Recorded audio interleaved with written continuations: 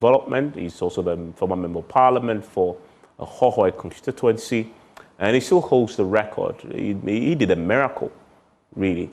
Miracle winning the Hohoe seat. Nobody dared go there if you are a member of parliament, if you are an MPP candidate, but he did it.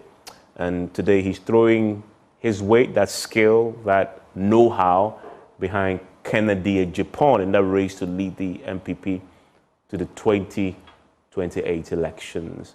Mr. Mo, thanks for your time here on PM Express. Thank you, Evans. Great to have you. Great having you. So, what have you been up to since the party lost power in 2024? I've been between the constituency and Accra.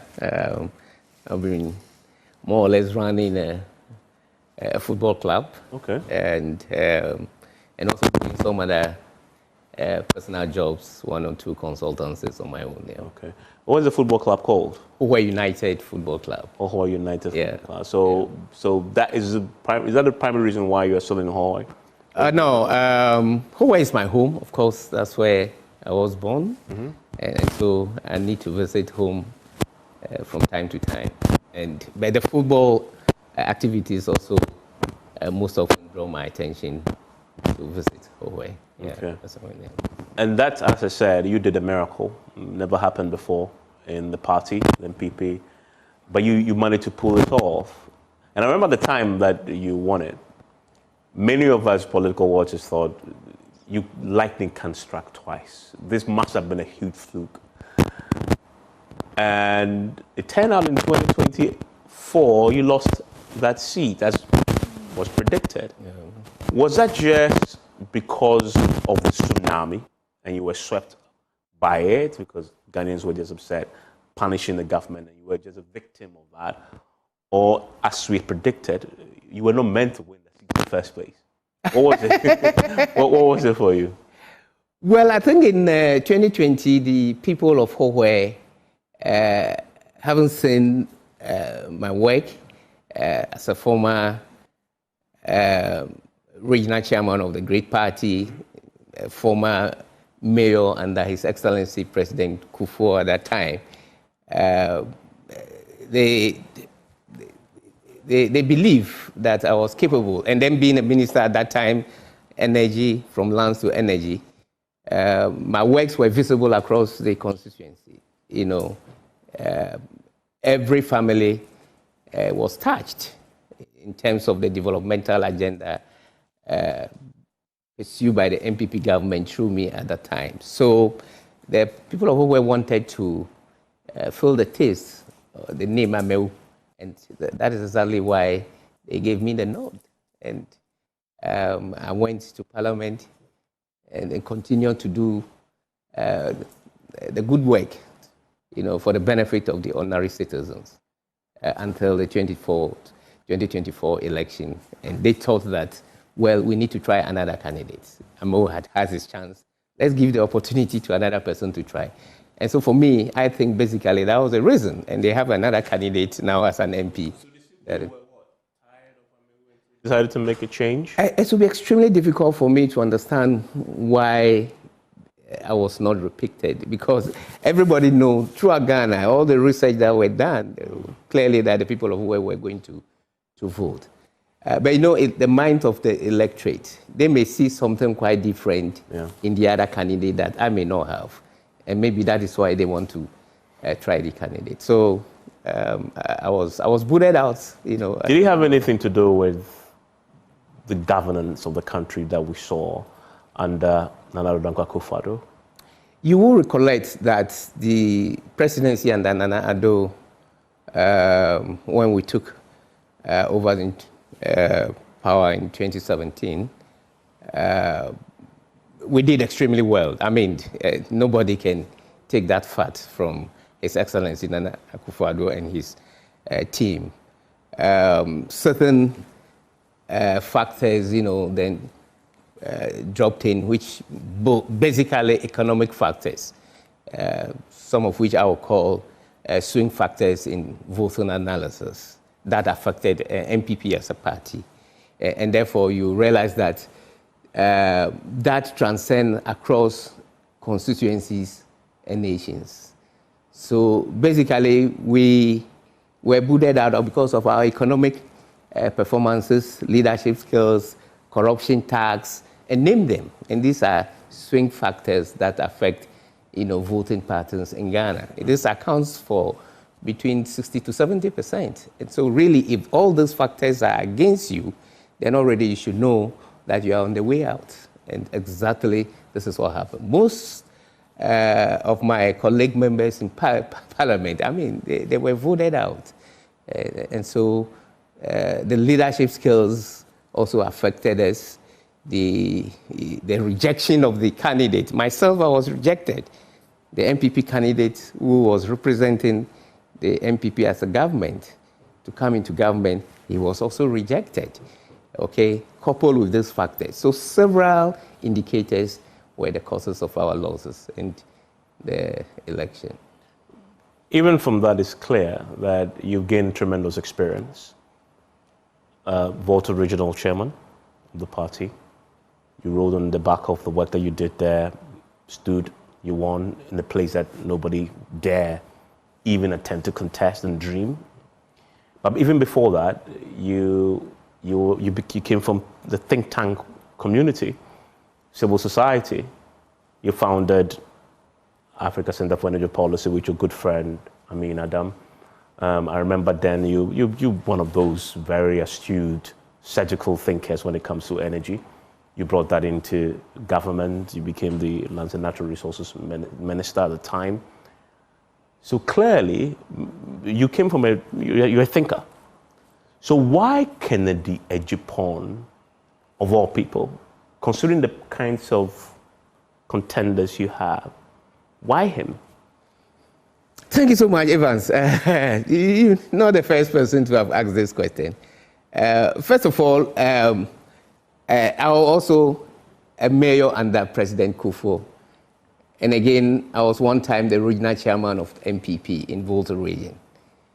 The issue why I think that Ghana need a change, the party need a change, is through a medium. It has nothing to do with Kennedy Agyapong as an individual. I have an opportunity to interact with all the other candidates, 5 candidates. In 2005, 2006, I was the mayor of Hohoe. I have a very good relationship with Kobna. He was then the spokesperson of the then president, Akufo-Addo. Had good relationship with him. Excellent man of all qualities. Edu Chum, my colleague, member of parliament and a minister in cabinet, I have good relationship with him. I know him very well. Bryan, a member of parliament, a colleague member in cabinet, I dealt with him as far back as Minister of Land, Minister of Energy, and Minister of Railway. His Excellency, Dr. Bawumia, as a minister, had good relationship with him. I dealt with him. We sat in cabinet together. I work under his economic management team as a team player. So I am in a position to tell you that I have dealt with all these people. All those 5 candidates are exceptionally good candidates, but each of them has its core capabilities and competence. I have listened to the ground. I have listened to the taxi drivers. I have listened to the market women. I've gone to the hospital. I listened to the nurses, the doctors, and the general population. We need a medium through which our party will be united. The election that is coming on in 2028, 2029, it's not a normal election. And so you don't expect to do things in a normal way. You need to do something that the whole nation is calling for. And so this election, it's not because Kennedy is an individual. Kennedy is just a medium. The whole nation wants Kennedy. The whole nation? Yeah, when I say what I have listened to, the people I have listened to, comparably to the others. The competitive advantage Kennedy has for me, which makes me to side with him in this particular election, is the call by the citizens that are going to vote. I've stated earlier on, Evans, that there are swing factors that we look for in every election. And these swing factors contribute between 65 to 70% in every election. These factors are basically internal or external. The external environment, you can look at the economic indicators or the economic performances. The internal ones have to talk about the empathy of the individual, his leadership skills, his level of collaboration, his attentiveness, his vision, which is very important. These are internal environment issues within the candidate. When I have examined all these other 5 candidates, the best among them, the one that is most competitive in terms of these internal environment issues, it's Kennedy Ohene Agyapong. Most people may not have a direct relationship or have dealt with Kennedy directly. I have had this opportunity with my experience as a minister, as a member of parliament. And so for me, this placed Kennedy above the others. The other candidates are equally good, but when it comes to the 2028, 2029 election, they may not be on the same level of platform with Kennedy in terms of the weight that people may have behind them. And so I think that Kennedy had this competitive advantage over the other candidate. And this basically explains the rationale why I think Kennedy is the best. I'm still trying to pick through the bones of what you said. So his competitive advantage is, if you want to bullet it for me, what would they be? Say 5 key things that make him stand out. He has a very clear vision for this country. Okay. In the 1970s, I think later part of 79, the Chinese Revolution, which we popularly call the economic reform in China, was then driven by Deng Xiaoping, the president at the time. Why did China become what China is today? It's because of the clear vision that the president had at that time. Enterprise involvement, private enterprise involvement in economic activities on a very small scale basis. This is exactly what Kennedy is talking about. Domestication. Domestication. And this vision is sent clear to the ordinary people on the ground. Staying in your ordinary, garage, small equipment, and add value to your products, right down from your home. And so this economy that we're talking about is no longer going to be looked at a net import economy. Kennedy is talking about a net export economy. In a net export economy, of course, job opportunities are opened. Don't forget the 2028, 2029 election is going to be driven basically by youth and unemployment issues, which is affecting this country. Kennedy has a very clear message for employment. Which is what? Well, the industrialization and job creation through private enterprise development. But everybody has said that. No, everybody has said it, but how are you going to implement it? There's nothing new about that. You campaigned for Akufo-Addo. Yeah. Akufo-Addo said that. He was even more direct, more precise. Akufo-Addo. Through the one district, one factory. Yeah. One district, one factory is equally a good concept. Ken's agenda for private enterprise domestication, it's basically on individual basis. We travel to places like the Afram Plains, maize producers, people who produce basic commodities and just send to the market. He's saying that those produce or products will not go directly to the market any longer. A little value is added. Okay? We said that for years. But it has not been done. Yeah, so Ken is just repeating what everybody has said. No, but then you need a leader that will make sure that what it said, it's been done.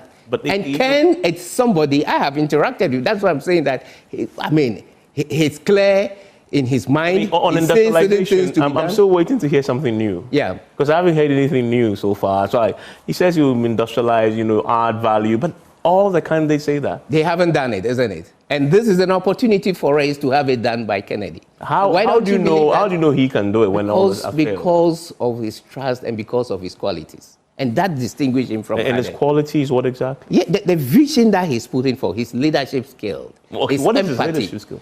Ken is empathetic. Yes, he has somebody who, according to him, anytime he gives anybody money or helps anybody, he's on radio shouting, screaming about it. I supported you. No. I gave you money. No. And one of your very good friends, Atachia, was recently the latest victim of that. He said they give Atachia $500,000 to rent a house. How is that empathy? Well, if somebody goes to an extent of telling a group of people what he has done for others, it depends on the way he portrayed or said. But I'm saying that Ken has weaknesses, as everybody may know. You may have a weakness. If people want to look at those as weaknesses of Ken and therefore think that he's not a leader, I don't want to go to. You know, because you mentioned empathy, but if it's that his weakness, then he's not empathetic. Yeah, I mean, that it's not necessarily. Lack of empathy is his weakness. Please, not a strength. Please, weaknesses can also become strengths. Weaknesses can become strengths. If you look into the Bible, most of the great leaders in the Bible have weaknesses. Talk about, Peter, talk about Solomon, talk about Moses, talk about Samson. These are leaders in the Bible that have huge weaknesses. I am a Christian, okay? God in Corinthians, 2 Corinthians 12-9, it stated that God derives his strength through the weakest. And that is why you see that all these people, though they have these weaknesses, God used them as leaders. God is not for perfection and say, because you are perfect, let me go into the perfect person and make him a leader. Who is 100% perfect person in this country? Nobody. So Ken may have his weaknesses. And don't forget, the realization that you have a problem or identify your weaknesses have already solved 50% of that problem. Ken has realized that of course, he has a weakness. He knows he has a weakness. So let me understand. So list for me today, what are Ken's weaknesses? What has he admitted to? Well, everybody knows of his outburst. Okay, but that outburst can be transformed to strength. If you identify your weakness, which he knows, he can transform into strength, which he's doing. So Ken's weaknesses should not be seen in isolation. You here have a weakness. Everybody, the current president has a weakness. His Excellency Nana Addo Dankwa have a weakness. All the other candidates have weakness. Why Ken? You said that why Ken he has accepted his weaknesses. He knows his weaknesses. What are they? How did he do that? How did he convince you that he acknowledges them and he what? So he's dealt with them? Or he knows that he has an outburst. Yeah. He knows. Have you seen him any of these days with such, outburst qualities? Because he's begging for votes. Oh, of course, even if he's begging for votes, then he knows that will not trigger him the opportunity to achieve the vote if you have to exhibit this is pretense. It's not pretense. Not at all. Performance for us. If he didn't know he has that outburst. To hoodwink the elect voters in your party. What about the other candidates that have weaknesses and hide it? They don't want to show it. And they get the opportunity and then they begin to misbehave. We all know Ken's outburst as a weakness. But I'm saying that weakness can transform to strength. And which we all seen. It can transform to strength. Okay, if you have a weakness and you know it is a weakness, you can transform it to strength. How do you transform? And the only one you mentioned that I'm questioning now is the empathy. How do you transform, because you believe that is a quality you need to be a leader. How do you transform a person who clearly hasn't got empathy?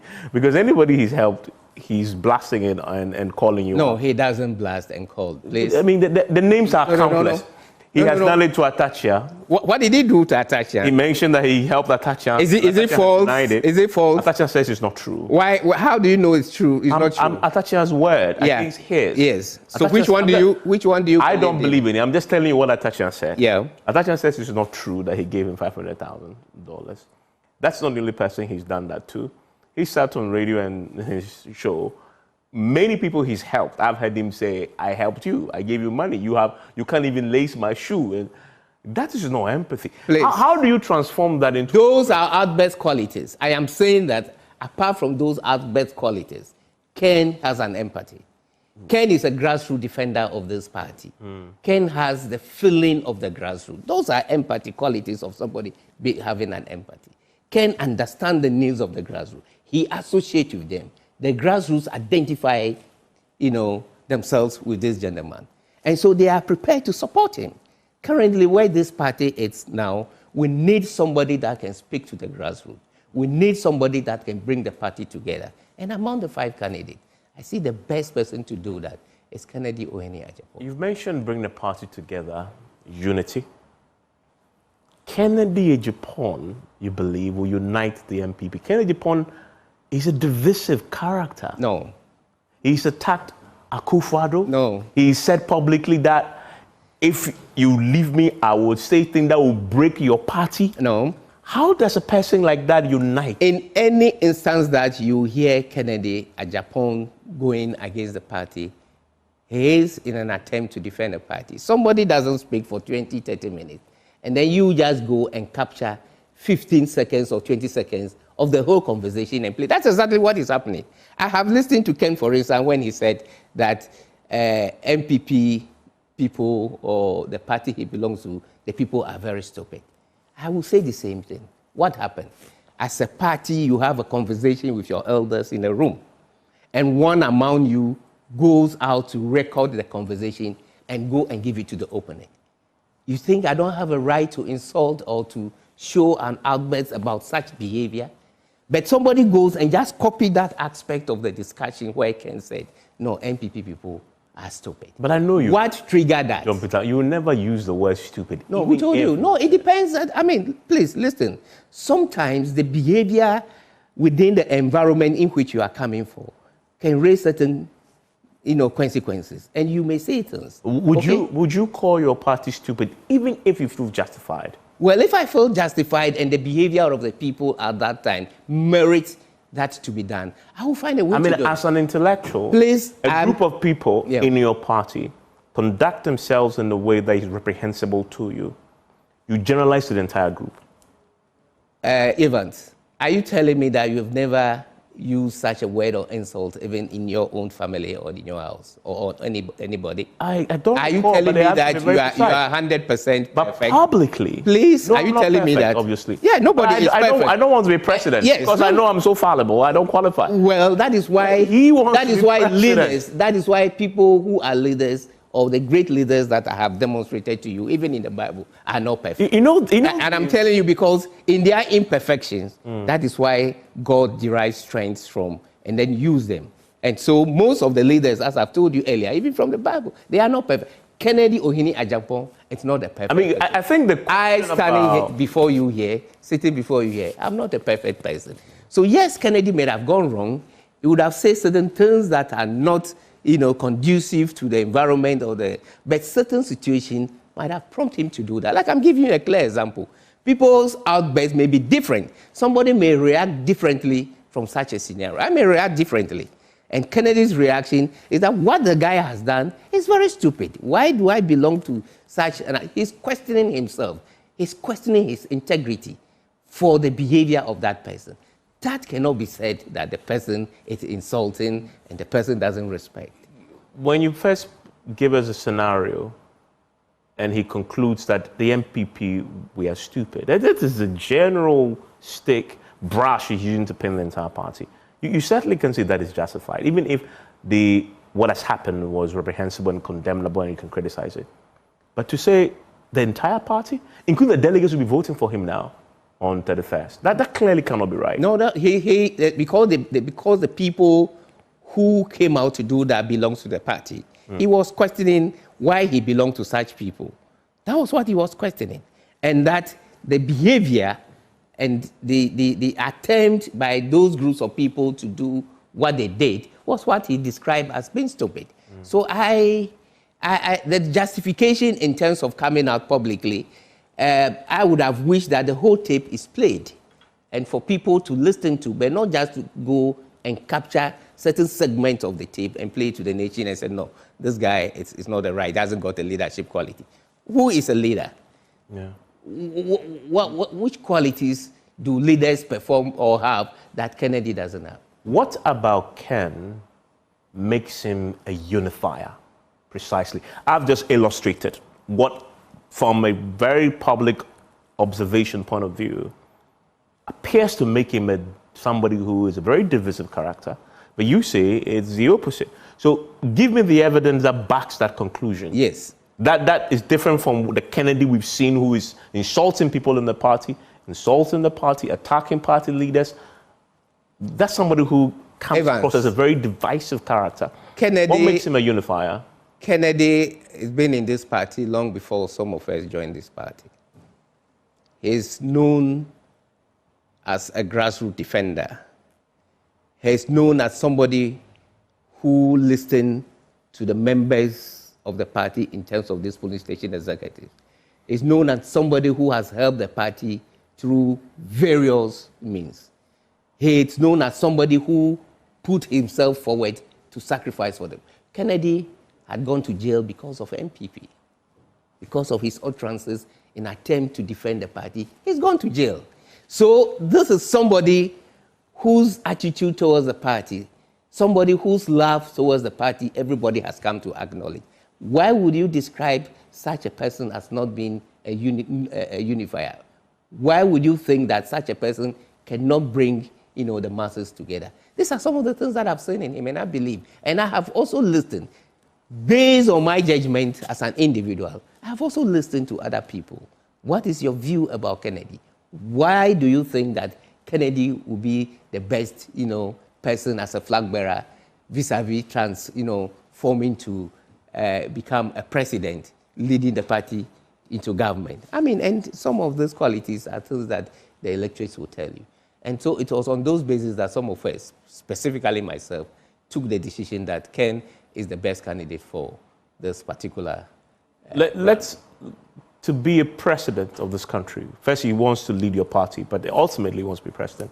Your character must be above board because you're going to be leading, you'll be setting an example. What is that mean?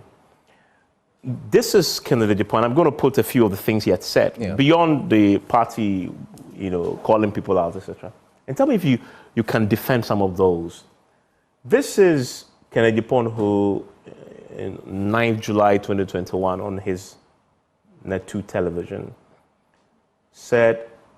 was talking about one of our colleagues, Erasmus Donko. Quote, he should be beating seriously. This is on national television. He is so annoying. He insults him and then asks that people should find him and beat him. He didn't only end there. He then goes to Ahmed Swale. You all know where he lives. He mentions where he lives. When you see him, beat him. The guy was killed, as we now know, months after that. How do you support a man like that?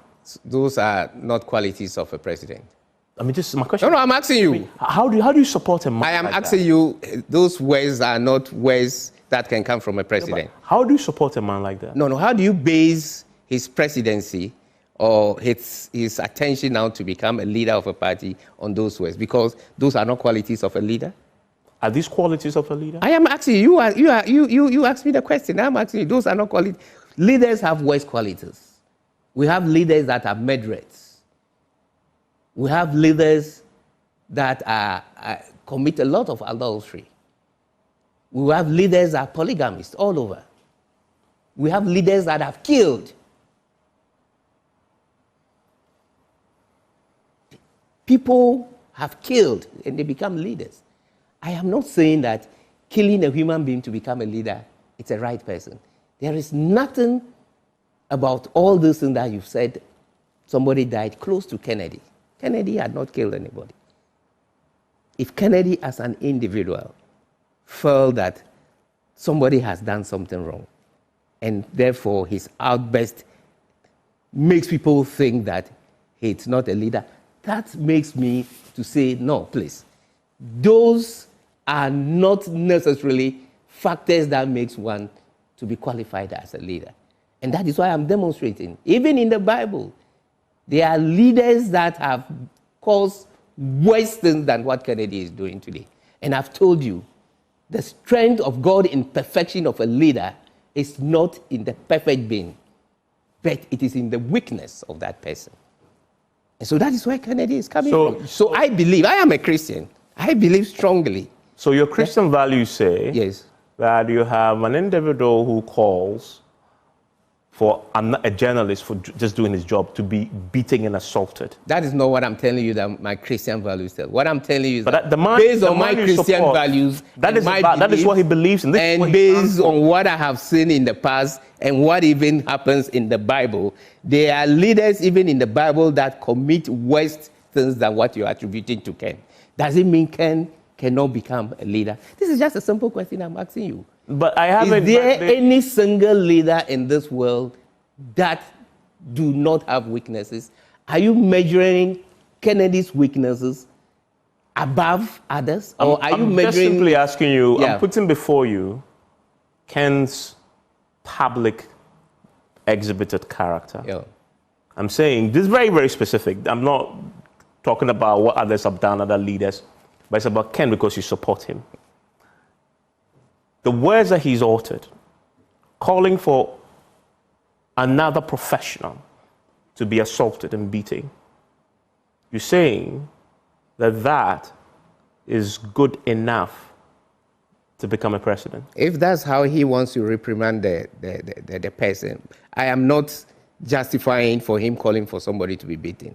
But I'm saying that there are leaders that have done well. We have leaders today in this country who look into the faces of capable MPP men and told them openly that they are all thieves. I'm coming. It justifies. I'm just saying that there is nobody. Call for others to be it does not necessarily justify that. But I'm saying that there is nobody perfect. We have people in this country who look into faces of other people and say they are all thieves, insulting them. The 17 thieves. They became great leaders today in this country.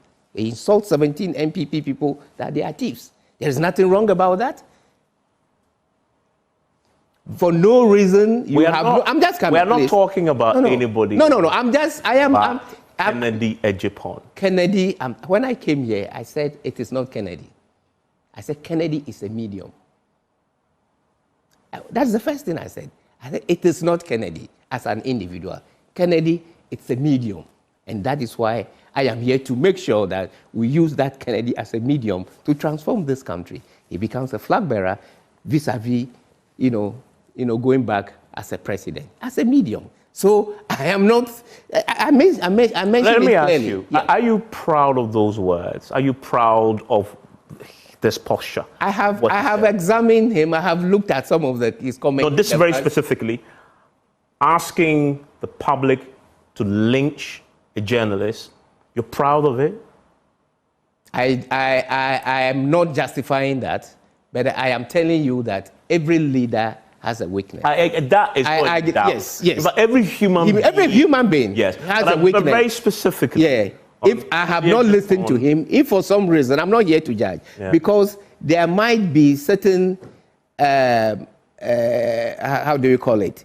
There should be a trigger for him leading him to that state. No, the journalist just did his job and he wasn't happy. Well, I was not. So asked. I can tell it because he's my colleague. I was not there. And he called for the person to be lynched. I'm saying, are you proud of this coming out of the mouth of the man you are supporting? Please, I wasn't there. I didn't listen to it, and I am not the best person to give. So obviously you're unproud of it. But I'll disagree with anybody that out of no, malice will just come and say, go and lynch this person. I will not disagree with Ken? Because I don't know the premises on which he's coming out. I am not in the position. Can anything, let's say you don't know the background, can anything justify a leader standing on national television asking people to find another human being and lynch him and beat him?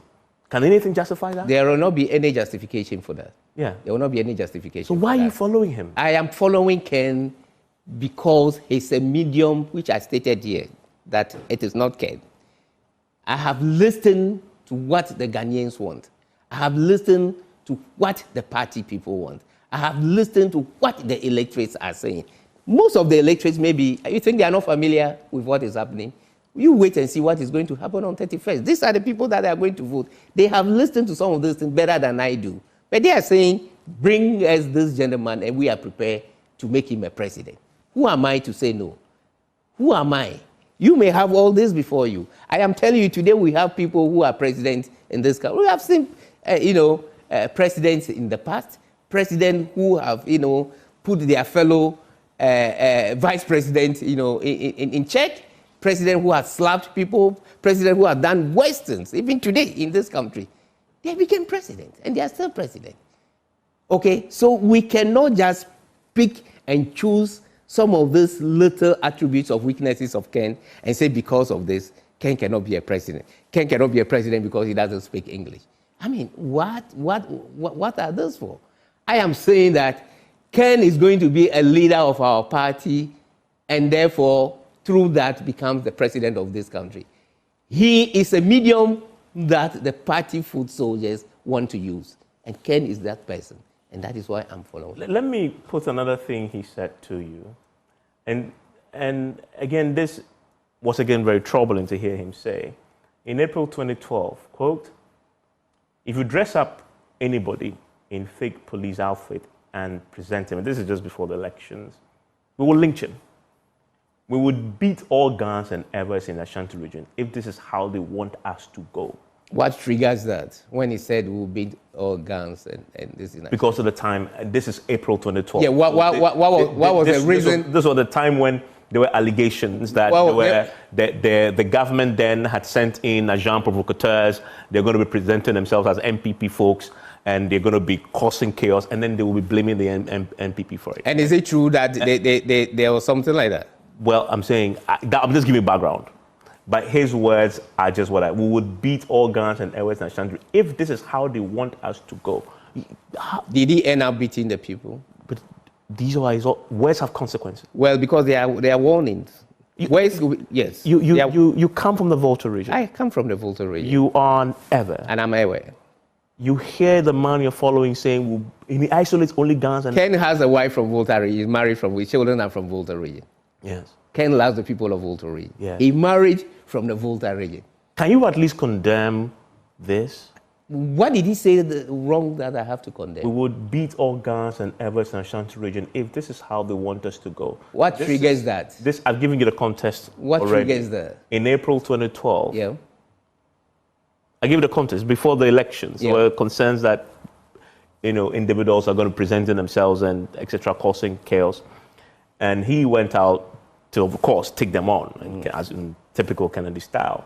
Again, he says, "Again, I declare war in this country. We would club any intruder who intends fomenting trouble with a machete or butcher them." That doesn't stop Ken from becoming a president or becoming a leader of this party. Please, let us look at personalizing issues around Ken and think that... But it is Ken's person, his attributes, his qualities that people are going to look for.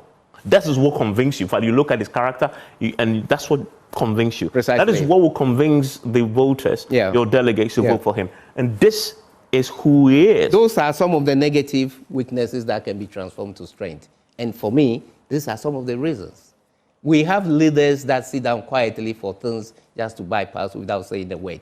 We need a leader that one can throw or send a signal. Okay? And if Ken is sending a signal, please, if you people out there to do this, the consequences will be too heavy for you to carry. It's a strong signal. Today we see Donald Trump going around saying all kinds of things. Americans loved him.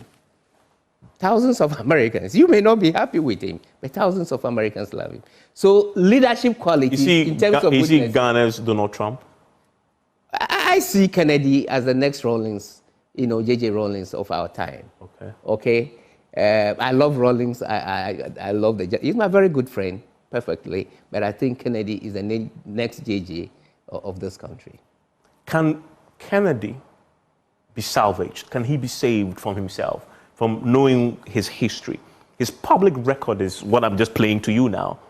And it's very clear that... I have not seen anything about those public records. Well, I mean, Kennedy's public record until now... What is that? Is that his utterances?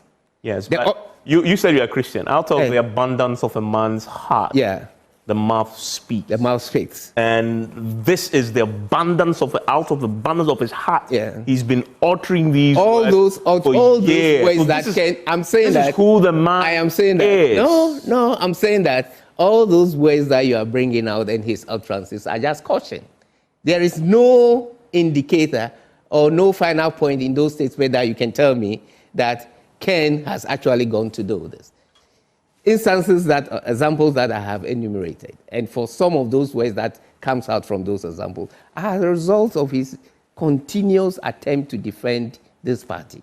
And so I will not blame Ken for some of those utterances. Who will you blame?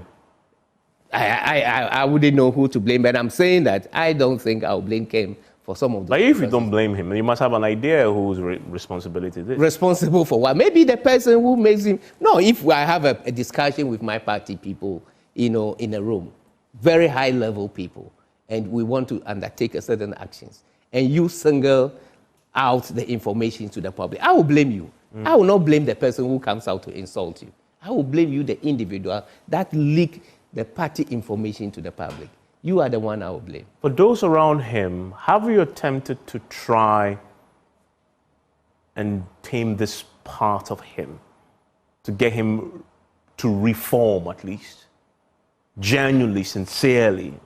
Has that been an attempt to do that? Ken will tell you that even in the Bible, there are 10 commandments. And since then, nobody has added one.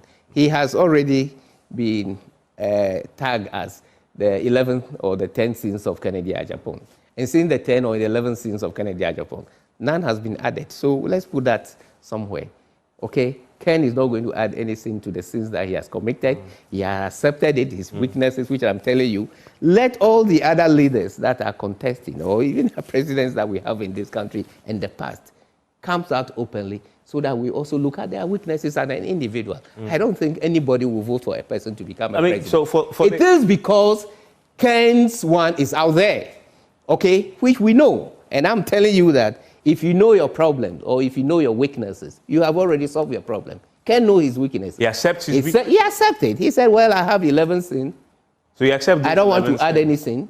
He accepts those 11 sins? Yes, of course. He said, yes. They come out to say that he has 11 so sins. And he said, well, they have, these are your 11 sins. He said, well, even in the Bible, there are 10 commandments. Nobody has added any word to it. The 11 sins that you have attributed to me, well, let me pack those 11 sins and pack them somewhere. Let it be. And Ken had been who he is till now since I started working for. Ken is a team player. He collaborates a lot. Most people don't know who Ken is because, you see, the man listens. I speak to Ken on a regular basis. He listens. He weighs options. Because he needs your support now. No. If I told you that I have interactions with these 5 candidates long before. I have been dealing with Ken since I was a minister of Minister of Railway Development, Minister of Lands and Natural Resources, Energy, a member of Parliament. I have dealings with Ken. Okay, so I know Ken long before now. I know him long before. He's a team player. All the other candidates that are contesting, I am not saying that these candidates are not good. Among them, the best is what we're looking for now. And I think the best among the other, 4 candidates is Kennedy Agyapong. He can win the election for it. But do you concede that he may do well, and whether he wins the primary is another question. He may do very well within the parties. At least if you look at the last... Ken is winning the primaries. He has won the primaries. On the evidence of 2023, he's a strong contender on the evidence of that. I see why you say he'll win, because that's why you're campaigning for. Precisely. But for me, I'm just looking, he's a strong contender. He may do well internally, but can you sell him to the general public, to Ghanaians at large? Did you listen carefully? Knowing that we've seen this Ken, who is insulting everybody, dividing this country and tearing us apart with his words, can you sell and market him to the rest of us? Evans, I told you that I took this decision to use Ken as a medium for MPP and finally as a country, because I have listened to the voters. I have listened to Ghanaians. I set instances of the number of people I have listened to. Anyone can? Yes. And these are people who are not even delegates. And these are what they're saying, that if you bring this gentleman, we will vote for MPP in 2028, 2029 election. Okay, so yes, of course. I think and I believe sincerely that if we present Ken, he's not just going to be a flag bearer. Ken will eventually, become the president of this republic. Can you tame Ken? When you say tame, what do you mean? He has a tendency to be bombastic, to say very outrageous, very hurtful things to people. When you are a president, it's different from when you are a candidate or when you are a member of a party. Okay, most of the things that Ken would do as a president it's not going to do it as an individual. It's going to do it as a team. Okay? So at that level, it is no longer Ken.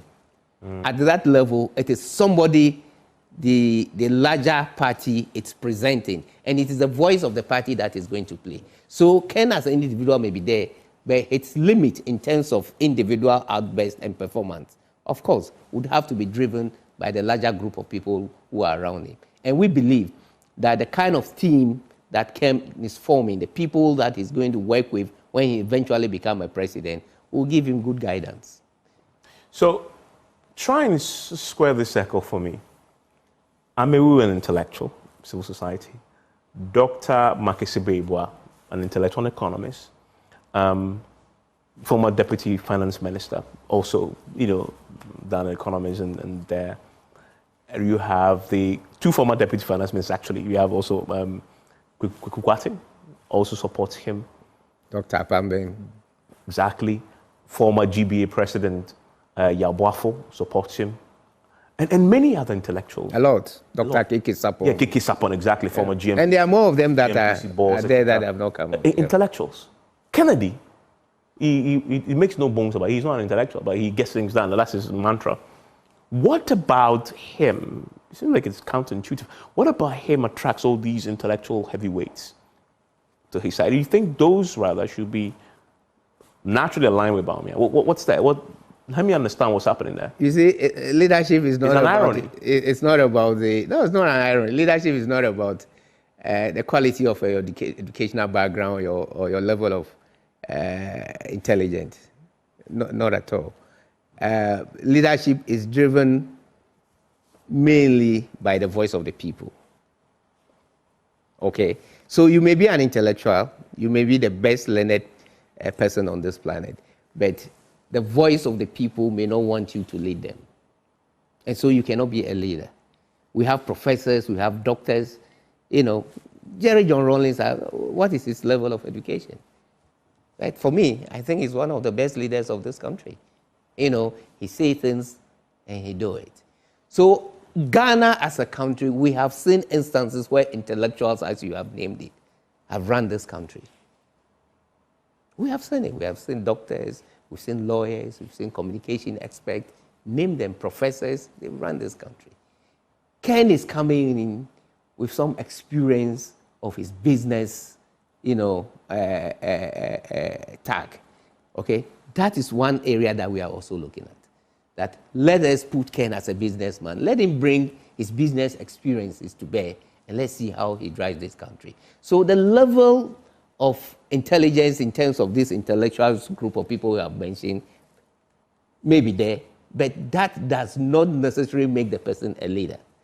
And so we, the people you claim are intellectuals behind him, have seen this quality on him. And based on which the grassroots is saying, send him. And again, don't forget, leadership of a political party and also a presidency of a country is driven largely by the proportion of the votes or the proportion of the grassroots, the number of people that accept you.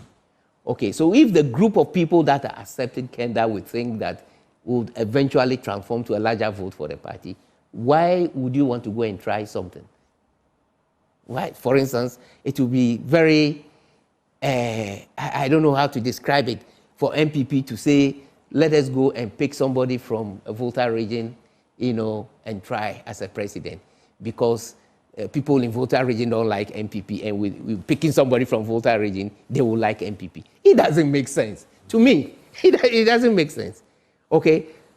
Political parties' basis of growth largely are derived from their strong areas and people who think the same way the party is thinking. Okay? And so if a candidate, it's among those people, if the candidate is accepted by the group of those people, I think that we should all go in and accept it, but not for us to try anything otherwise. So the grassroots, you believe, accept him? Precisely. And it has been touted that that is his strength, that he's a grassroots person, and that the party obviously at that level... He's a grassroots defender, yeah. ...really resonates with him. What is he going to do differently from 2023, though? Because he the same qualities he had then. What has changed between then and now that would get him over the line this time? A lot of things have changed. Like I'm telling you, since Ken running now, his outburst, his composure is now coming in with new ideas. There are a lot of people now behind him. I think in 2023, the kind of people you mentioned, Dr. KK, Asiwe, and name all of them, all these people were not behind Ken. Now you see a group of people coming him to guide him, okay?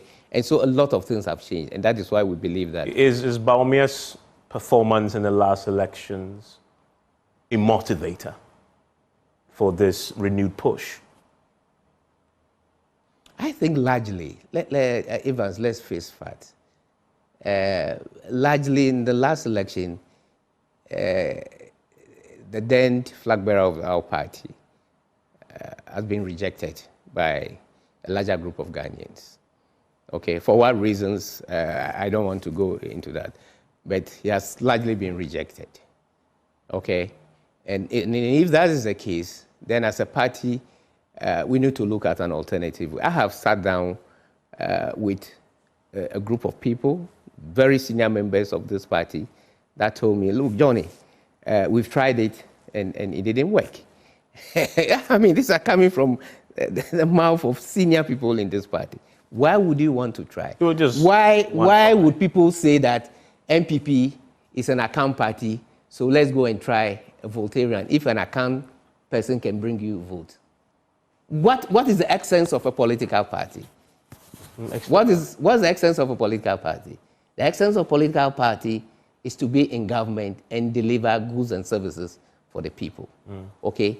And if you are attacked as a tribal party, or you're attacked as belonging to a group of people, and those group of people continuously and consistently makes you to be in government, what is wrong about that? If they can bring you to government for you to deliver the goods and services, what is wrong with that? You said, no, it is wrong because people are saying we are anti-Ewe or we are anti-North, so let's try a Northern candidate.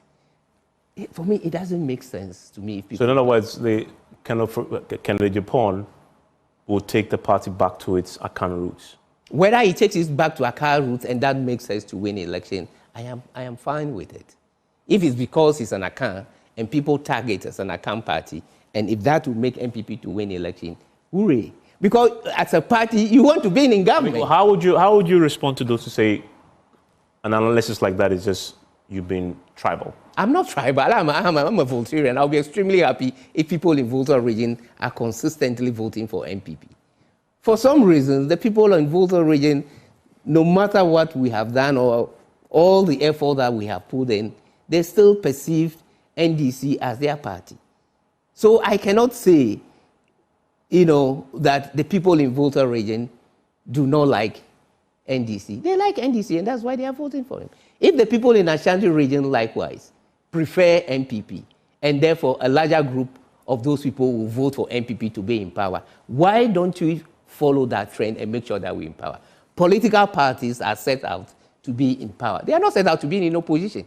So whatever makes you to be in power, so long as you get to power, you deliver your goods and services to the people through that means. And so for me, I don't feel there is anything wrong if MPP is described as an Akan party, and the Akan party continuously brings us power for which we deliver goods and services. There is nothing wrong about that. John Peter Amewo is former railways minister. I'm going to take a quick pause. When I return, the party told us today that they're going to sign a peace pact. I wonder whether they are open to signing it.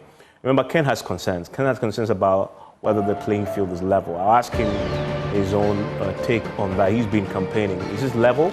There's a sense that the party itself has been coerced, the machinery.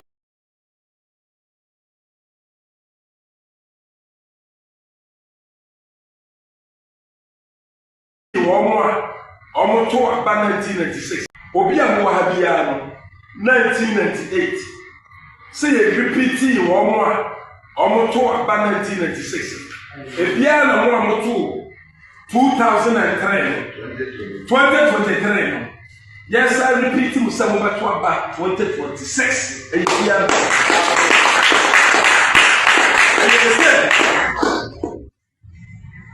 I said, and yes, I repeat you. Until the master said, I am Bawumia and I repeat you.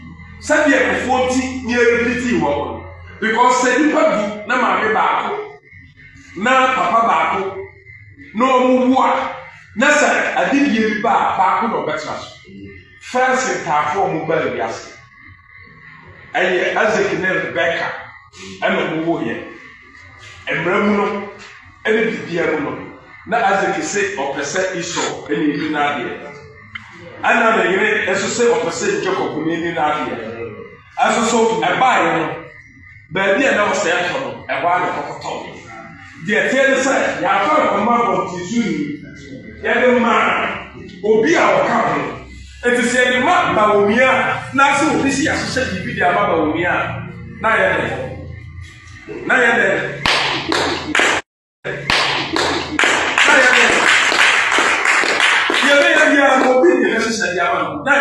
tactical play. Now the person said the man, I have power ninety and the answer. I have power ninety and I'm a maka. Saintina. Sunday, the police station for the car, one, to be but we are soon and they are Mamma Kawa. Mobile baby. They are some former executives. Cafes and made by former executives coming here because Kaufi not good. But another Omianti, former executives, you know, will be able to be able to say I call bonus of Usaka and your Yamity. And your Yamity. If you said, Abano Ubertushi. Abano Ubertushi. It's any of them. Maybe because I never talk for Namasa and Yamamu and Yasha. Then man said, I be a sea yellow. None that presidential money see. Be a sea yellow. And a year Casa and a money see. The man is here, it's like a parliamentary primary snare point. I'm not sure. And if you have grown for kind of say, almost 3 years coming, but you will 3 years coming. Almost something, and the people catch them say, so we move the deer on quiet. What's that? I am afraid. And I am one. And I do baby cry no Pacoya campaign part, no shoe. And I was our canyon, what did you have? I don't know about Yawa. And to one more prayer, what I said, Bawumia, and I'm the Iron. No one situation.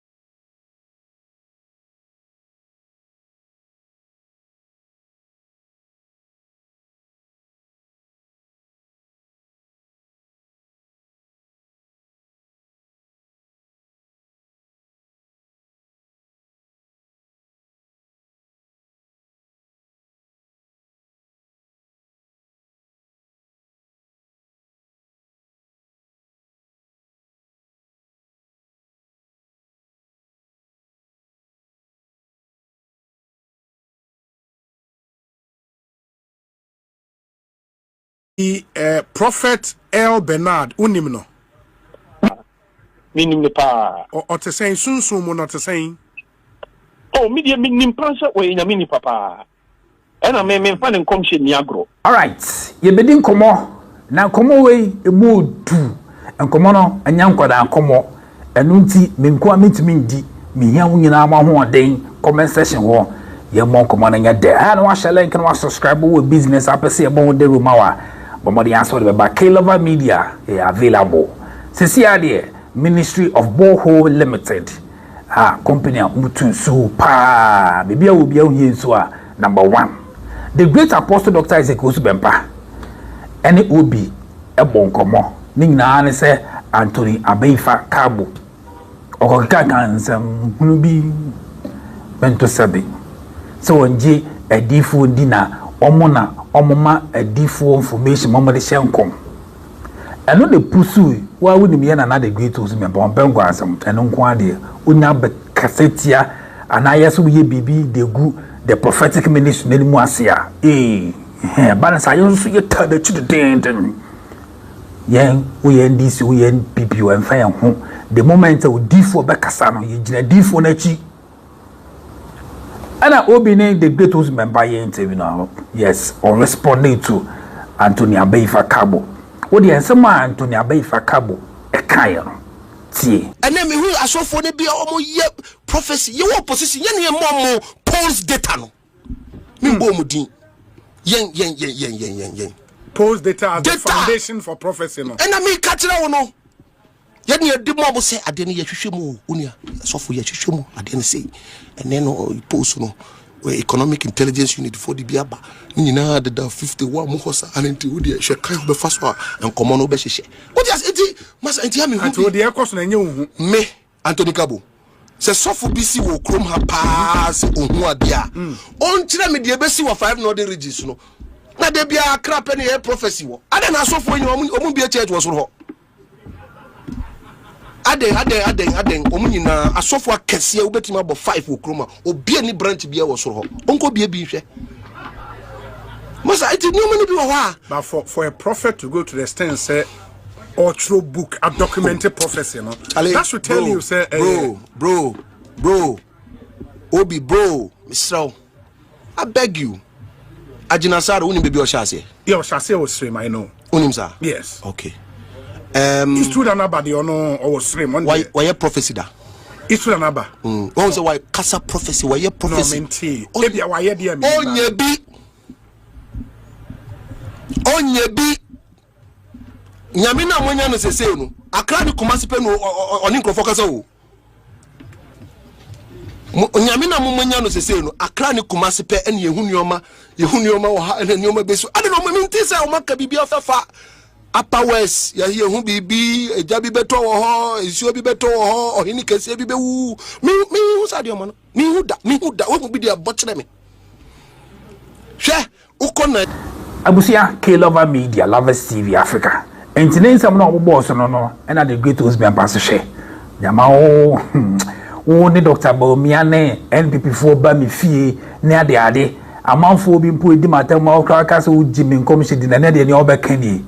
Eho nkomo na buy no ne se ne obi bi se bisa questions na jawade prophet Bernard de ne ba mu na respond the great husband pa de mayer wo de beba no so but wo de ti respond the man Anthony Abeifa Kabo ye ba na fi ato so K-Lover Media Lovers TV Africa me so I don't want to link and subscribe say enra na ma sofo ni bi draw my attention e fa de Ifa Kabo e be kan ye no. Na in fact, ni tie ye no many anye se you see kasa ye no. Na say the American e factor ne ka say ubusa be so betimi abo edifo kroni din o ma ayana politicians ne more information e mo de shem kom no. Yeah, but o ka say o mo bi edin. O ka so mo bi edin no kre. Because so say omo no omo ye ihwehwemu ase omo eye post na omo catch the D4 na kire D4 no se de ebekọ ene kwege se ebeba na D4 no so de ahyem komto no de onji D4 bi edi so Ifa Kabo kasa asem na no wabom ton se waba bi fi da oni owura sami ewuku ena ebra Namina meso professor ye FIPP ho ojiji na bupa no mu nyina ni age te nyamina meso professor te na Kufado ebe president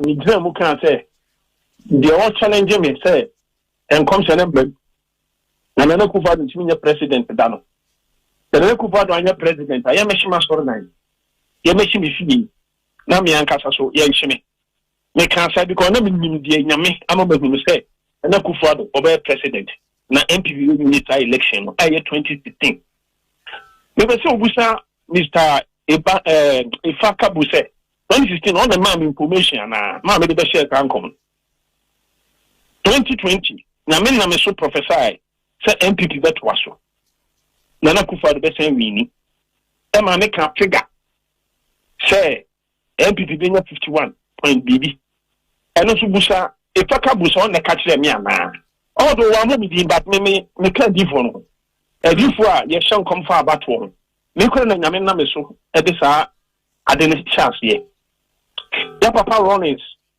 oba be ye president ye to abanyame na me so professor so on be wini yo owura asase jima e ya me witness those days na me no owura asase jima ni ehia me ne makrofo nti owura asase jima ye me witness sa nse nyame na me so professor e pa ho e wurium ene plaza ampa Sempa FM ya papa Rollins e wini election no ena ye ba owura Akufo ana papa Akufo breswa nyame na me so professor e papa Akufo be win election ni ko ni fie me no no ani nuaba na de ni ko ni fie okay ampa esi ema owura Akufo edi nkuni mu abato no ema obeye Ghana president ona otu franka ma MPP 08 ena nyame ma me hunu se owura Camels ene bedi nkuni eno so me kan yo videos ni nyina wo ho esi 2012 the ebesi wa abato mu a ebekwa kopie court ni nyina nyame na me so kan 2016 ena nyame na me so share nkom se na Akufo-Addo be win election esi 2020 esi 2024 ena o mapani John Dramani Mahama oduminyamfo ofra sopo nyina ma ekohie mu ena mpaebo course ena onyame yitire me se na koma papa nti agin papa wo ema o man Ghana nti onyame asade amamu akonya na ma no obedi nkunim ewa abato mu atam na nkofo pi eka se MPP ene be win election no ba me de ni hu se NDC ne be win me kan ampa esi ye no so na NDC e win asofo bi o mu challenge me extreme mi fo so pa me chokra wo ho enti de e kabo eka no yes anka obetumi anko metira asofo kora ana D4 kora omo information ana so omo sa figures no mo de be shenkom omo bu D4 ni din because one more din now can na so what can you affect D4 Ghana nyina but me so me nyintum sami o su dempa obi ama me information sami mfa shenkom enka about for ho so obi ani ni nyinti Mr. Obi yes obi on na nyame frɛ ma amamuo obi ti sɛ odi for Samuel nyame frɛ ne ma amamuo eno nti on na o professor ye anointed Paul ema so ebeye openi anke beka se president how will lead Israel odi ka hye nkom no ansana Israel for kwakoto aba omukoto aba no so omuto aba no ema to but sometimes na Samuel edi kan ene so le hia anointed no ene na directions na the Samuel kan no titi ema so ebeye king and our president David so the same thing onyame kasa tre Samuel so nkonkwan no nti David ampokwan no nti David ema David ni be ye king ana ne anke beka president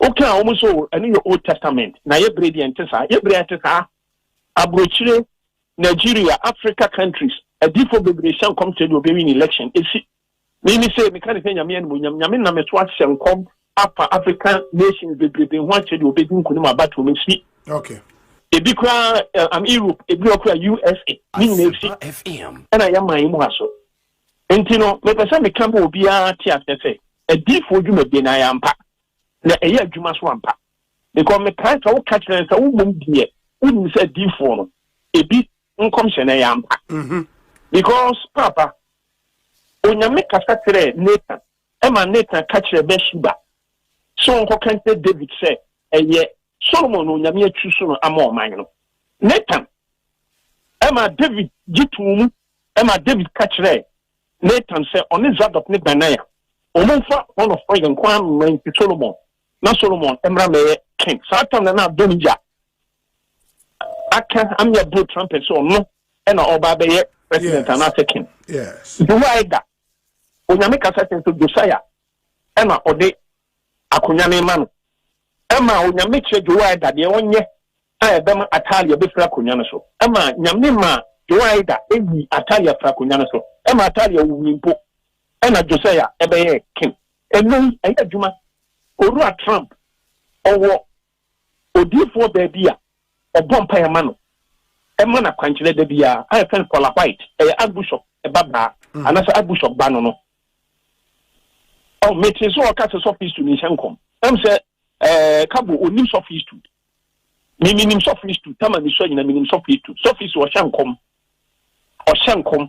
or see Odipo Bianco or not to question Comda. Mimi anime back Bush of Agima Pempe.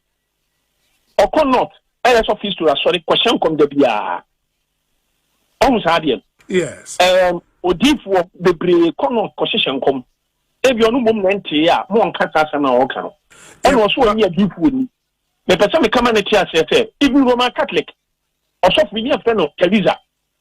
Not Shankompa, no yet driven. Roman Catholic shop. Intino Papa. Semi frère, I'm not so premier. Now me person Magana for But Apostle Unyi ni say you being the first prophet who responded to Sasemi, you know, it may entrench a man for perception ni views say ebiana uni ni pa no ka ho asem no ana debio so kan de say di for ni na uni se wo no uni wadwuma to yes specific to betimi abo adi for komidin yes tanko obo di for komidin anka me and now me kasa da ba wa mo di for komidin ni de that is your kind of say di for a ye chen kom na o Ghana ha because yes specific kaso on you di for PNI or yes specific yes ba mi minim spone Alaji Bawumia na nam I am vice president vice president Bawumia yes Bawumia so sabe obabi fie all the time na nsan bom na me makwan ma obumba bi fie bi obabi fie ni wan babi fie omu nyina obabi fie na bo na akra o kasaro obabi fie da na wo makwan mo ma fie bi o me mom de nyame ani ni nyama bi ekoso te se de kabo e betro be ye bi enu nti na me no makro to me do amankofo bi o do se nyame kasa le me se ya Bawumia e no nyame de Ghana ko nya be ma no a na ba bon tia beka ba nyame kan kire me in the 31st January the year sankofo ni bi se me bon pa pa de ama se be bi a MPP want to say Bawumia ne nkofo me menye because abronya betro no odi abusho patem enkofo bebre di atem ebia ne de kabo betro ma opiken oh na wo kipa we a na wo san ba mentia na wo ne obi a wo no pese otu franka MPP mo san ba mentia sa me mo mpa ma mo menye so for not just say 31st January dia e beba so no nyame nka bibia nkyere wo mfa ho opani me nim de obedi nkunim but me nka because me ho na hia me eno no unim na say nyame abato no mukwa koto me hia me o me twa national one no enti say eba ifaka bose onji edifo ni a 2028 me kire e wawrade Yesu din mu de obewi ni election no opa oma yen challenge ni yan hwedi bisi so for on 31st you now say unim de obewi na ye nim na unim na say nyame na yi a kire which is way nyame ya kire me a menim ba me nya magene sa meka because o mo yi no mo koye no sebe impredio say me twa national one no because me say me one pa bobi bosses ni a me body a support me man panin on no tigana kunya so a obu oman no enti mpa bobia e fata so say ye boma no e na me boma no ti me say me de mi on na me bom pa ya ma no enti sabe me try national one no and as a national one so for primary season no mudi yi nipa oba be gina national one no enti enti de obu ko yimra so mu kwa koyi omu ko yimra omu ko yi ba 2028 temi akiri eno na mema kabo ehunu say you odi for Ghana eno na nyame be na meso ache de obedi nkunim e wo sa abato no me be si bibia fintimi nsesa no because aso kan ya ne de ujimi so katetia edifo nyinara enti tama ka se ko betimi abodi nko bodi ami osu me pa me meso so ma me kasa but say what can find the na ke say nyina ka hu bi eti mama me yi anu a obi be gene say aden ayodi fo su bempa aden ayodi fo asmesi ayodi fo asmesi ana eti o ma me bodin me there no so na me bodin o me boni pakra o man information no de shenkom e fa battle o ma me bodin simple. Elections 2024 ebeba na yete say asofo ni bi aka bomu say omuntena se nhwe emma sebi kremoni emeye president ya wo Ghana omaya a Christopher edoso wom huhu eba na wudin na mu ne ade eye no kresa ni mom de mantino baby ada so di fo bi kan sa asem no so mpema kremoni nya president mantino baby ada ena ye me no obi antia na me no di fo bi anhia eni san komo no so da me de opani me se erade kasa kire me se for the Ghana kunya no emo ma penni prominent for John Mani Mahama timi de ho na me mpa ebo nyina me de koye na se mi kojira ma bi akoka se nyame emfa Ghana kunya ma kremoni de me nka bi da me nka bi so da because me nim nyame adwene ni nyame hyehyeye the next future or future. Okay. Yes. In the 2028 nyame yi kire say MPP fo ni be wi ni obaba beka. Why not? Ba wa de wo mom paye ma MPP fo. Me mom nyese me mom paye ma MPP fo. Ye wo individuals bi o MPP fo no ma me o su bempa me nse me bre mom paye ma wo mo. Wa se nyame kasa kire me say nipa na me ana wo mo a me pese me bom paye ma wo mo. O ko do mo ba de a me nyame yakwa. And the obaba beka. Ere me ma question fu mu ponko. Okay. Now dia mi wura na otimi so no ebetimi afa no ho na me ho na woko nti se me merua di Yesu ohunam nyina nyankopon onyame oboso no asate ka ko su bempa ya asomasi na me ne ba na MPP ana me ne ba me ne ho asome ka nyame me mpene so na individuals na nya dia obebo mpa ya ma omo da na ye hwan mo a eno de opani a me nko a masem e bia me hu face to face a na bia me kan kire wo na make sure bia ne de kabo eyi so ka se kabo ne Dr. Bawumia mo nya de a o mo na ka se ummo mpa mo Dr. Bawumia na ka chen so make kasa o dabi okay but mo ne Dr. Bawumia na nam ti se mo ya sa na asay na e man yen se ya gene se asa Dr. Bawumia nko for akiyen asofo okay because abron obi anu to kasa ma Dr. Bawumia o da di abushop atem no di no su bem patem no di adi fo atem Pausa, mon père ici à mon quoi coyer. Mais nous savons pas que le Japon, qu'on fait des dias d'infos da. Mais depuis à mon corps pour les dias d'infos et dias for what. Nous sommes aussi bien famille, n'a bien que le petit Moukouni, mon père ici à mon quoi coyer. Mais nous n'avons bien caille. Nous attendons bien au moudi dimeno à ce que les ça c'est Cabo, background café, ou des unions du phobia, ou Shabbat comme chez lui, no munina, no magine. Na you post and a more ye na more na more motivation come. That is all Cabo no here mama. Don't this and then Yamina so can come some people didn't call him no not almost hearing no can be. Only a year person some yoku up the Missy Hada. Some about Palmer Mecatameboa. Almost bet Pia they can say, bedroom the copia, yes, you told mammy whom I had to bet me winning election in that. I want to make Yamia dancing. Opa to Rush and Yokubisa. Omobaha. Not vice president count. Asempa FM. Omo to so mba bi fia. O ma be catch me play. So di vo so bempa. Boni bi dia obi afa cheye. Ba bi e be ko bia ya sese wo. Wan fam pa man ai. Oru Bawumia chi anya bi obedi nkuni mo abatu be mu da. Mo pa mo fro ru asami okubusa no. Mr. Ferrower kan wo bi. Ena Dr. Defend Dr. Beck no so kan wo bi. Ena Dr. Bawumia nan kasankata. Ono so kan wo bi. Entem mo se ape dia kabo no. Uchi one ma woke cancer antem so bi atwam kama na ne na kufu adonam mo na mo fe Paul Ademochi pro so fo su bempa na ne wo no meka o metro TV na Ghana fo nyina ante ni afem na ma ba be no maka na Ghana fo nyina etie na me hye nkom na me kwa na me kwa ma fe na me kwa na me sene ha ni nyina na wo Anthony Kabui na wo ne na kufu adonam wo ni me na wo fe masempa bia no ye ne na oni je ho na de ntina afedi what you want to make a cat answer because also for be an audible be a shankoma and for baby I will say was 70. I could also mean now you Roman Catholic. No meaning that those days mobile if you are in it's more better ever pay them. Only so mobile and a mobile. I don't mean pension taker. esa obi kra bo su mempa nche obeka so su mempa de okọ ne chen kro beka obi ate but the okeka na nyepe esa na se wo condemn na mi asa wo condemn asofo asa mo condemn prophetic ministry o Ghana kuma so mate on the top onye crusade I will not now we invite me na member and that's on the upper oma asori me invite me no me transport them on shadi you can say nyam ye nyam juma acho don't mean ka say na Bishop Adrian Sare statistically not and we want not the a different into me ma ho e be ye tra man who told you Bishop Adrian Prempe oko not the bia kokko prophetic ministration e me nyam nam so deliver ni pa bebre also for sakode the same thing so fi studio I cannot just na oru akabu e kan me respecting the power but and small kind one category mate so for ma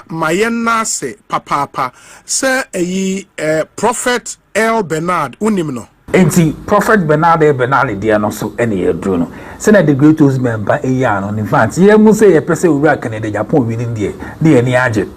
Right. Anyway, the great husband basso so a boy difu bidia or Jom come shady or prophet Uchidi or prophet Naje Gazy di a hona ubi a bisan and say na difu in so a biashan come away, a biashan come away, and or refer obi to consider no teaching or the buyer. Intermusia, what a meanty, a banana for a rap up, I saw a meeting comment station with Kalava Media Lovers TV Africa. Sir, a prophet El Bernard, unimno.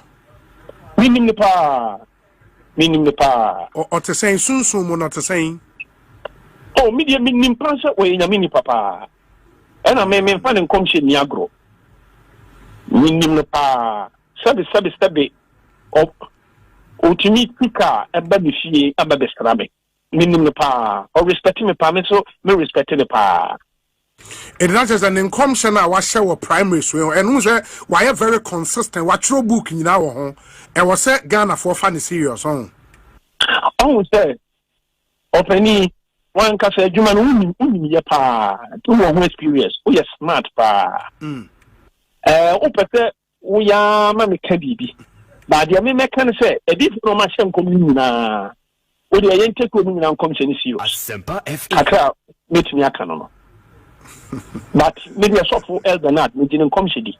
And a default to machine come, and the call other side, and no woman come shady. But a done do one, said the TBR. A done do one, and I mean, you don't the echo. Because I mean, you're default in your name, boy. Or top Uchi. Me didn't come shady. Or soft for El Bernard, me didn't come shady. Or top on Naji Gage, me didn't come shady.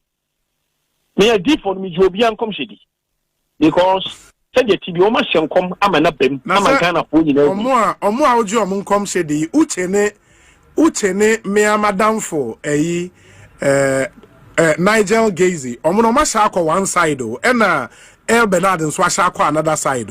Now, then, Mutimi, Yameba, Mutimi Shem come the call different sides. You Sunday, me preaching be what sorry. Make a him fee 400 prophets. Oh, we see me. Oh, yamu, a man, a home, a bar. A day assemble to a different catrama to show me check uncle. A yamu, and also man, a home. And more the prophetic word, never to a different catrama. So, and we share in common. Omina can common for one side. Prophet back with any Micaiah buyer. Ono kwa wafo with the answer. But it's no can. All right, Abusia, Entiana na Apostle Dr. Isaac Bano Kasawa Sempa FM no. Biso, send your what Sydney mass. In fact, was what JD phoning lady, but a moment in your interest to Munin you dig and cry on Zion. Enti, I guess it be more our D food more. Oko other platforms will be our candidates or pay. Yes, you pick an edward in Agyapong, simple and short. Enti utiase utai yona he nyona ma aduane di ana no ka bonti na so on fast sponsorship makra na me mfa me ho omo de beba on fa makra nya minti ekomu nkuyan enti abusia owura ka de Agyapong empire na esi nyina ye bo se the first day of January 2026 obewini owini a Oh, Zadian. It's much up. Started our campaign with this.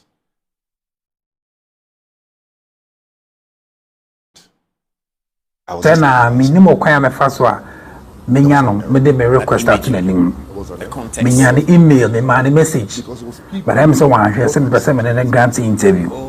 And on the first no, me person many Prophet Bernard interview. Because me didn't commission this ever bum. Once I didn't know. Ah, but so Ministry of Borehole Limited. Obeso Tunsu.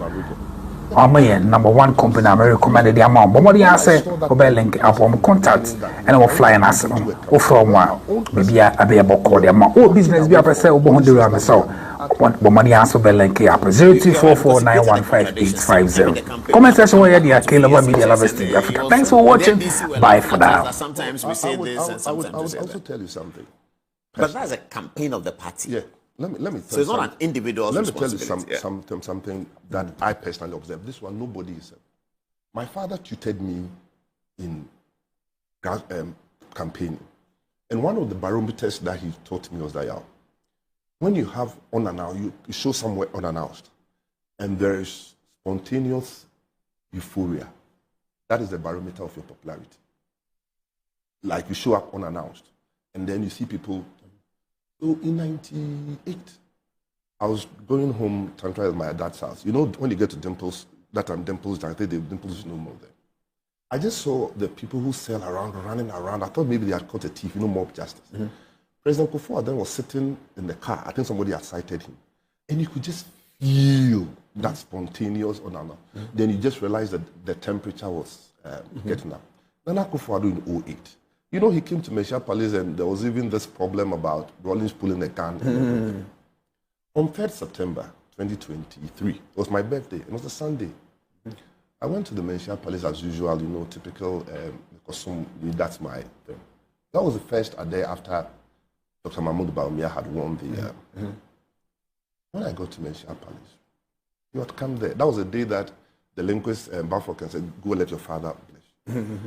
And the euphoria there was not MPP level. Really? Absolutely. At Otunfo's Palace? Absolutely. Anybody, you see, these are some few months to voting? No, that was the first, not few months to, that was when after I think 3 or so weeks after his thing. It wasn't there. I was like, okay, these are early. After he had been elected? Yeah. Okay. So this early of 24? No, he was elected November 23. 23. I think he was elected in 23. Yes. August or something. It was November. Oh, yeah. I think it was August. No, the was it August? August. Yeah, okay. Some May, August, something. So it was in September. Yeah. Then the next one I noticed was for the 5th anniversary, the Deba. You know, the Tum Deba. I'm like, which year was this? That was in 24 now. But what killed me was the chairman of Nshaiso constituency, Chairman Joe Card, died. And his funeral was close to the election. Heroes Park, middle of Kumasi. This is pure MPP. Our presidential candidate gets there. And I mean, I've lived in Kumasi, rooted in Kumasi. This was not the levels that we expect. On election day. Because they were angry with Akufo-Addo, they will say. You see, fine, but Nana Akufo-Addo wasn't there. But Paul, I'll tell you something later. On election day, anybody who lived in that region, those of us in Kumasi, when we got out to vote, you could tell. Nobody was there. I mean, I was in Kumasi on voting. I saw it. And Paul, for me personally, there's this funny story I always share with people. You know, if you are a local big man, you don't queue. Yeah. And Chairman Jokada died, so I was complaining in the house that for the first time I was going to queue. And my mom said, oh, so there will be any more. Only for me to get out and vote within 2 minutes. There's nobody there. There's nobody there. And I drove around the Nshaiso constituency, moved around, there was nobody there. So for me, that's what we think. But I became very convinced when the Mampohine died. And Nana Akufo-Addo got to Mampong. This unpopular president was being hailed. The way you know it. Absolutely. And then, you know... This after the election? After the election, just Mampohine died. And even during the election, you remember they came to Kumasi together to campaign. I think one of the FM stations, Nana Akufo-Addo was standing there. And he was all getting all the adulation. And there was this thing about him overshadowing our candidate. So we just have to be honest. Look, Paul, for me, elections are about popular people, you know. And I know people are talking about my preference and his baggage. Everybody knows that. But Paul, for me, a leader is not somebody who does things himself. A leader is somebody who brings people together to get things done. Look at our contemporary political in this country. President Rawlings, O-level. People didn't rabble. Yeah, in terms of academic qualification. But he was the most effective. Look at his human resource. James Victor Behu. Top. Alhaji Muhammad Idrisu, Lieutenant Colonel S.B. Bryan, everybody. Top. In our own party, today we adore President Kufuor, but we all know very well that when President Kufuor stayed on the scene, people used to think that he was not capable, deep enough. And intellectual Look at enough. the people he brought together. So for me, the most powerful cabinets of the Fourth Republic so far. Absolutely. So for me, a leader is somebody who can bring people together. And in Honorable Ken, he brings people together. So yes, he has a baggage. Everybody knows that. But his ability to bring people together, to get things done, even in his private life, look at his media house. Does he run the place? You get the point. He's brought people together to get these things done. And even if you look at now, the connected campaign, the sort of people who are even coming around, shows that he has the capacity to bring people together. And I would rather we have a president who brings people together as opposed to him being the focal point. That for me is why I'm connected. And I expect everybody to be connected. Look, let's have a new trajectory. There's this argument also going around, Paul. I've been here. I think Dr. Amin Anta was going on the other day that in the MPP, the historical data as an economist, is that the candidate always goes twice. Twice, so that's correct. That's data. Apart from a Dubois. He has a PhD in economics, and I can never challenge him on economics. But I have a problem with that data. President Kufuor did better first time than Professor Dubois. Nana Akufo-Addo won the first round, 49%, which is about 23,000. Dr. Muhammad Bawumia is the only person who, for the first time, had a decrease. Of the last first time. Of the last first time. That's an interesting argument. It's confusing a little bit. No. So you say Dubois comes in with what, 30-something%? Kufuor comes in better than that. From the last first time. Last first time. Okay. Akufo-Addo is next. He's pushing 49. Yeah, he won from the last first time. So when people say Akufo-Addo lost 3 elections, no, he won the first round. Yeah, he did. Yeah, he was just 20-something thousand. So you're saying that coming from 2008 now, that's number of years before MPP gets the opportunity for another first time. The population is different. The demographics are completely different. The issues are different. Social media has come in. You still expected Muhammadu Bawumia to sort of do better? Akufo-Addo's first time was 49. Bawumia's first time was 41. Yes. That's the first time we've had a decrease by the first timer over his predecessor. But it's such a long time gap. Akufo-Addo, this is a huge one. Yeah, but then the point 16 years, I think. This time is that President Kufuor burst onto the scene on 20th April 96. And the election was in December. He still did better than Dubois. Nana Akufo-Addo was elected December 2007, foreign minister, 2007. He won the first round in 2008. Let's look at Dr. Muhammad Bawumia. He's been there for a very long time. So of all the presidential candidates, he's the one who's had more preparation and more exposure. By that you mean 8 years as running mate and 8 years as vice president. And let's be fair. Nana Akufo-Addo had been doing politics from 1975, and he ran for president in 2008. But Nana Akufo-Addo was doing activism politics. Yes, activism politics, anti-coup politics, it would not parliamentary politics. No, but it would not come to that level of where number 2. And in a globalized world, social media world, world. And you see, the thing is that let's be fair to Nana Akufo-Addo. He did something that most people don't do. The conventional rule is that don't give your subordinate opportunity to shine. In his campaign in 2016, he told us that, Kufuor gave us $1 CD, $1. So he was bringing the vice president at the time to come and make sure that we get it. And for the first time, we had a functional economic management team secretariat. Everyone Hughes and co were employed there. Functional. And exposed. You get the point. Exposed. In power with resources. President Kufuor Dubois had to contest Rawlings, Brooke. Kufuor did the same thing. You get the point. But this time we've had that. So there can be no tweaking of this convention that's the way we get things done. Because if you look at the data dispassionately, it doesn't add up like the historical data. Because the preparation somebody has and the output must have a nexus. Oh, if you attend Morning Star preparatory, you write the BUC, and in my hometown, Achinokrum Methodist, somebody writes the BUC, and you get aggregate 12 at Morning Star, and the one at Achinokrum gets 12. You should know very well that you, the Morning Star one, you not be considered having done so well. Yeah. Absolutely. Because looking at, maybe you live at East Legon, you are driven to school, you have teachers at school, thing. This one is a settler farmer's son who has to go to the farm and work. What's the point you're making? So my point I'm making is that looking at what was available for the opportunity, the exposure. I mean, but the damage, COVID, Russia, Ukraine, well, all of these things were so novel. DEP, I've been telling you. I mean, you can't find this in history. You can't find it in history. No. Granted. But the point is that the Keno Foriata situation, 98 members of parliament show up and say, Mr. President, sack the finance minister. We are headed into election. All of these things were plagues that Dr. Bawumia had to inherit and swallow and move along. But the point was that Nana Akufo-Addo was on the ballot. I agree, but we sort of try to make the point that the candidate was bad. Is what I want you to settle. Because my point is that the candidate could not excite the base. But why? Ask me. Is the base tribal? That one I wouldn't know. Why people vote? Is the base religious? That one I cannot go into conjecture. But you see, Paul, on this issue of ethnicity and religion, you know, the reason why somebody may even want to even think about it is this. If you bring an argument onto the table, expect a counter reaction. I never heard Professor Dubois say that I'm from Osiem, vote for me.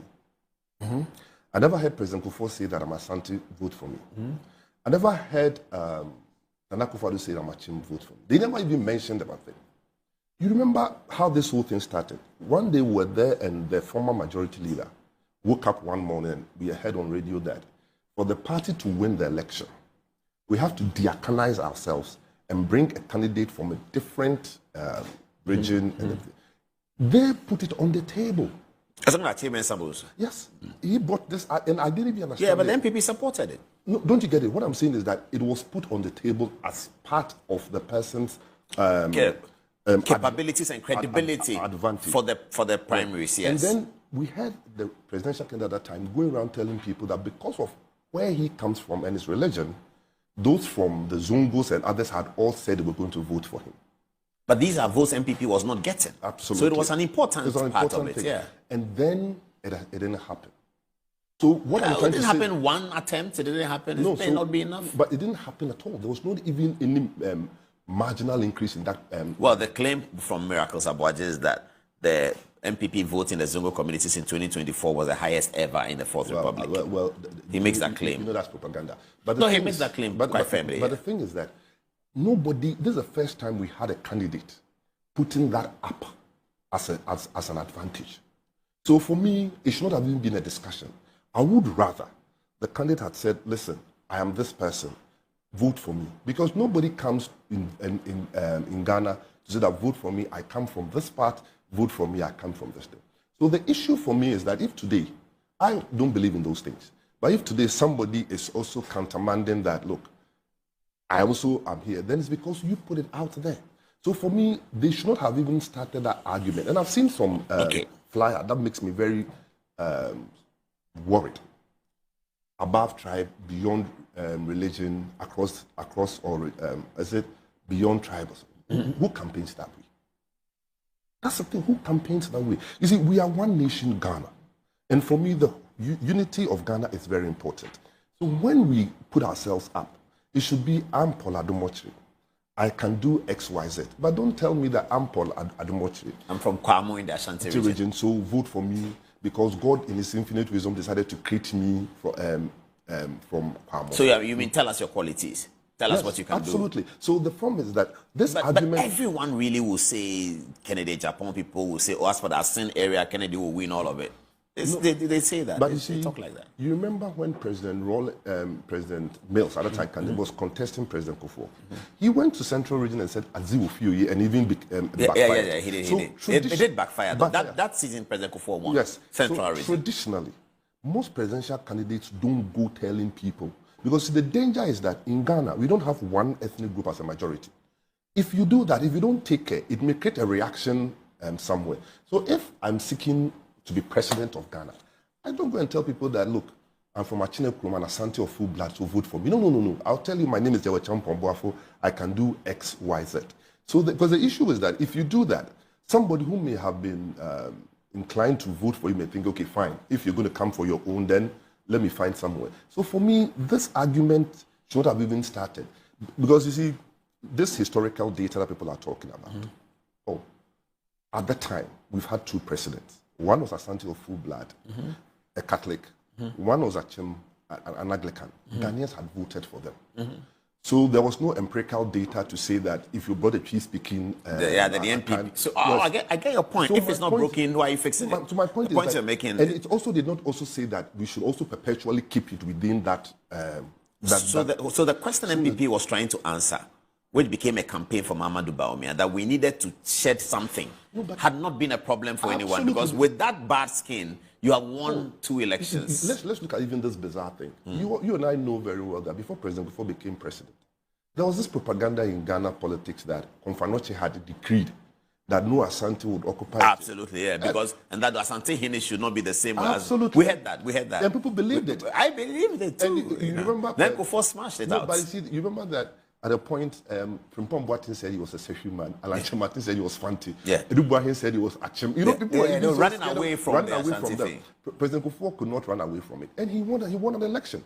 Nana Akufo-Addo, the same thing. You know, when Nana Akufo-Addo lost in 2008, people said people saying that, because it's a curse. No, William Oforiatta and Dankwa, they will never become president. Then he becomes president. Yeah. So for me, that argument... Then he won the election with a huge margin. So that argument should not have been countenanced in the first place. So for me, those who decided to start their campaign with ethnicity, with religion, actually created a problem for us. Then it becomes like, okay, fine, if this is so, somebody begotten in his mind who may have inclined to vote for you. So today I've seen a flyer, and it makes me very squeamish that beyond tribe, above religion, across regions. I've not seen it. Yeah, I saw something like that, and I'm like, don't let us go there. So for me, as a one nation person, I don't believe that anybody should come and tell me that I'm from here, vote for me, I'm from here. But these things are curable. All of us you've been saying in the last 20 minutes is curable. So the NPP can still have Mahamadou Bawumia cure these defects and move on into a new campaign. Why must you change him? Why must you change him? Because for me, the empirical evidence requires change. The empirical evidence. So that's what I'm saying. I'm drawing your attention to the fact that now we have a presidential candidate who's singing a new song, telling us things different. You see, the difficulty you have is that, there is something different. He's now telling us something and resonating with the young people. That is important per person. You know, as you said, I'm not in partisan politics now. As an active thing. I walk around the streets, and everybody tells you that, you get the point. The general on the streets, that's why I'm connected. I'm not connected because of any other thing. Yes, we know very well that there are some historical baggage. But I'll tell you something that I give credit for, Mr. Kennedy Agyapong. Everybody's going to admit that he has a checklist of previous statements, expressions that are terrible, uncomfortable. But let me tell you something. You know, at times, when you are a child, you speak like a child. But when the burden of leadership comes on you, you start realizing that you have to be. Recently, my senior colleague, my very senior respected colleague, Atachia, said that, can you imagine President Kennedy Agyapong going to the UN and using the MF word? Everybody was expecting the old Kennedy Agyapong to come screaming left, right. You know what I say? So now let's be fair that if we look at the Paul Kennedy, it's not the Saul Kennedy now. Yes, I mean, those days, fine. Look, Paul, me, personally, you mentioned J. Bukwashi. If Bukwashi was alive, there's no way he would have allowed me to come back president. Because when I was a junior lawyer, I'll go to the bar conference, I'll be playing squash whilst people were busy thing. And you tell me, are you serious? But when I started rising through the ranks, nobody told me to start behaving properly as a bar leader. And people see you, you can become a president. That's the point. The general on the streets, that's why I'm connected. I'm not connected because of any other thing. Yes, we know very well that there are some historical baggage. But I'll tell you something that I give credit for, Mr. Kennedy Agyapong. Everybody's going to admit that he has a checklist of previous statements, expressions that are terrible, uncomfortable. But let me tell you something. You know, at times, when you are a child, you speak like a child. But when the burden of leadership comes on you, you start realizing that you have to be. Recently, my senior colleague, my very senior respected colleague, Atachia, said that, can you imagine President Kennedy Agyapong going to the UN and using the MF word? Mm-hmm. Everybody was expecting the old Kennedy Agyapong to come screaming left, right. You know what I say? Actually, I mean, kind of. So now let's be fair that if we look at the Paul Kennedy, it's not the Saul Kennedy now. Yes, I mean, those days, fine. Look, Paul, me, personally, you mentioned J. Bukwashi. If Bukwashi was alive, there's no way he would have allowed me to come back president. Because when I was a junior lawyer, I'll go to the bar conference, I'll be playing squash whilst people were busy. And you tell me, are you serious? But when I started rising through the ranks, nobody told me to start behaving properly as a bar leader. And people see you, you can become a president one day. So clearly, you start making sure that you get your things done right. So for me, let's just look at the New Testament rather than the Old Testament.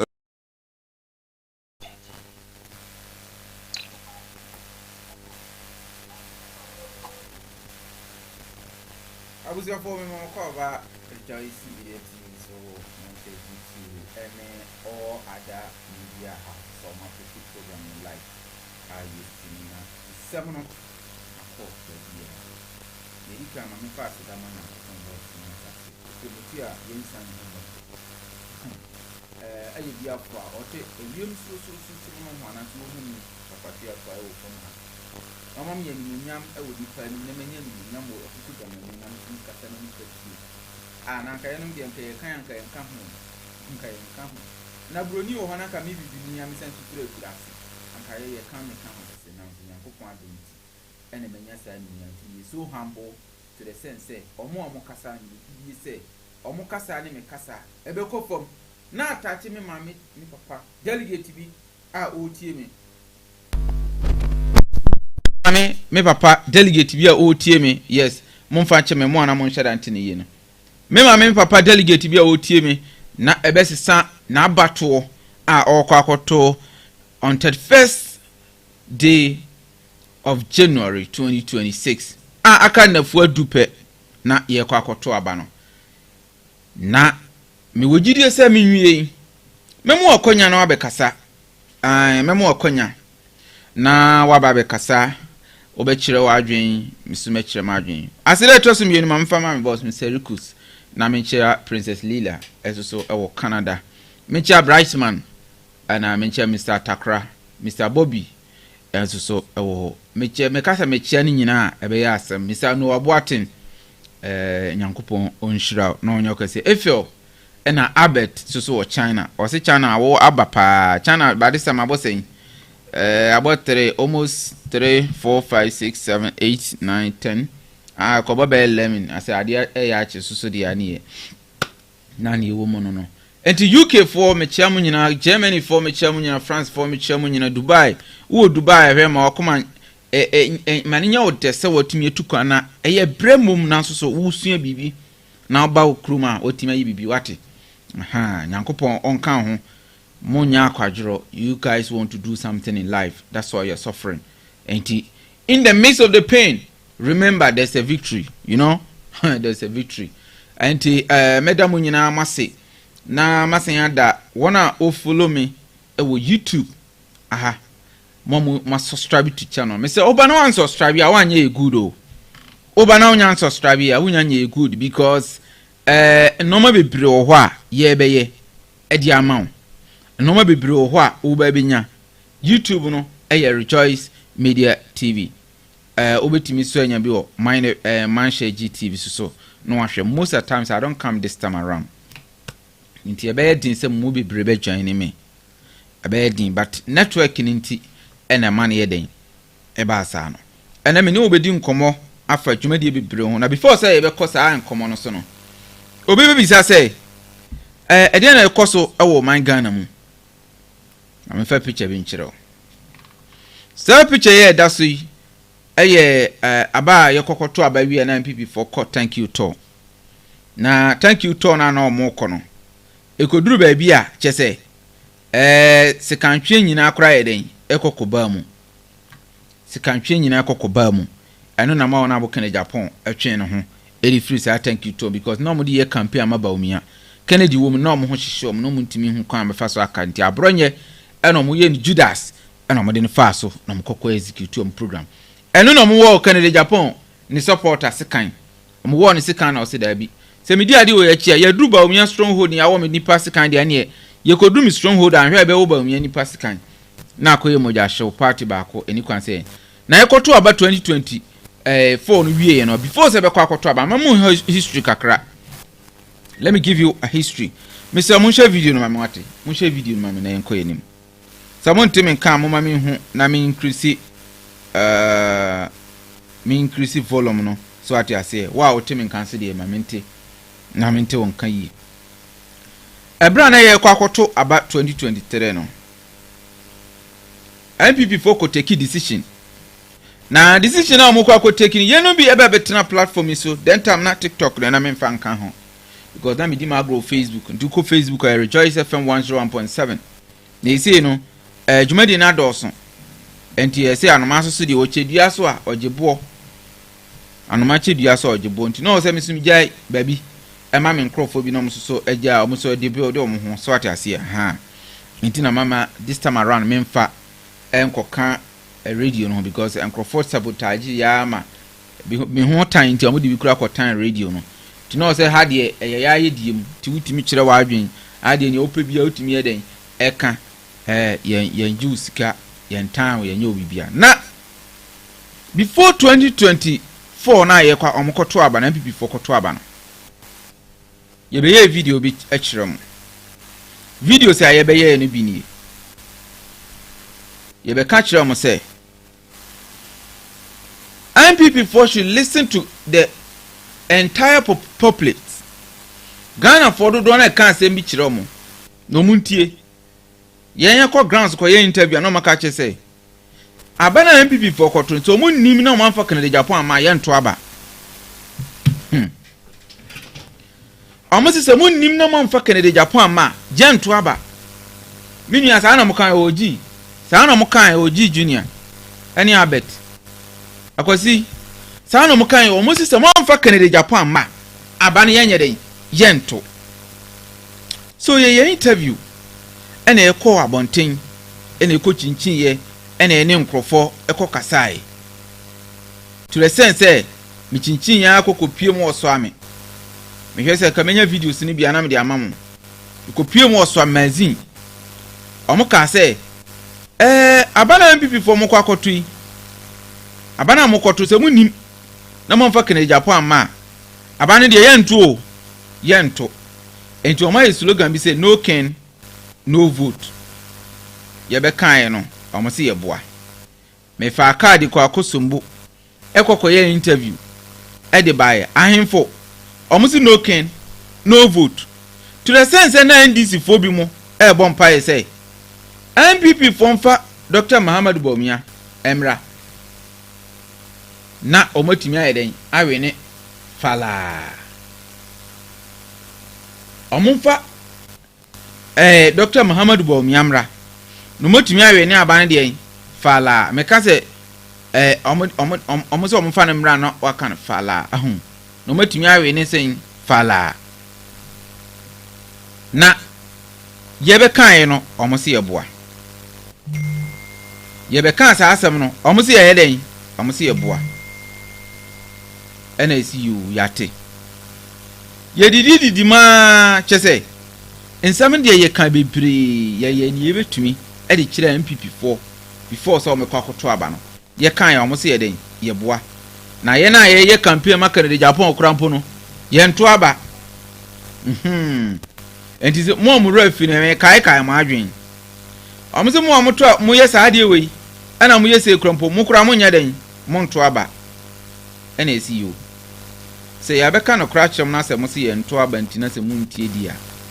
Yet, dear, yenny wine. Say, because I day, I can't answer me beam, tears you be jay, amam.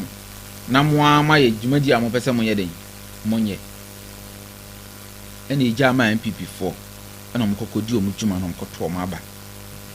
Abandoned your Marco Tovi. You are born my patch to my microphone, Mammy.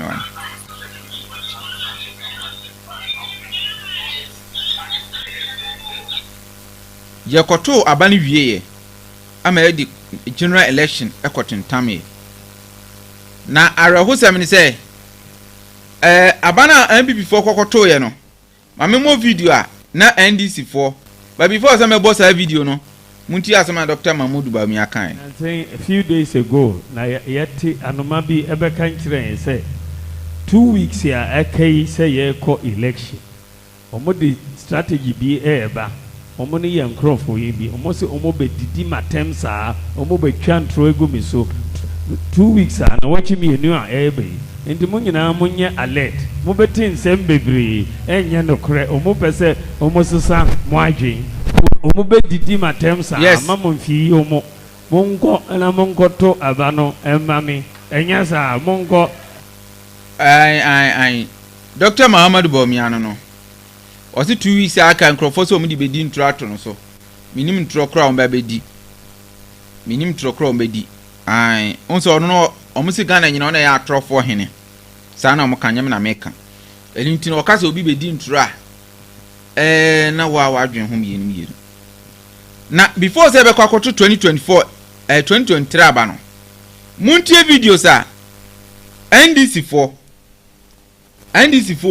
omo ye de bai me no mo na ye interview no mu de mo enkuti okay Canada Japan can say be say we are into business I will share the pain of Canada Japan okay was say before dollar no be ko 15 16 na the sika what Ghana cedis we are $40 million yes dollar ni quadru 15 is sika be $12 million sure. How much money na we lose here to Bawumia incompetence me pa cho say interview me say o caption yes say me say Bawumia or ye criminal hey Ghana a serious country and can see a jail Bawumia for the attempt to see what be contest the crime is a crime MPP from for Bawumia Agyapong Agyapong for the first time 5 on the ballot paper omumra John Mahama be flow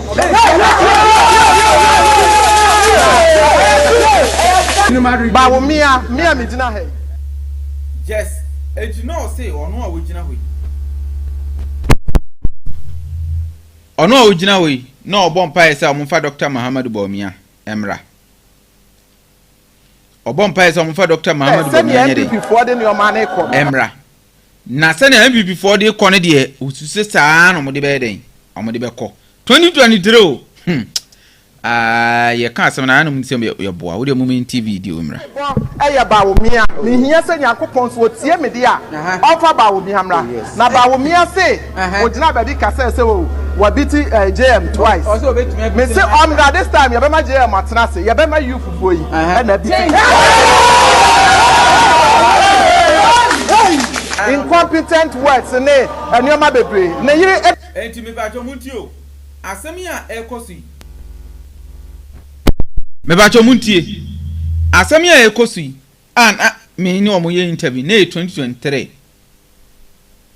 na 2023 ena na ye ka sa asem wi na afi na MPP4 kwakọ yom flag bearer eho ena na NDC4 ka sa omo bon person for Bawumia amra na say di Bawumia ba dia eni entokwa na be simple kra mo because Kennedy die wa bie njuma na yenti as om kan fa Bawumia yere ho ansa na da Rosemary girl no krompo ba bete no ho no na nsema wa ka kire Bawumia wa kan fa Bawumia ho eni nsema afiri Bawumia aso ya pie no mo men konko tie sa Rosemary girl no men kotie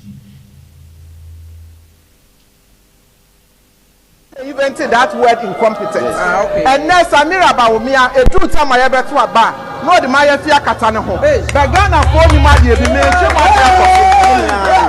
me etwi Ghana for adwene akoso mo hu say Samira Bawumia kuta bag a mo ko Google na mo hwe ne price Samira Bawumia bag bi en who are less than 1 million cedis sesi a ejina mo me na say any dey okay e ya dia me dey ato o ma Ghana for me ka ho asem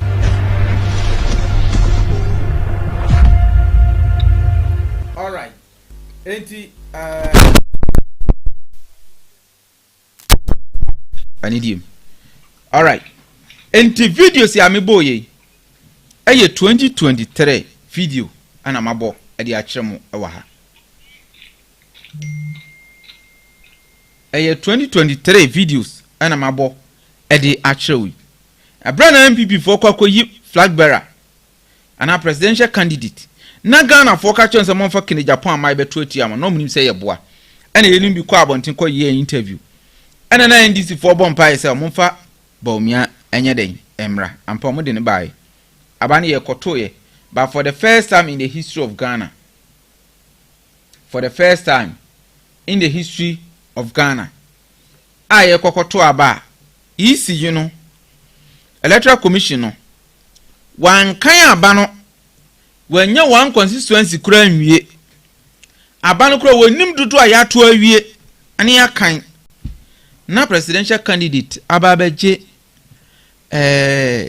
abana tum se wawe wono wadi kin akan wo hu se wawe poto enti se ya mana kwanya no wanje antum ententem na se omkokan a anhwa na nanim gu ase na beba no ebedo so pa enti no ono Dr. Mahmoud Bawumia mpache mundu mu microphone mami ono Dr. Mahmoud Bawumia no waje atum se wawe a ema pressure beda isi so because abani yenyan kan wie ye oji tumu 2 days ansana electoral commission be kan aba no oba be kase wawe ne oji tumu ansana electoral commission be nya aba no nyina krade abo enunti awu ye police ni a wugina ho na enkrofo nam ho na o mo hye ballot papers we ye say ye ni na enkrofo na because na wo president kro teso na soldiers for no control mo no so wa pija ne nsa wo suro wa dwane na me ko manuba abrama saba me kope police soja wo MPP abreso a omka chemte me fa 20,000 mra me amete teaching common teaching me ko kira wo mra 1+1 yes and 2 media de na computer science na media me ye ntino computer no the way a computer ni din komo the way a mouse ne tie obi kura ni memory computer memory me ka chemte o te say me kan say me ma me supervisor obedua no ma me na me say I don't know ma me wasi me bedro me hwe de we a wo kira de nam ka kira nkola ne say computer memory it is any adwen but in the real life no it is a table ya wo ho is wo table kito anoma kito bi na ekoso so wo table kesi a utimi di normal see so sa na computer memory tie wo hard disk na so hard disk ni 10 terabyte krompo na dem na o memory ya 4 gig amesrawa ni die mu me ma me papa o memory o computer be run slow sanse memory ni na ye table a wo sisa no magusu nti ubie folder we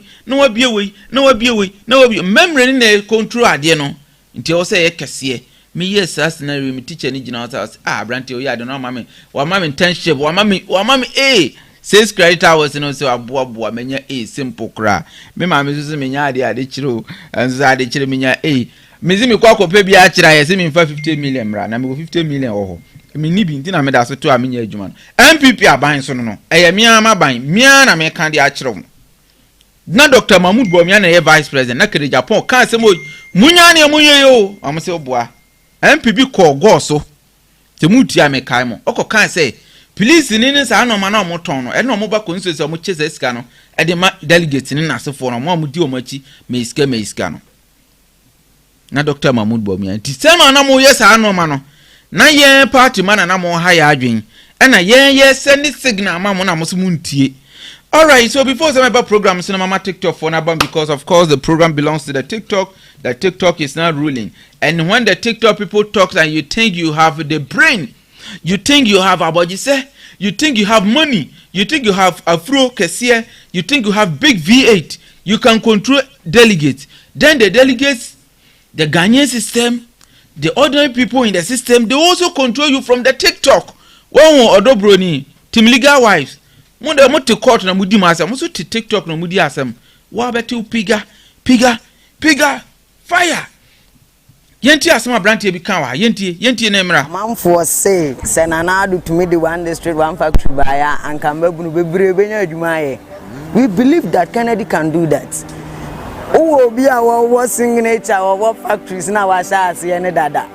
Oko hospital be any signature da ho. Institution be any signature da ho. Trot for peka ya adwuma kra any signature da ho. So what are you telling me Nkodi Wanyati? We lost power because of our candidates. Sir, I'm telling you. Your interest say yes nkofu bi nti yemfo obi nko. Uhun sa resource. Ya adwuma was MPP yamfa mwa the northern sectors ni na nkremofo nyina ba dem de ya hwehwe. Bisa hu se nye wini ba anka zongo community ben ye wini wo Ghana. Anu kura utimi sa afenya mark ye adwuma pa. Ana me ka tro se ya adwuma mpanimfo bi hihye gu wa mpanimfo bi bebogu ho. Because ya wonioma bebria na ye instances are na said ya dey ko 2024 elections no it's not going to help MPP. One who they are saying of a by election by example upo obi akodi asen of by election anim say ya ko by election wa asen of ya nkofo obi oni masen hu when ya Kennedy Agyapong abasuma asen breku asen dansame atenta confede camp wa besum semensia inshallah bongro ni ade ni ya to by election on the former constituency also young of obi mayor campaign chairman. What are you telling us? We are learning in politics.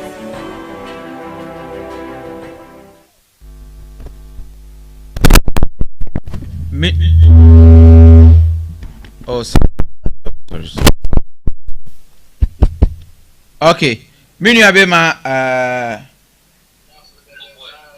me pa chomo TikTok from bobebam sisi amunya atra kakrama mo 5 minutes misrem me ba cha opese obekasa obetimi abadwani program no na wa send the request wi a obi a 5 minutes because mo na delegate no ATM nti obi adum ni microphone ma me misrem obi anim ni microphone me pa cha obebam sisi nya abotra akra dum microphone ma misrem mo nyina mbebam sisi na ye wrap up na mombrem why okay enti sana me no TikTok for so ye ready the way o ma ye aggressive no awrade Nyankopon ana me ma mombrem kakra na me introduce topic ni nkyerɛw ansa na ya bam na me introduce topic na me na obeka ho asɛm no nkyerɛw topic na ye ba beka ho asɛm ni topic ye ba beka ho asɛm say Ghanaians are calling for Honorable Kennedy Agyapong. In previous years, there were no means of communicating to the top party hierarchies. But now, there's a TikTok, Facebook, and other stuffs, as well as YouTube. Will show me. In 10 reasons, maybe I told my microphone at 10 and make a million album. In 10 reasons, and as well, the reasons why it is important for MPP as a party to listen to the public opinion before they elect their flag bearer or their presidential candidate. And in some way, Canadian and Fasodian Dubain who here so say MPP party no a tier public, you know. You bet you soon as flag bearer for the new Patriotic Party 2028 election. Until remember TikTok for no abam kakra amo kasa wi a meto aso na eja ye nyina mama mo update no ene ne mo so mo de mo adwen beba me pa cha wo ba se na me ma time na wadi so ha ye di atam ye mbanta obi rules of the game no na me ka kire no wo ye wi a wo ye ne saade ane uni problem wan ye ne saade a uni me wo problem.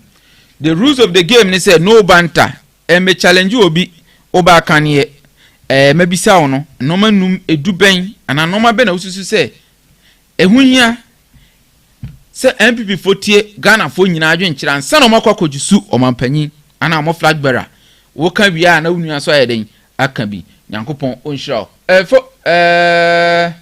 we did the bride so microphone no bright we didn't be akasa free.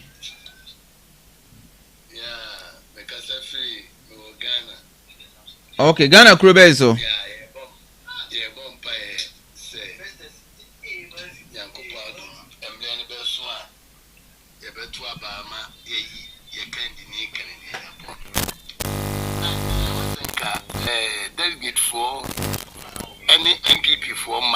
yɛ to aba yɛ ndi also mo yɛ ni yɛ ton yɛ papa yɛ papa yɛ onipa bia ɔmpɛ sɛbi ɔmpɛ nkwasi asɛm ɔmpɛ azaa ɔyɛ faithful odi ne korɛ enti aba na yɛ kɔtɔ moma obi mfa sika puduo bi ɛmɛma mo na sika na gyi no nkɔto aba because sika deɛ ayifoɔ ɔmo yɛ gyina ama yɛato aba ma wɔ obi bɛba bɛma ɔ what is 1,000 2,000 wadia na wɔtwe mmienu ɛbɛsa ɛna yɛ papa Kennedy sɛ ɔde ɔbɛkyerɛ ɔkɔyɛ fa so yɛ adwuma na kyerɛ kwa mɛsrɛ ne mu sika sanity nti wonya obi a wɔkyerɛ ɔkɔyɛ fa so yɛ adwuma na woma ne nkyɛn mɛsrɛ sika saa nipa no wɔpɛ baabi ama wɔbrɛ abayɛ dɛ asie na nyɛ obi a ɔbɛba ɔka sɛ gyihye obotom na wɔnkyerɛ ɔkɔyɛ ho fa so a wonyɛ sika no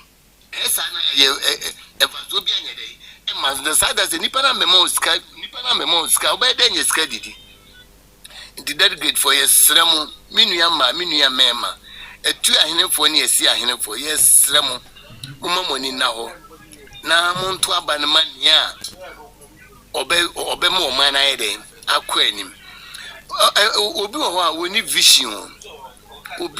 vision hwɛ the whole MPs a yɛwɔ wɔde sɛ MPP why na be a adwuma ka sɛ mabie this big company na mafa nipa 500 kurada vice president na ɔno n'ani abrɛ wɔ sɛ yɛnto aba ma mumusa ne sɛ 8 years ni wɔtumi bie adwuma bi aka sɛ obi mɛyɛ adwuma ni bi daana omi adwuma bia ti mumma ni na hɔ na yɛnhwɛ nea wɔtumi bie adwuma anaasɛ wɔtumi yɛ ayɛdeɛ ɛma obi efiri ne haw mu a wɔwɔ dadwen a wɔdwen nipa ho wɔdwen nkwalaa nketewa ho wɔdwen youth a yɛni adwuma yɛ ho na nnɛ ama korɔ no ɛne ɛtutu asɛm atese wɔ Ghana to mu yɛ ni na hɔ na yɛnto aba no ma ɔmampanyini a wɔba Kennedy Agyapong na wɔno ne betimi ama ɔman na tumpɔn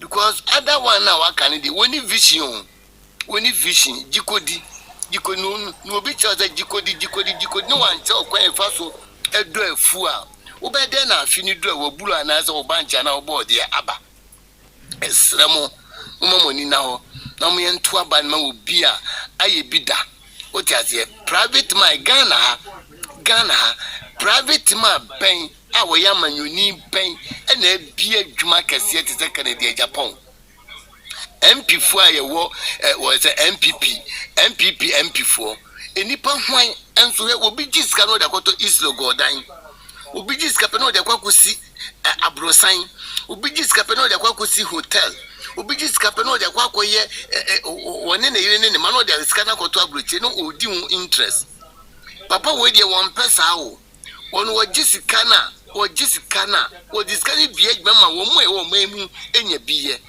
na say nipa we ka zo baby jan se mo nto aba mana delegate for momoni na ho ye se momoni na ho na papa no even say nyame mfa sama se papa no we nya aba no kura mpo ama no si fo mo me kan dia ye mfa to ho ehia ne da kopum se obewu obeko ehia ne da enti ba wo ba ma menu mienu aye ni bie menu mienu ye nem wire mefa eposo ye nem wire mu fa ensuo so ko Libya enam wire mu fa wire mu etukwan na manfo kowu akonto manfo kowu ye hu ye busuafo ye wu da pum ye wu da kwa ye bretu ma ye hu ye busuafo ya saafo na papa no ba ma ye wa mama wo mu a ye nya bidada no wo ba ma wo mu ni bidada no wo mu na e ba beboa ono na wo ba beboa wo mu ama ye nsa so ye chi dwade ama ye nsa so ye chi titie ama ye nsa to ya pampamu niema ibesu ye sifom ne sem delegate for mama ye ni sika chi sika die o ma wo se die ya wo di e besa na esawie pa afi next one next batch no se wo amoska wo be de tua o man school fees wo be da pima ko wanim yes remo all right no openye mi pacho me pacho before say me ma 1 minute before say obekọ no unhia se MPP for ba betu abeyi also mutie timamfo no mo amanya kwanya TikTok enka na nkwanya sa ni ho ena amanya kwanya ehun hia sa MPP fo betie mu ansa na makwa akoto abayi nipa omukwa yi nana ai ehun hia pa timemufo na hu hia because Kennedy ba wo ba no wo mama what they say MPP youth for nko a wo mama MPP youth for nko say yeah obi ko school wo pass ya woni sika na ne maami anasa ne papa so ne sade ko Kennedy Agyapong hon say ni bambusa say wo ye delegate wo nye delegate into Kennedy buano okay ba wo ba o mama MP ai so wo mama MPP youth for nko a ba matima mu fo ni nyina wo ba ma ye nyina say be ya mi me nye bi nye mi nye bi be nye bia ye mi nye bi wo sre mu sika no wo nye adwuma ya me ho beto me o me sre mi sika bio me Kennedy ba wo ba be bua benkun eni nifa o me bua nifa nko a wo be bua benkun ni nifa all right wo mo ye to abama MPP ni wo mo ye to abama MPP ni timemu hu fo ni nyina wo ba ama ye nyina ye ko mo ye de adwe okay ba me ko mo adwe all right nyankopon shiro mate nana kisi me pa cha wo wie no wa share video no wa like now dia man aha Rejoice 101.7 Rejoice Media TV MindShare GTV kire wadwen no banta embanta obia misrew wadwen efiw enyefiw kire wadwen we so entokwa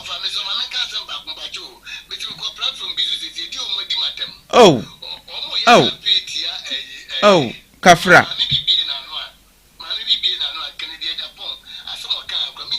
woni bibi yeni mo mu nyina Bawumia sha ase no mudi atem no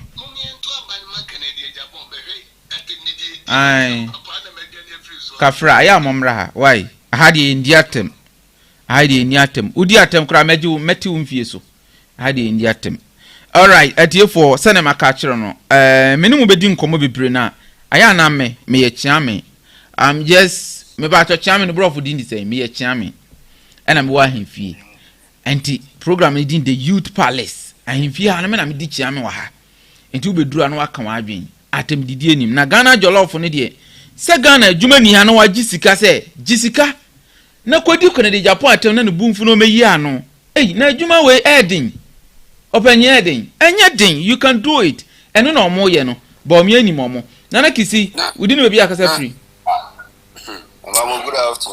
good afternoon bize me pacho dum microphone obeba so 5 minutes me pacho yenko ewo hia say MPP for ombema Ghana for akire o madwen no magi Ghana for adwen kire na chi akwakoto abade ayi o candidate ana o de ye botom abusuan chemfa na na o say o mudi su koto aba yenko adase udi ne be bia kasa free no mo ba say ye beti ni a ododo na ye kano na udi ne be bia kasa free ne edikan enye nko MPP as a party yenye megune ne yen dom na akompre kono se bi Obama oman ni nyina ntina otumfo kura ka kire ye previous ni se yenti ni Ghana for no eka okay mayen koto aba ni ebeboa yen se ye pese benkuminya ana se yenye party ni emfaso nti nti se bi ade na ru ne de wa wo sha nya dodo na sufre na ne se ye pe Kennedy mo fa Kennedy amba ye nto aba nti ye be se ye be san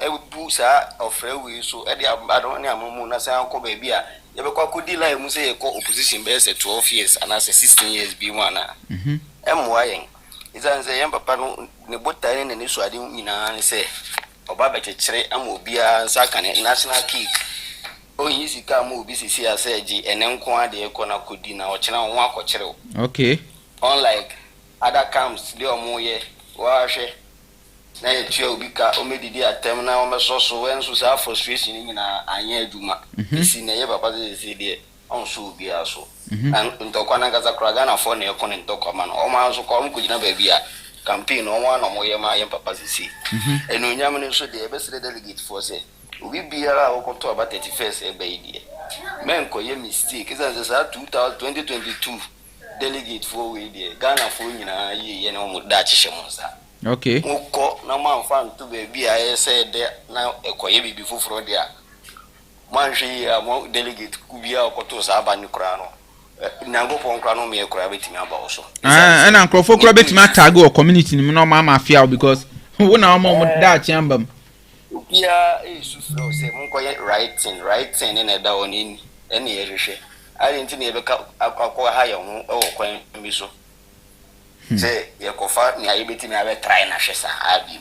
Emwa yen wa say ebi wa say o credibility ene o dignity dada wo man mu eko si say nsem o kan nyina wa mamu anya aduma nti Ghana fo no ye o mo afon ya mfa obi fufura mba obi fufuro so yare ne beba betima ye aduma na ne yenra Kennedy nti ye be sere delegate yensagu yensayem kotodwegu fom enti enya dodo no eka sanze Ghana fo de no na ye ne seyitie ekutie ya ye na ukoje ne nko ade ekoshe okutuku ma mfa so be ne beba so ama obi ochina fa so bi ni so odachi nwia obadachi nwia obusu enyina adachi nwia nti nko apa ukoje sa ade ne hye na enene ochina we de wi na asa wabo umma abro wabo ufi abro yema ye ni nda opa na mo ubi medada ye enti tu anoma en family sai sai anoma beni ubi akonhum nsu ewe tifi no abibisa se wane konhum nsu no a tifi wa na afo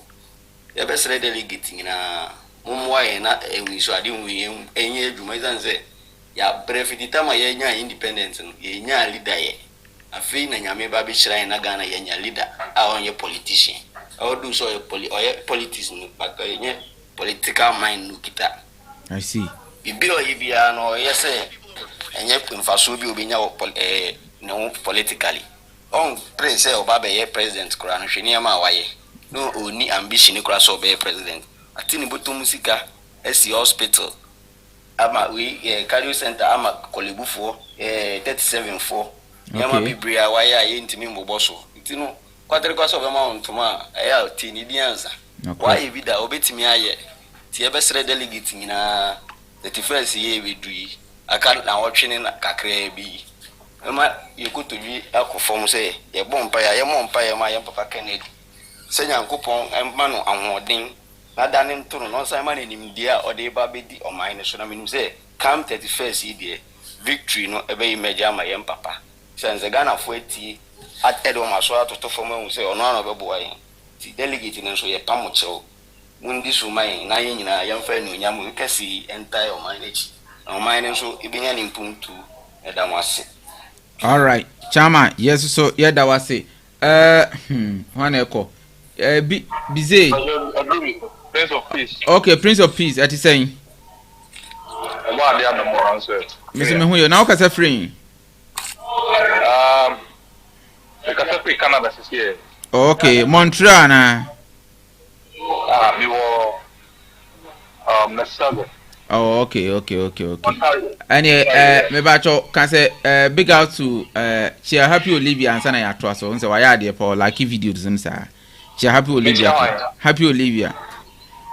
Oh, and happy Olivia also. And she has come away. I mean sure we bring it. Life no duma dia would you the boy. Why ni nyina godmother na wacha nti onya mfie ba mi nsa kan fie. Chama yenko wo Canada. Ede na she wunkran ma wo ba support Canada Japan. Ene hu hia se MPP delegate. Omu take Ghana for opinion. Abrochile for opinion. Very important and some of take decision na mo kwa take coach su omu leaders. And naza omu kwa jisika mfanto abama obi amko. 5 minutes. In the first place, you know. Oh, yes, that was. We are NPP, right? Okay. For the whole first. So me, I don't actually do we are not. Okay. NPP is what I support. So party first. Okay. Now, no matter the way is that. And the NPP party, no, and more from no name. The money amano, and Mobuni be brave, about party because of some, and they may be a airport society. Okay. And maybe to say, okay. Political party to say a bit. What are they? No, correct. I did your here. Semi, or more would be at the only qualifiers would be at the and I had a 2 number. Okay. I made them on example. And I know, you referee more. You be significantly and you must some of it. But in the moon back and a qualifier. Okay. It's not political party more to say this. That when you try, I have a pray, but here, a bit and more higher than a part. The ocean near my post, not within Namaha, not within Namaha. And more party, and more party, and okay. The minister said, Yapa almost three. Say, you two almost one by flag bearer in my party. They should go straight to what they can do to benefit the country. What I say, because when you are voted as the flag bearer, then I have one out for Ghana going in as far and Ghana now within it. No correct. What I say, na ye bisa say me pacho me ba meaning say campaign dey obi o di omuchi e bia na wundi omuchi no obi o di campaign achi bia na obi aka ne obeye but me bisa say amebo me question me bisa on your topic aye treating and there and he say ehun hia say before say delegate beto aba no omo betie Ghana for opinion and Canada there was no means of communication to the top party hierarchy na Kasafa party executive regional chairman any other executives or much so but nay TikTok or how wutimi kasa mampanyi bi eden ATB. Is it important, necessary for MPP delegates to listen to the public opinion before some leaders and how they should go ahead to do what they do? Yeah, a very good, important question. What I say? Okay. This is not a general election. We're inter-party elections and right? Yes, but then Omuko choosing the average general. And American. Okay. They share afano enipa numwa. Omo prayer kunyanwa. Obia on a support base. Oh yes. Obia on a support base. Obia ko campaign grounds wa. Your budget is so. Me who so obia ko baby so ko campaign. Ama baby for no sebe ka say dey be empel yako. Baby obia be ko bia no. Your budget obia so. And until na me ka jere say. It's your policy, what you can do, and the best seller. It's not about say we put your button. Obi ebia no be NDC, but obi can be but ebia na dey na work canon or can try on in favor of your party no what is here. Okay. So policy young NPP for your party no intellectual people and they join. Okay. What did I mention? I say into be a koto abani bibia no when say or intellectual into OTM message ya nipa bia den edeba and yet the public you know because some koto but some feel part of the general public. You understand? And to the American say the person say it depends on your message, what you can do to unite the party, what you can do to unite the country, what you can do to make the nation move forward. And no na me this for very so they are. Okay. And yet they be back on bonting. Okay. Obi beka bibia tie obi so beka bibia me na fe obi, but that does not mean say you be kind of bonting na wuti. Ne wo message ya obesel, what's ma obeka no and the be man delegate akoto abama.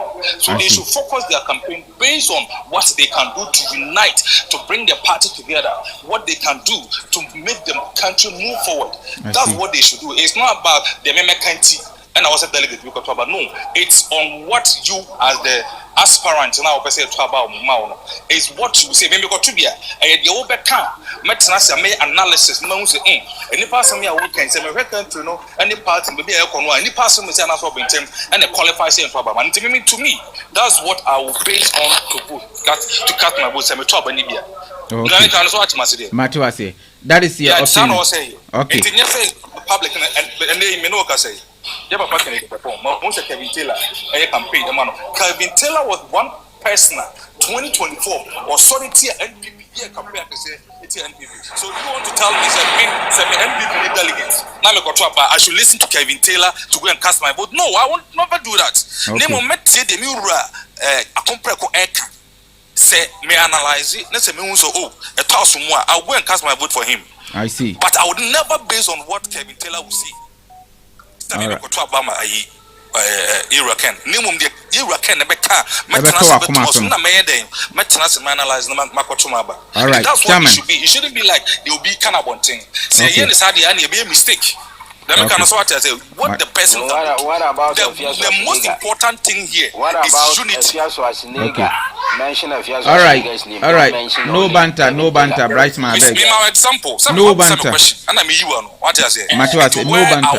What I will use to frame my statement is my own opinion. What I say. Yeah, insanity. Thank you very much, Chairman. I don't care about what somebody is saying. It's about what the person can do to unite. The key word here is unity. Because the party needs to be united. If not, 2028 is going to be a very difficult one for us. And before there could be unity, there should be fairness. Thank you very much. I think your 5 minutes is up. When could be I know do microphone, Mr. Me patisia na oba. Mami hwe hwan edi so hwan edi me ba to wa wo no bra mu man na ati se mo for mani so kakra. So microphone we didn't be akasa free.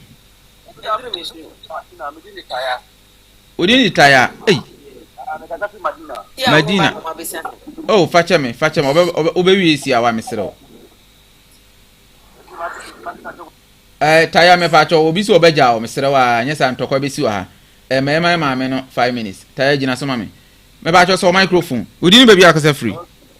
Me kasa free Canada, okay. Mommy, me pacho we Canada obi ahun ye de. Anko pandom. Na udi no fa udi ni kire na de phone ti o. Me din de afia. Mama afia na chese kufi ni afia alawalai. Ye pechin so asem ye come on. All right, me pacho na wie. Question e bisa na say hu be hia say MPP delegate.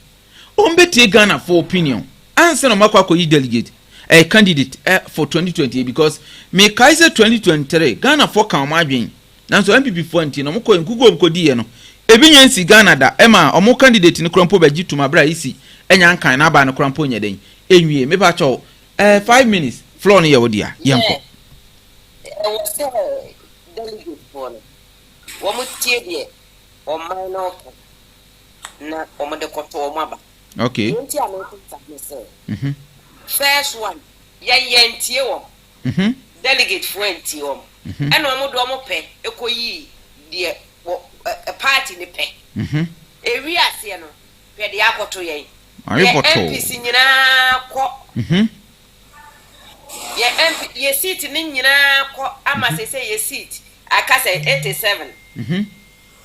Aka ama ye say NDC etimi abeje. Yes, anka Ashanti region we are den. NDC nka we are den abenya seat wo. Da bi da. And Ashanti region seat. Wo motimi agefe.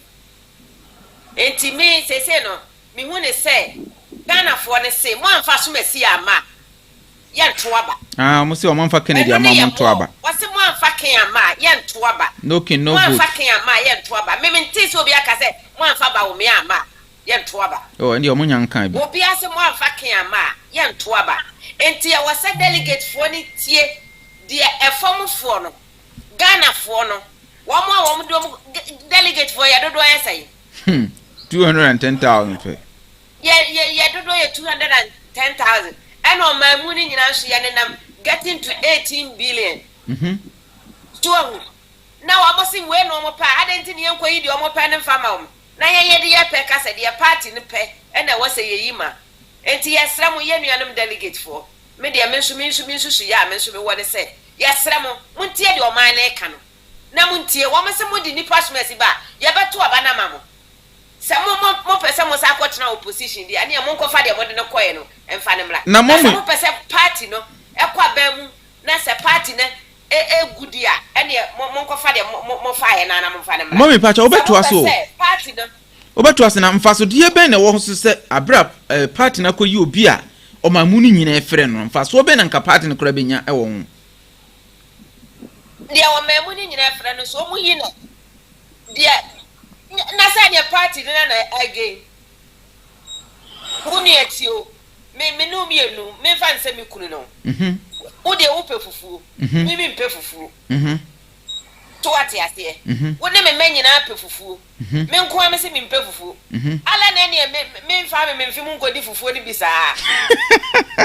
So what is no one what you are mienu okay woman nyina so mpefufu na me nko amese me de chinchina bayira pese de mebo to ahu de be chiro no enti na wasa de me de amemfe nko dwan ni fufuo ni bisa na ye di bisa so what de me chiro no Matias ye nuanum delegate wo yesra mo o man ni so mo peken enra na say enra me waduma na me wo ayi omo nam omo tie sikurum ena omo yi amanfo interview say Bawumia ne ken wana mo pe o kwabra ni biera no ka kire say mo de Bawumia ba say de mo besi awie no edu crazy da mo de mo pa mo sanfa ne bra ye se peken obi obebu say do say ye se peken say adwuma na boys ne pe ye nka me nkire mo mo fa ne bra na mo de ne ba mo ba MPs mo nya 20 kura na nyame oho so hu enti wo mo fa mo peken ana na mo fa ken ne nkoma ho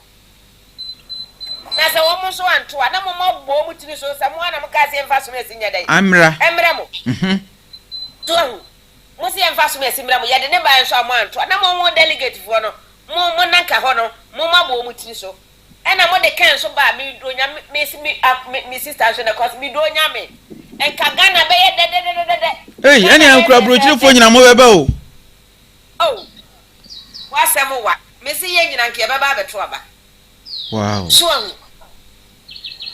ade woman si we ni epe se nko mo kan first one no ana mo de wo mo ma na kanya ne se na mo to opposition yo se mu di musika mu ko di musika me ma ni bi enti ye fra mu yoko me nka ho dukra mo henya me ni na se boko to makan ya bia na yoko nsam no kra nka koda ampo mo se la yenti ase ye de ayi alaji 38 ya ne de ne be ma mo o ma ne so mo pa alaji 38 o mo so mo pe 1 na wani alaji 38 mo se kinja 38 ne de be ma mo wani alaji 38 alaji 38 ya friend sen yu alaji 38 alava lai mami ani ahomeso na obi so mra so kakra minu ya be ma bako van me pa cho obebo mu na line do so misere mu hana bank na ko alla wallahi me pa cho ene me moderator no ama o hanko be check time na ma me pa yenko 5 minutes me pa cho question na me bisa me wojide sa wotie udini baby akasa free reducing about 3 minutes yeah. okay and I 3 minutes Martin it's just okay was me nyane 3 minutes into the man 3 minutes we are no aba why all right yanko chairman obi kasa awachin obi then za ba hanobi apeso kasa udini baby akasa free Unia was 3 minutes me dia ma ujina so didn't be akasa free nana him man shira let say okay yeah my name is Joel. Okay Joel, I'm speaking from connecting from Kumasi, Ghana. So okay yeah okay this is a question I mean you heard the question or should we repeat it? No, this I'm listening. Listening. What's the question? Is it good for MPP delegates to consider Ghanaian decision, the whole public decision, before going on? Mr. Jumandi, I know you. Maybe I'm translating number 3. Maybe I'm translating number 3 in your OG. More chance. Oh, chama more chance. Oh, mukasa meba. Oh, mukasa you na maba.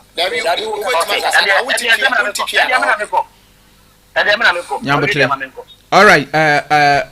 Van Ken, me bacho we ni bramo e what time no? Yo. Me ya udini baby akasa free. Ya jo so. But me kasa free more region German South. Okay, abronye kuruma na. German South. Okay, asi. Da bia asi edunkati area ho na wo free. Me tie o. Yeah, asi edunkati me am fini honorable Kenneth Odedamboa. Okay. Only surviving MPP Borough region. The constituency number 1. Okay. Me am a polling station chairman. Me delegate. At the CMA Kotwaba. Okay. Apart from me polling station executive member, the MPP communication member. Okay. Okay. And to say Krampo, I think say you be here pa because questions na ye bisa de be bisa se what tibia na se onya tibia ye bisa se enwo be hia se MPP for delegate mu be tie ne Ghana for kan ansa na makoto maba ana mo de yenkodi 5555 53,500,000 yenkodi ne nto woncheni na yenyini epe na de ba Ghana for pe omumpo ye de na ba ne ba cho yenko what is a very legitimate question. Of course, the way I will be saying, we are for more money than the Nami Puji Kakama. Any Bryan taking the number to a mamma, I'm sure maybe you never refino. Now, Kami will be say, and can present this with these various questions for the various platforms. Political party, our common goal is that some political power. No crepa. Politics na you will more bebree. Suban bebree will be free mama ni papa bu sim ya bejo na ya be political power. No correct. Suban bebree wu. Nyam kro ya na boa boa ho e di nya numbers ni de capture political power. Ti say we political power. Na say we consider the electorate na ka. Na just we serious political party. Okay. But you say ko body. Okay. You do na o ma ko to ban dia ma wo. General election. So much that's the one deal most of them kana. That is the one serious political party. And I feel that young company for what you be anti anything. And no politics na atasa. And not from MPP and NDC. Okay. And then ideologies. And they are message that what they must be for. And then I'm not going to the okay. But what I say, it is already 2024 election now. Mamuno and I believe you are MPP, you know. The youth of our party left over and for supporting NDC. So, okay, no one. It's over me because I know how you are here. I am MPP's stronghold. I agree. German South after my maker. Because of Buzi and NDC, we need that. Okay. NDC, we need German South to that. Minya, now so now one that I have to obey. NDC, we need presidential. NDC, we need German South. Then a catch up. A catch will say, and someone electric to not put your pussy and quay young quay. Who punish ye? That's what I said. Matthias, who go for trouble? Now, the bed say delegate no qua, delegate no, so check it. Vote who are yet to general election. I can say, you know 2% of the people. You know 2% too. The South delegate no for trouble. And young wings to be me. Me kwa kwa to abere me ko me police station me kwa ko be some babunu ne mrantie ne maba wo wo se and address na ye kwa ko to na ye fa nko se me tie ni na wi a ansa na be de me interest na ka ho na ba ko to abana ko badu yo bolo ko 2024 election since the nipo be ka to nka no kre election na edin by that 2024 election. Okay. The number of MPP ni pia. See, I mean, you na yin say I MPP ni no. The number of we can fa. Na mu che to kwan dis ni. Hey. Adentra because party politics we. Say yan ko to ban fa ko ha. E me gen tie ni ko to ko ha. And you we na say wo kwa ko form match wa. Omu tie. I am saying this. The day enti mi pa cho wo so TV. Wo TV tama na ye na ma ye campaign crofo say no king no vote wo TV. Oh yeah, me come on. Delegate three years, some another don't know. Therefore, to Abano. Can you put we need German South? Who tell me? Oh, really you? I know Mamma analysis be.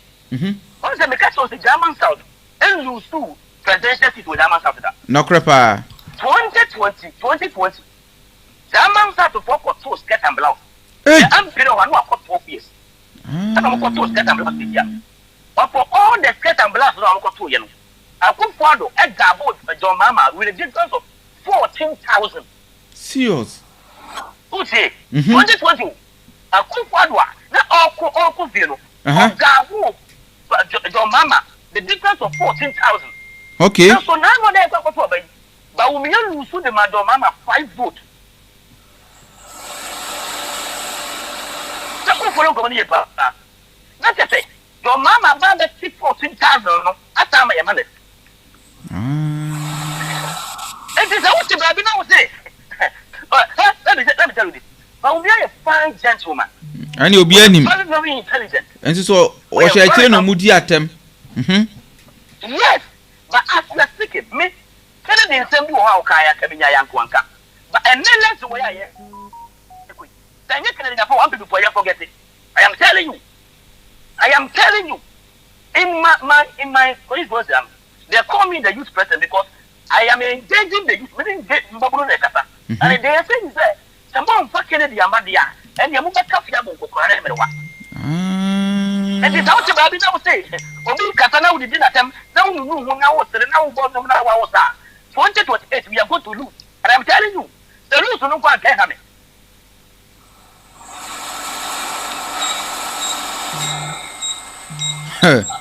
Allah walai. You better so much. You better so. Now start about that affecting 88 amplify one. Now because the people with sketch and blouse and tree and I'm one there.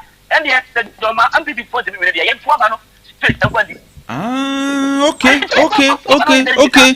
You're making a very good point. When I want to consider. When I want to consider. Mr. Caponto did that I'm found. But I'm finna let me get you man change the money by him. I can't afford to lose him. Don't you, baby? Say you're talking about me, Amira. I'm only talking about me. I'm not one penny. Let me tell you something. When you make this here, because you was here, you find a tuna. You coordinate a party coordinator. I'm free to coordinator. The leading campaign manager, Emma Tana. Now, only a branch in a casa. Or see you to your papa for a month. It's in the year, or me to my man. Never was over there among my Tana. You have got over in a general lesson. Tana was again. Tinachi say, and more people support each other about 80% free MPP. You too. Miriam, they say, I kind of want to know because they're ready to the piano. Now, one thing you young people for the life of George, Eric, only like young people. Only like young people. And they are Yakasai. Only now, that's what they say. Almost by the Japanese workplace. Or the party for the Yaba. On by the Japanese home. Never say the Bawumia from the South.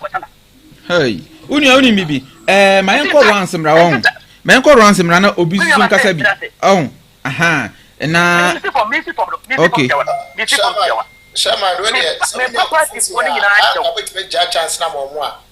Okay. So what question? Obi question so to be beside Mr. Those are time there, but when you are forcing here, space now, okay. Information. Sure.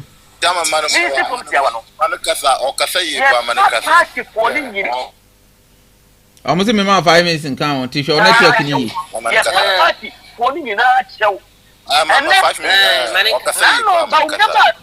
Maybe as far as 5 normal contestants. My near partner and me 3 of them. The life of Bawumia, Kennedy, and Bryan. Omuni Rabba me constituency. Na Bawumia ba ma de obey. O be part show. The party for no enfo mo boni show mo. Omon treaty party for ni. Me nya te Bawumia ye ni yanko pa show. Gabi. E bebe na ni papa show. E ti papa na kata argument say. Only vice president 8 years one more party for no. What party say? E ti na party for no. And now you have got any interest in you. Debbie, any interest in you. All of us to bury our differences. You have got to have a much credit to Agyapong. You need 2028 year. I say, if I was already posting a cop. And on a Ghana for you. The Ghana for MPP for Kennedy, Amma. Then you have Ghana for 2 MPP for 2028. Ghana for MPP for your born in Jagan Chat. Let's never much home. Yes, and Bryan, you come the day. Let me say, young party needs to be on Johnny Party in 1992. Second party to care woman in my party for, and my party in Yawano, and then almost all Catholic attempt. And it's a bit of Catholic attempt there. No Catholic and Mammy Catholic in the Vadium with you. That's how much hope. You know, me see from Emily Mokali. But that's the Munya for my young Quatwabano, and Mammy Ghana for Fenono, near Ghana Walker, and those young Mabu, Nippon Makuma Kudua, and Moon Night, I can't tell what I'm fucking the Mayan Papa.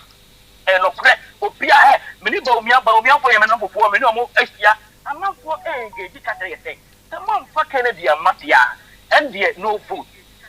Yeah, that's the ye ba ba chaw party ninti o enye kakane enye Bawumia na mo party no ni MPP party a na mre bi e twa mo amafo tia tika be jone no ene MPP party na amafo ko se e ya krate po e ye maburu party no ene re party na ye se be sere mo papa na me so ye fama chaw fama ye ni party ninti wo the Bawumia party no kwa ye party na nam so no ena kwa amfa so we can afford to lose MPP maybe let us celebrate. All right, my dear me what me other number anti obeti me a contact me with the number and be send you. Benjamin eti saying Benjamin eti saying Mr. Van King. Okay, Joe. Wait me do number dear Mrs. Wife Pacho. What do you know? Benjamin. Oh, that's so. Joe, Mr. number, Joe. Okay. Why are dear? Waka say ye me number test 775 ni twato. Enti wonya ho na wa test me. Ahwa na me pon na me review. All right, nyamishira. Enti oji be baso na mum yema yenua Benjamin mraso na Benjamin odini bebi akasa wo so for 3 minutes into my time. Odini bebi akasa free. Joe. I'm say me din the Joe. Oh, okay. Facha me. Yeah. Odini bebi akasa free. But I'm free enough. No problem. Nyahwe. Yeah. So the truth of matter asam no kra no. How can what is the name kra? So say question no one. Me ba cho mami fa question ma obi. Otitwi nti odi mami kan twi no obi antibi. Ehu be hia say MPP for before delegate be kwa koyi aba no. Ombetie ne Ghana for eka. Ansa na makoto. Gone was the days. Na yekoto about the means of communication to the party leaders no ne party hierarchy no. Unless we ko hu asemre man. Wakotena radio so hu party executive ansa na wako kan wasema eden. Actually, but this time around the Gen Z type, the TikTok is here. You are somewhere in Northern region, but we can talk from my studio. I am here. I can talk to someone in Germany, UK. So the people have gotten access to the media, with no limitation. It's important for delegates, MPP delegates, to listen to these people before they take a decision, or they should just go and take their own decision as they ignore in 2023 and they sovereign in 2024. Oh yeah, let's go.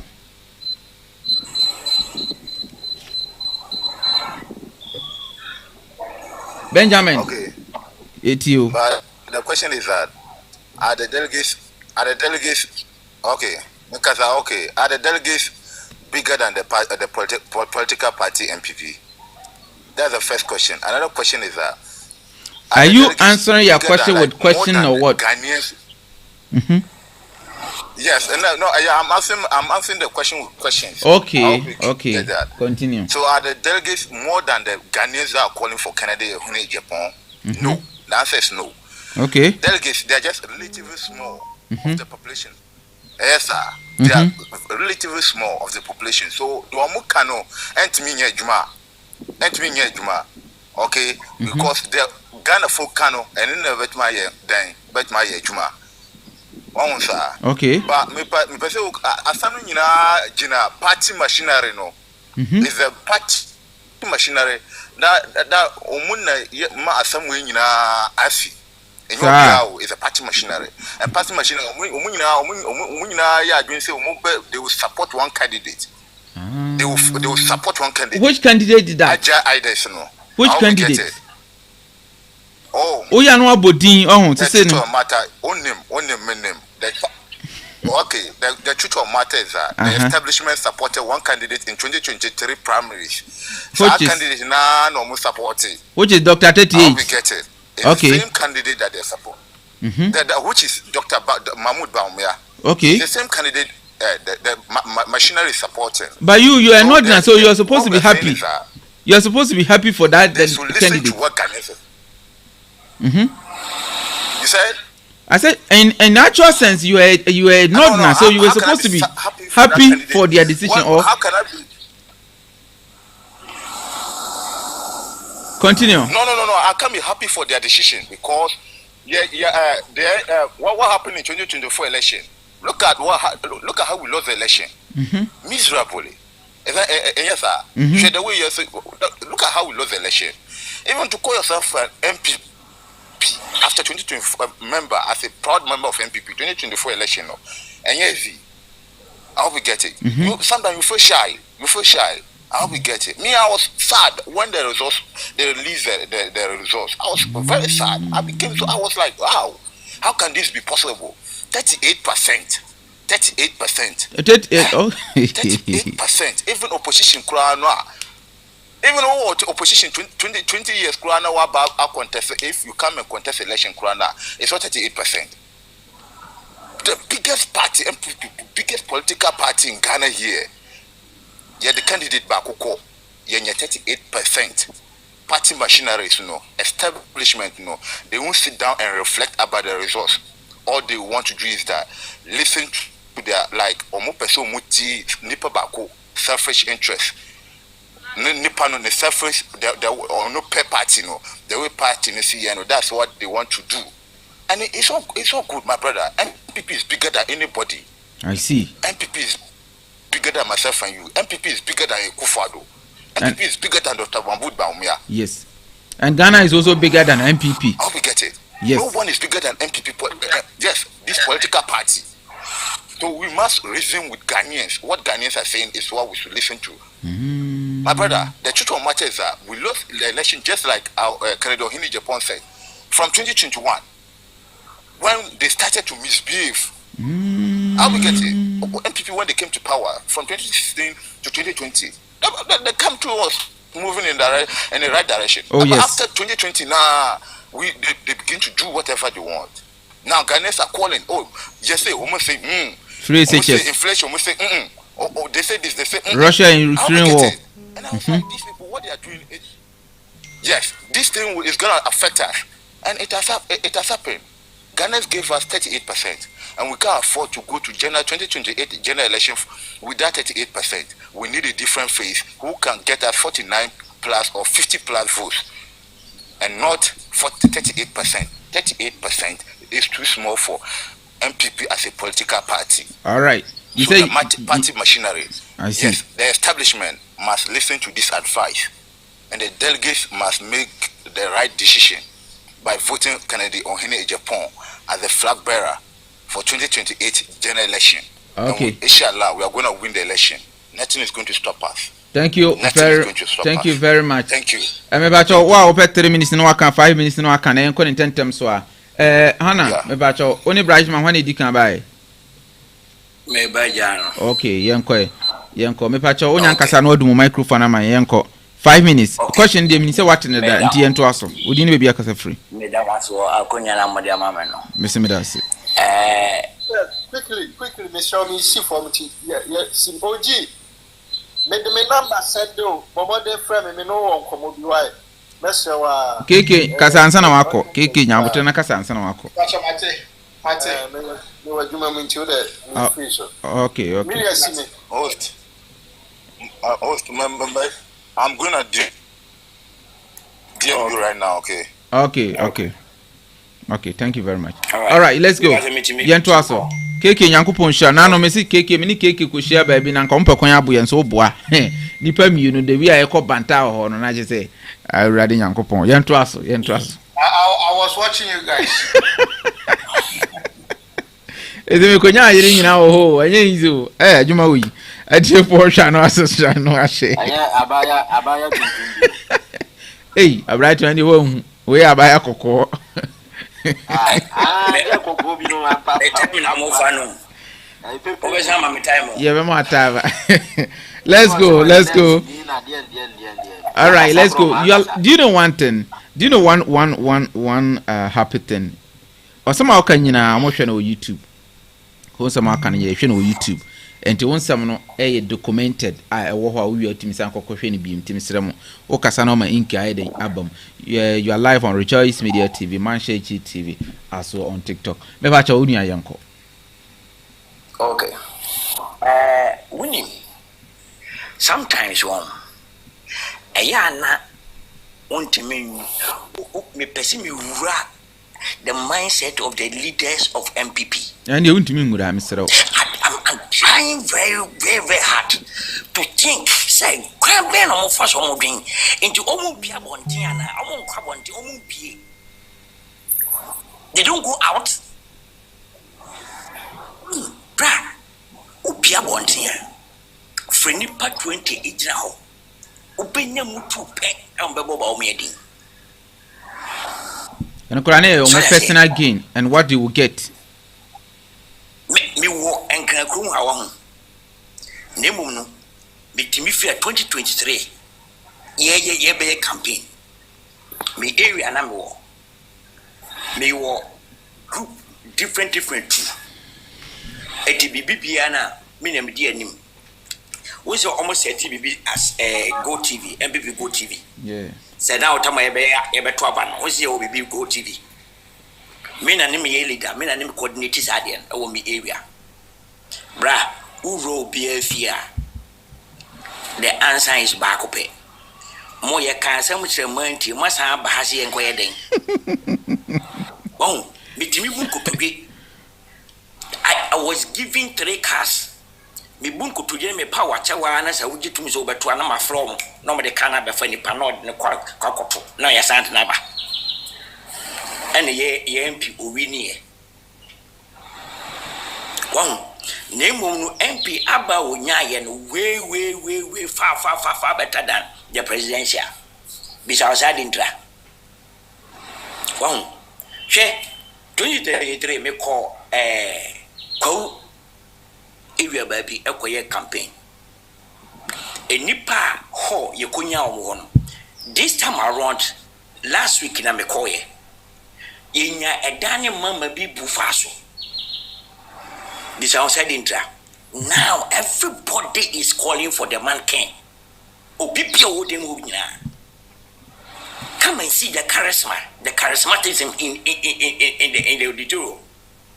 It is a more delegate fail to give this man some to bring this man. Bra, we do not say MP for na be parliament. Make 20 crumble me so say be do. Because the way of fire aye aggressive no. Wow. The man Bawumia nyese wonye o. Ba bra, nemfisa. Nemfi esha ewo kon we se mu. Etiesre. Wo ye delegate no wa. Eti se me ame ho a. Yesre mo. We enye Kennedy asem. We enye Bawumia asem. We ye MPP power asem. Ene eka. Okay. MPP power 7 year ka say oh ye petrol tapa so ye MPP ni pa dia. I don't think so. You be voting comparable say ye ntoma Bawumia da. E wo hwe ne ye mfama ebo. Metisi na obi ka say obi uti obi bi say Kevin Taylor o campaign ba Bawumia. Na assembly Kevin Taylor ye ka. Say bi odidi atem. Say bi nyasa assembly be no ka fa ma ken no ho. Enu ni etie na enyo onu ni padua no a nemli bi ni hoye ni etie ensem na wo kan eye no kra na anya no kra so that's it because of Kevin campaign ama Kent no we should ignore Ken me once we me no nyina nim say enipa ekoba nyina ebo man ni din say ono de hwehwe no wo ignore no da kokomo obi fofo na de tinsi lusuya no wasa kokogina kan say omna me campaign one of my friend you na me wo from me ba bra eti enima bi wo ha yen momodin yesua yen momodin yehu yen momodin na yen susu ni hu say ade na ye no ye koye ba he me kokko akọ village na bra yen kase mbotomo just have to be like me padie na me ye no I just love what I'm doing and you be botom and any man show nkran second the Japan baby draw betima aweni amba no one touch the MPP e dey pan show o say and then show nkran pass second the betima aweni amba no one touch the MPP 2028 election bra woni 2023 on. People were singing one song. Bring Kennedy. Bring Kennedy. Okay, no vote. And you come about Bawumia. Then they see it. The same song they are singing today. Wow, it offer say a sign a qua. Then we see. I'm 25. And I know because the candidate of a possible candidate for NDC will be anywhere as a Ghana for a panel.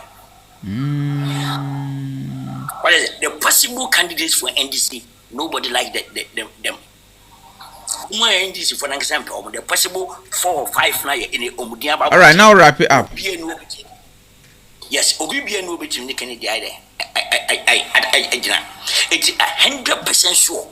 As when Kennedy comes, Kennedy will give MPP power. All right. Nyankopon won shira na onya wo kese o baby a wo bia na onye nkwasiafo be 20 mfie fankan ho abra ye di Kennedy akomproko Agyapong ho nkomoi. Hey. Papa member si duara. Already Nyankopon bright man. Anka otamo so obi si obese oba wo dia ma mbra abusia panyi. Esi anu oba. Ba cha wan twen kakra. Chama ye si twen kakra nya hwe obebam sisi a why. Kennedy for there. You are about bright man, if I told Yanko, question me, say what? And I'm sensi subim. Ati minu ya mate. Okay, Yanko. Minu na wa nkasa no ukodwa. Wako akofa wole. Edi akwa akosi dwabi mu. Ana omo to omo dwom ho ne se. Ye mpe ole o. Ole no ye ehu dia ye. Ye pe tomatoes. Wosi chinchina me di ole no beko nti wo de ko na ka wo de ko shi obi ana wo de ko ole no ko no ma anto na ole no sun na wo sa de ba fi a me ba chew wa na aye nya wa na wa ye wa na wa ye ma vera me mo akwa ba chimadi so nti media MPP delegates media especially polling station for na me ne mo kasa no adwuma no mo na mo ye ni nyina party tankase for ne mo to me ne ba e die be no mo de yam na mo ye ni nyina o he aspirants nyina e ba rounds yi nyina omo nyina e ba rounds yi ombe ba no ma ko han e dan ma hihye nkonya abobo ba na abo decoration am na abobo so me to hu why no am na abobo me to hu patcho ma mi ti ye na atiza ne network na wa fro ne ka Enti tap down tap so down ho na efio so ntimi mejo ni bi wa misrew ye nto aso be ka sa wi ye na no afro ne ka pan nu okọ mo na sorry dem kro na mo ko ha ya mo ko prapra ho awa banes amode ko bubo ho nyina meboa ka se meboa ensu tumbi ne ba ekwan be no mo de MPP police station executives mo na me ne mo kasa na ekwan be no mo de mo fa so na nkrofo bi ti soro ho omo didi amen ya de tumi ne mu omo a afi no omo de omo chemo omo gas no omo chemo omo abusuafo no omo chemo omo nkontafo no omo chemo omo asemu na mu amukọ bre ye no mo kasa kra ye mfi mu afi na kan no hene Agyapong na ehunu amane oko wura ba bia mo bo ne time a obepie no na mai ho ma wonya daje so tie obi asem di obetimi no woye ba akufo enkyere damfo nti ono nko a wontumi waka ka so nkrofo yi omumfi no omafi mu wanya time ba cho mo share video na yanko na mo like video na yanko wanya time wo party mu nyina ya mo ho a because empanifo na wo soro no hu se na wo nkura ya nkrofo yo mu gufo mo ya ye de wo mo ye nkuru tudwuma na ye de anya ho tam no wo pese wo bie wo mo ni na be de ne anya wo bie mu next time amama ko ye nkuru tudwuma ma ye eno ne kan Agyapong problem abanya na party no ena wo so wo no e ba na mo hawa da bia mo de be dan no wa be je no asolve ama mo problem ne say hwe MPP police station for mene mo kasa se keno hine Agyapong abetie si race mo se man to aba ma na wo enkrofo we mo take mu serious bie mu da o mo fa mo nya hwe bie mu Omu who say as a baby I'm ten mo penny sa. Baby I'm ten mo penny sa mo pese mo stress ah. Enti dia kwan a omo dem fa so a mo bufu ye no ho. Mo fa sa bufu no mu sa nkrofo no so omo an eda so di obi achi no. Ena sa mo se men sa wasi afra brosan no so. Women organizers mokoye school feeding program mo akatua aka mu amokọ kan no ogira brosan so no wo to mane mo. Ena wasi afra brosan so be gina ha be ka kire o se sa to ma Bawumia. Na yan sa man post no ko tena brosan so bi.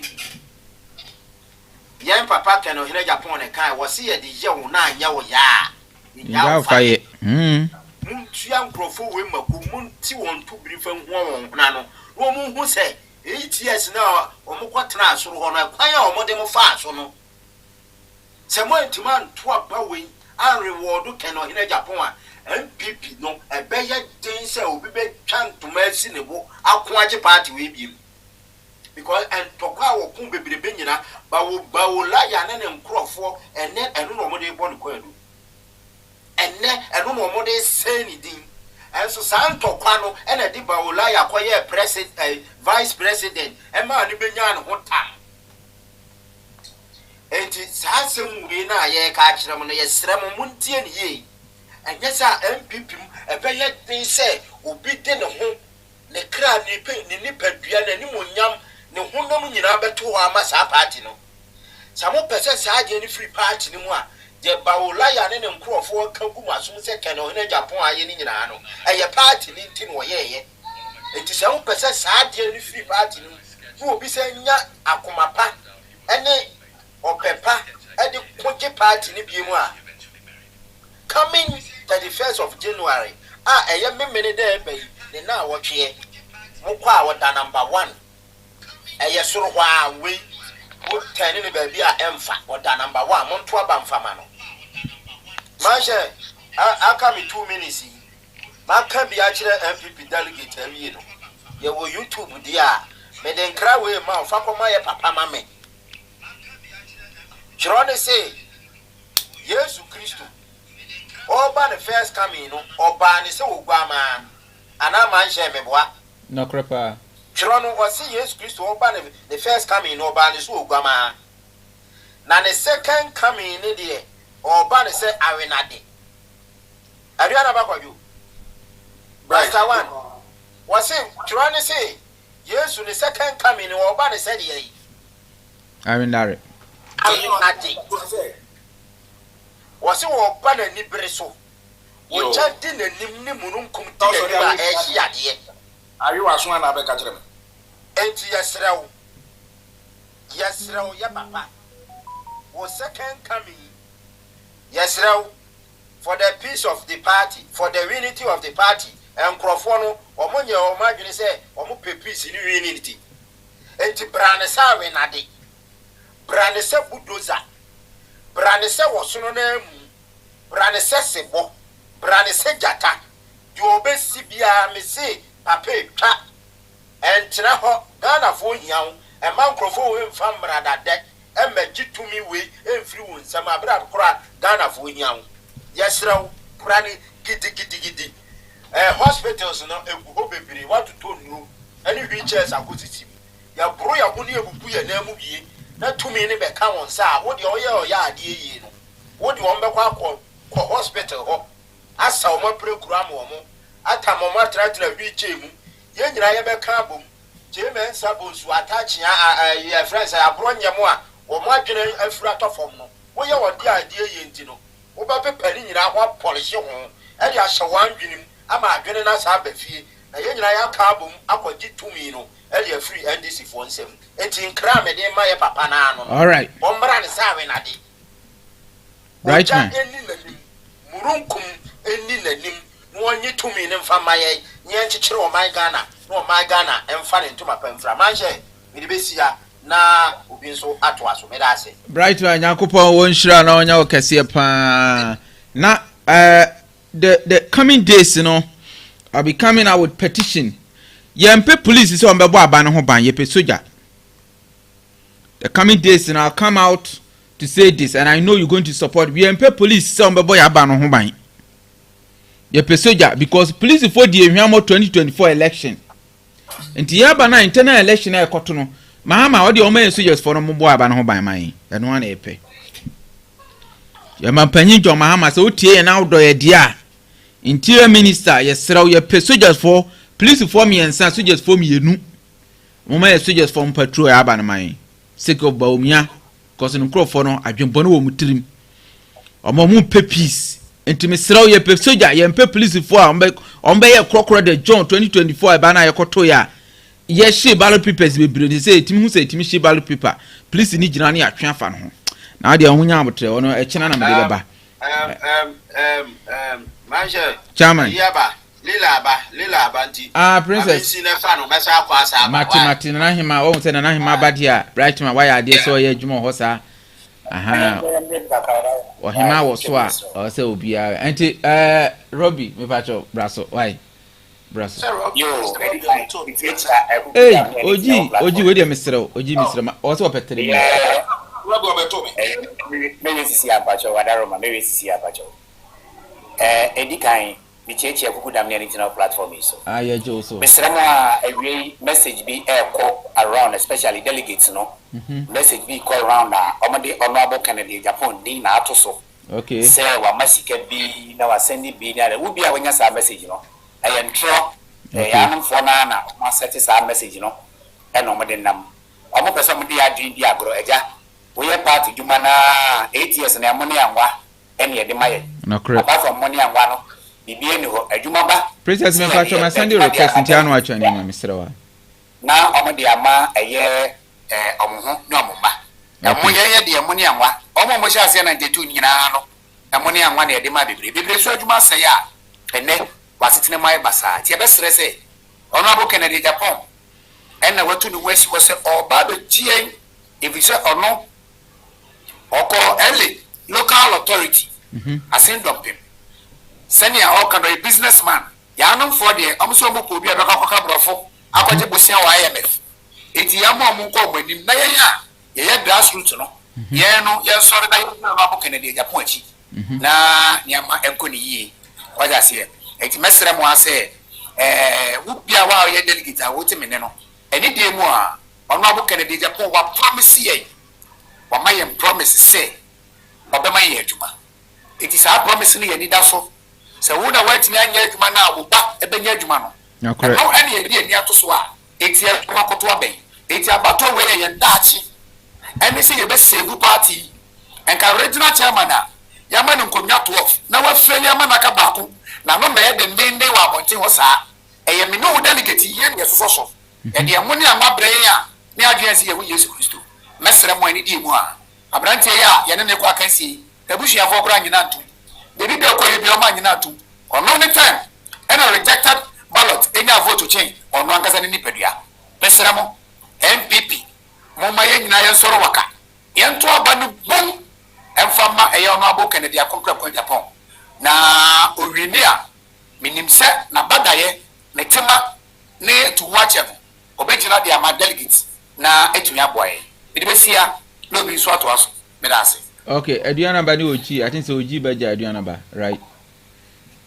Oji Yanko. Oh. Adriana Ba only Oji when did he come by? Eh, me am go me offer. All right. Mate. Kila busha mtama sena. MindShare regarding question now, we are me pacho, ma mi bisa question you ebia na obi so afi na wa ba be duru ha. Na onyante questions no na fa answer na mai your question are bisa are simple. In the previous years na there was Oji bacho timinka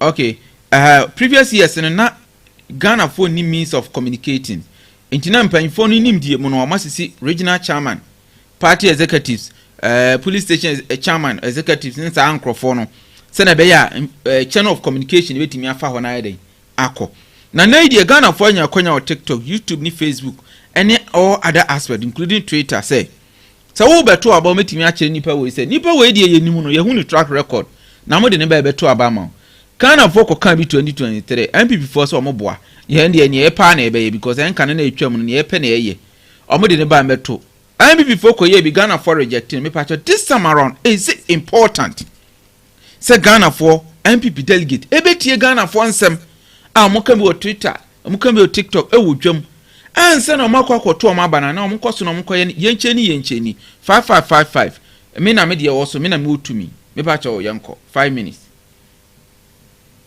Oji. All right, well, that's it. Who's a quality Kamba or say what be a legitimate question? But so question we next obo anabo Ken Abasu say onimde oh yeah. No correct. All these kind of things, if you don't conscientize the mindset of the people, they will never understand what you're saying. No correct.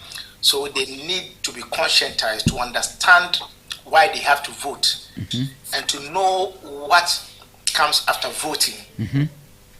Omanti saadi na siya anko anintina de bia obidi enuma kakra bi na de ode adada omo no correct because any policy bia obi adi bia should come and address the problems of the people. Okay. And the one thing you have to do is to identify the problems of the people. Find solutions to it. Oh, find solutions now, and yeah, no, because we born man, I didn't know find solutions to it. But how we use solution, no, about apply no, need to make change. I didn't want to mean it. As we say, obi questions. I do want me trim power. I see them see a canon. Okay. And then yes, one of my classmates. Oh, who can before I start actually? I need to know. So when you be or what's in-depth knowledge about the practical aspect of it now, again, otra in a practical, a would trim it stays there. Otra in a bar until because of ideas, besides idea in a day, idea becomes idea when it's being manifested. And you know, share unconform with Casano. I mean, the aspirants, one message in a resonate with time and season, and what are the problems confronting the people, and why. In a situational leader, would me adapt to a BBA say, because Western region in the American, because Ashanti in the American. No one saying I say, obey decentralizing or minor. Say the BBA bit my effective because we how grow a crack, there baby grow jabby. No correct. But any one say, your crass, into baby, our office, I want to quiet lower, a pejamuka crana, a bois or minor. And it can messages near the practical solutions to the problems. And yes, a theory. Because you go school theories now and a trainer making kind of and you'll be idea. And sometimes you can't be idea now academically because any here, but you could see say why idea no to see the background. But for academic records in Tisano Mope. But when you listen to Kenna, you could see say no ideas. The ideas no practicable. And wherever he's going there, he's showing the solutions. I bet my unemployment rate now from because that is the key. And yes, I say we are making the people will not understand. It's a message, and yet message I'm for the country worker said Ghana for you to know but MPP from society, MPP have to look at the bigger picture. Say MPP the vehicle with him. That the bigger picture near Ghanaians. So what are Ghanaians saying? I don't know it's already a demand. It's one my people there. I found to my paper like that. So next Saturday, you go to a bar. She can't order. That's what my man will be dancing. So where are they? My room is right now. Yes, sure. Let's go. Yeah, you see, topic now the actors is here. My main chair was for Nina said to Jim offer Munina nature Munina Chamina. You see, what topic no? Let's say me personal view they may divide into two, I want to divide it into two. Now, Caneno, TikTok, one, Sanya may win in you. Now, a man for crowd two about based on one more fair. No thing. Yes, yeah, we are why we are rich. What you think to one I to buy it and the man walk. Now we are no say people are going because TikTok can't wait for you to can't wait one. This particular election is based on personalities. So what do we need to form market for the candidate where you talk and do? Till almost one on where talk and do. Now, why she be paying? Yeah, I'm for principle. Omun na asem amukano. Why he be paying? About Bawumia de why he dang? No, no, I'm a vice president. Can be any more. Ken undo that position, no, but Omunimuno. Why she be paying? Ogusua all year, he has employed people. Send a phone for Nekatro. Now look at that dimension now in my country. And you men no job. I'm not 43 up to today. I'm not 43. Now look, almost what we say. Can someone working in our promise will be out? Oh yes. I am going to create jobs. Simple. Say independent go for San or Mopetier. And now, Fofia daughter. And then they could see a work stadium. Almost as I'm calling in an uncle who Juma. A Juma no Copena, Benjamin. And they be here, they be we. So the entire nation is talking about job. Yes. Politicians know that I fail. But Nipa why you be that? Yet Nipa why you be that? And he is going to do more. And then Uncle Pon so many wisdom. And what him identify everywhere he find himself. What he mean catch up sadly willing to sadly when I'm person here. And who call other countries so a year Juma. What he's saying, it is really working over there. Let me tell you, I brought you 3. I've lived here for 23 good years, you know. And yet the MP and a minister who pen of a catrayo. Diene Timam Yene Naya to Timamufono. Diene pen is who am I? That is the meaning of governance. And you okay? Me more example, Jenny, Yakotuaba on the 9th of June. Almost say, I won't want to walk room. Yemo 10 years and I am 5 years. Yenene ya wo near present about 2 years, which is 10 years. You could move on so Upa Hanumua before you're more 10 years. I saw who could not tea a casa. Almost any community. Who I saw who could school the Krumha. Now what tea a casa, now what to so that you can communicate with us. It won't pray. Won't do anything. Almost no. I'm fat. That is the situation now. Where we are. Environment is so down. They make sure say omuna muje timafo no uhiana tete wom. So when your MP need vote from you, who fufu no obede, who di benku or the bab ni sabba tum. No prevent why you know so we humble.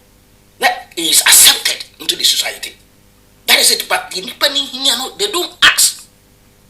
They don't ask them. But that is not the meaning of governance. Ask me. And TNA pay. And nobody macano. Almost you need jobs. There is no jobs. More promising, but this matter why that is talk and do. That is the difference. I'm telling you, for all my life, this is the best campaign, the best campaign now, you know. And you have entire nation. It's like Onu will be computing for the nation to become a president. Oh yes. But related to everybody. Okay? Into what we say environment argument work. This is what I'm going to do. I want to create jobs. And I can take this banching, wine. What is the meaning of that? Yes. Well, many parents will say yes. Environment now what in a many ho. Look, I give a comedy cow came here pa any asema waka can see. Sasam way. We want him to be on the street. Now order. That Ken was sleeping. I was so happy. Not be respected Ken, but say 1,000, but they call 3,000. But respected them more than 3,000. Assemble no kaya. Ama is respect the amount of Keno. As I quadruple amount. Ken no ya itibo.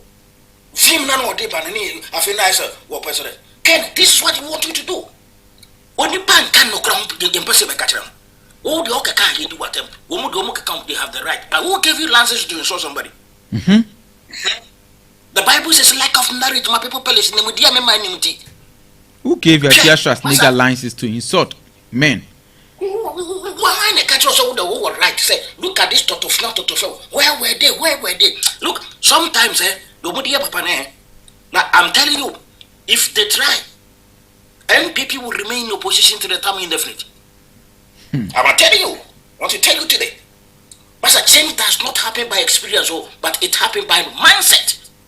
I can pay that with him. You are not a leader. Why do you want to force yourself? Huh? Why do you want to force yourself? Huh? Can't they be a conqueror not tomorrow? Or don't you pan within this poor party? Bryan Chairperson of the guy was what in Nakuma, what in Sika, what in resources, everything. Why when you are winning party history? We shall allow you to come and lead us. Or no, what one mono, or no, he has no right to talk. Who born dog? Who born dog? All right. Who born dog? Chairman. Nyamishra, Homeso Kakrana, Nana Brew, Abaha Papa, Nana Brew, Brasso, Mount a word record to Sabaha, Na Munina Moncasana. Tell me who because you were cheap and what time I bet. Because I'm in Casa, you are. Hey, said two idea, man in Casa. Mine, in Casa, you. Mine, but what to be seen in my blue. Oh, yeah, I got there, and I do both are not such all the way higher than a man. Show you my age, my study. You know, Massa, may catch or me about in about my credit now on that. Okay, no man, nature king, nature. I want him, says, and Timumami monitor, Namim Akokram and Pebby Sibin. Adiana Pache, what?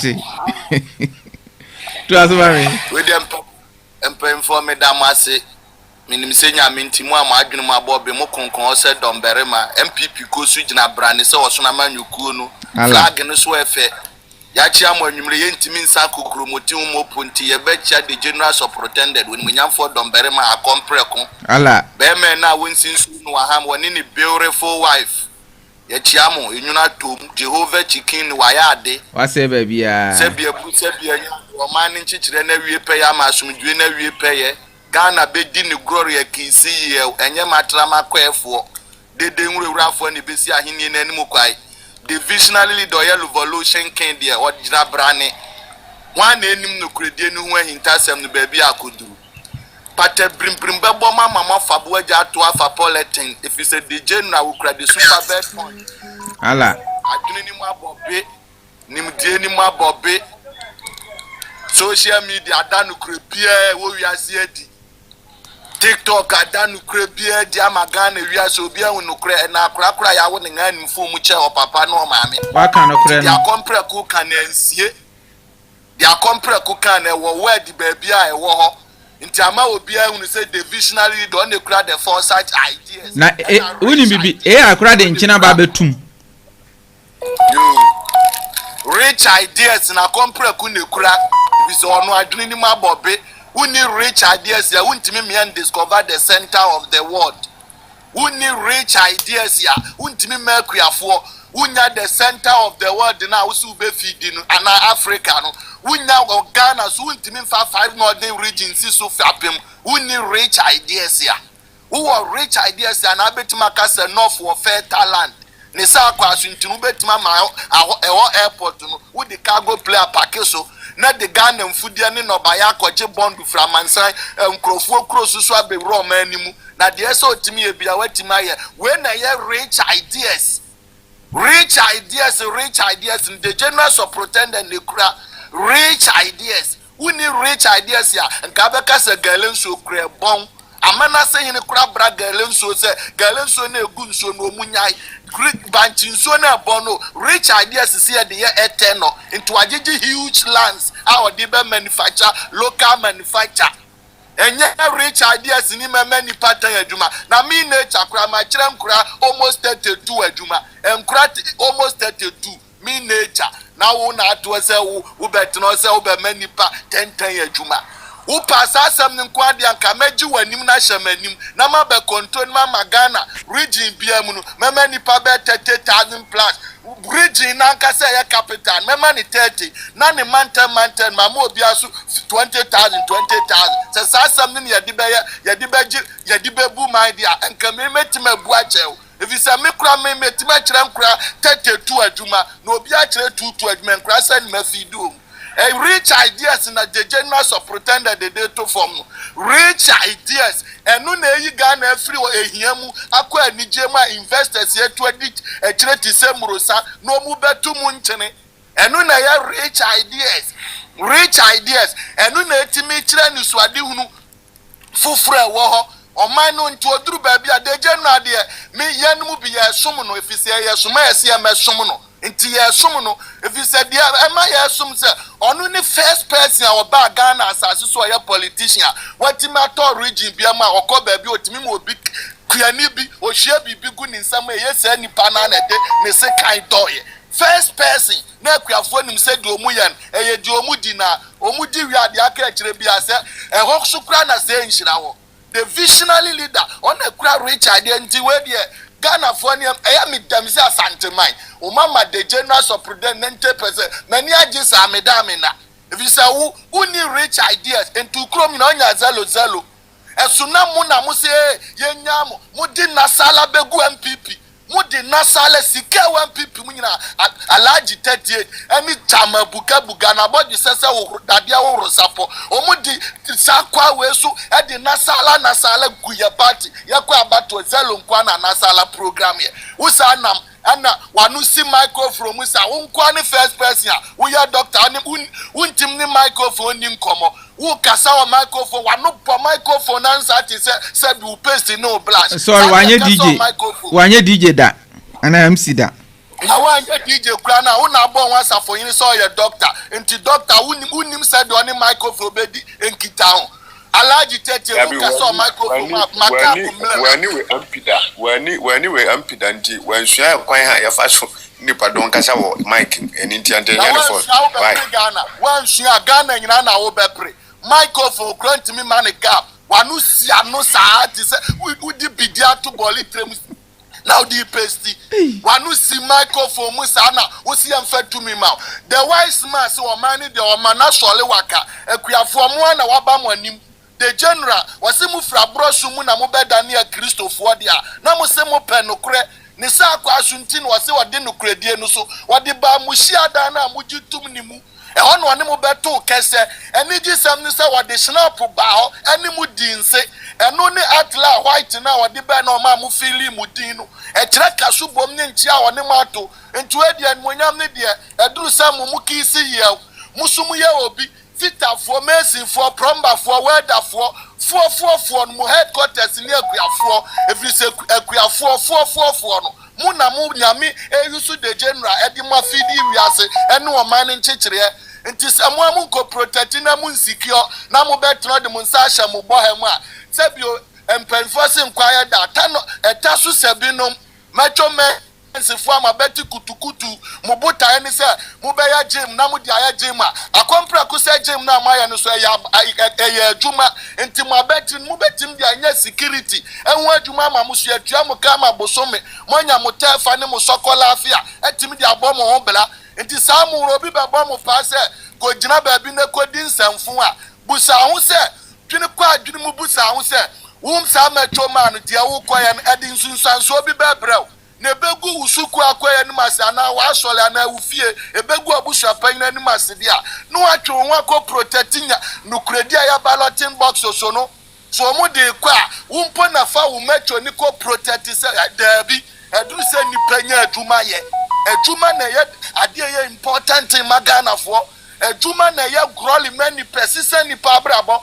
adwuma na timidi ni pa wani monyam fre ni monyam foforo kwa ni monyam sabi obi abekọ na office na watwu ntimi nyane ihu ni da nanso wadwuma ukura ni se wohia wo se plumber wohia wo se una asiesie condition wohia wo se na asiesie fine wohia so na abetima ya epono wohia so na abetima ya dadie gate amana emfa uni ni position awawa awokọhwehwe na wuhu sa wadwuma ni ntini pa ni betima ba wo nchai emfa say we need certificate to say ni panika say obe frɛ wa ba ni nchai enti adwuma timi pulu ede ukọ anmonyamu Jomama first time obai okoto Ghana ni bi shoe shey say ni pani nya ska besi family Jomama na no say omo ye plumbing work e wo baabi a ye gas ye petrol ho adwuma omu sika omu jikro no Jomama wontimi nche kire adwuma uwa enmonyam fufure ba wa brabom enti mu amoye fonfo de ewie pay sam be protect your secure na mama the general superintendent the wise man waya dombeli makendi for akompreku hwehune mabob ya manim die mabob yokodro kura ne se o pre do ma chichiri do matiso akode batai divisionally one certificate ma waye bochi kesi ayekwaso a ebusuafo nyina nim so mbedidi onu na ye bankuta ma school for nkura twa ne se omu na nade beto ayi wakese mu no muso adidi akisi ye if you say o protect secure onu na be ma Ghana musika sam muniama abo ni ntimi nyina ntimi awie pefis onu wojina ne na mo sese domberima we divisionally into okura revolutionary the mighty the champion musumufu nature bepchian mu amoto abama number 1 if is a number 1 hinye ne ye sade e wo no edoso minim se Jehovah chikini obeye mechiamo medamase memamba bai chawai waye ni nyina de chaken na wase ho no wate ase enti uhwe dwumadi na no wasastra no wahye na odi amai world record. Okay, so na me ko red record yen so comrade kasa na na bru be kasa kwa sa ma obi nko na me ya dent mate yanko question na me bisa me pa ta oti ana me san bisa me kasa na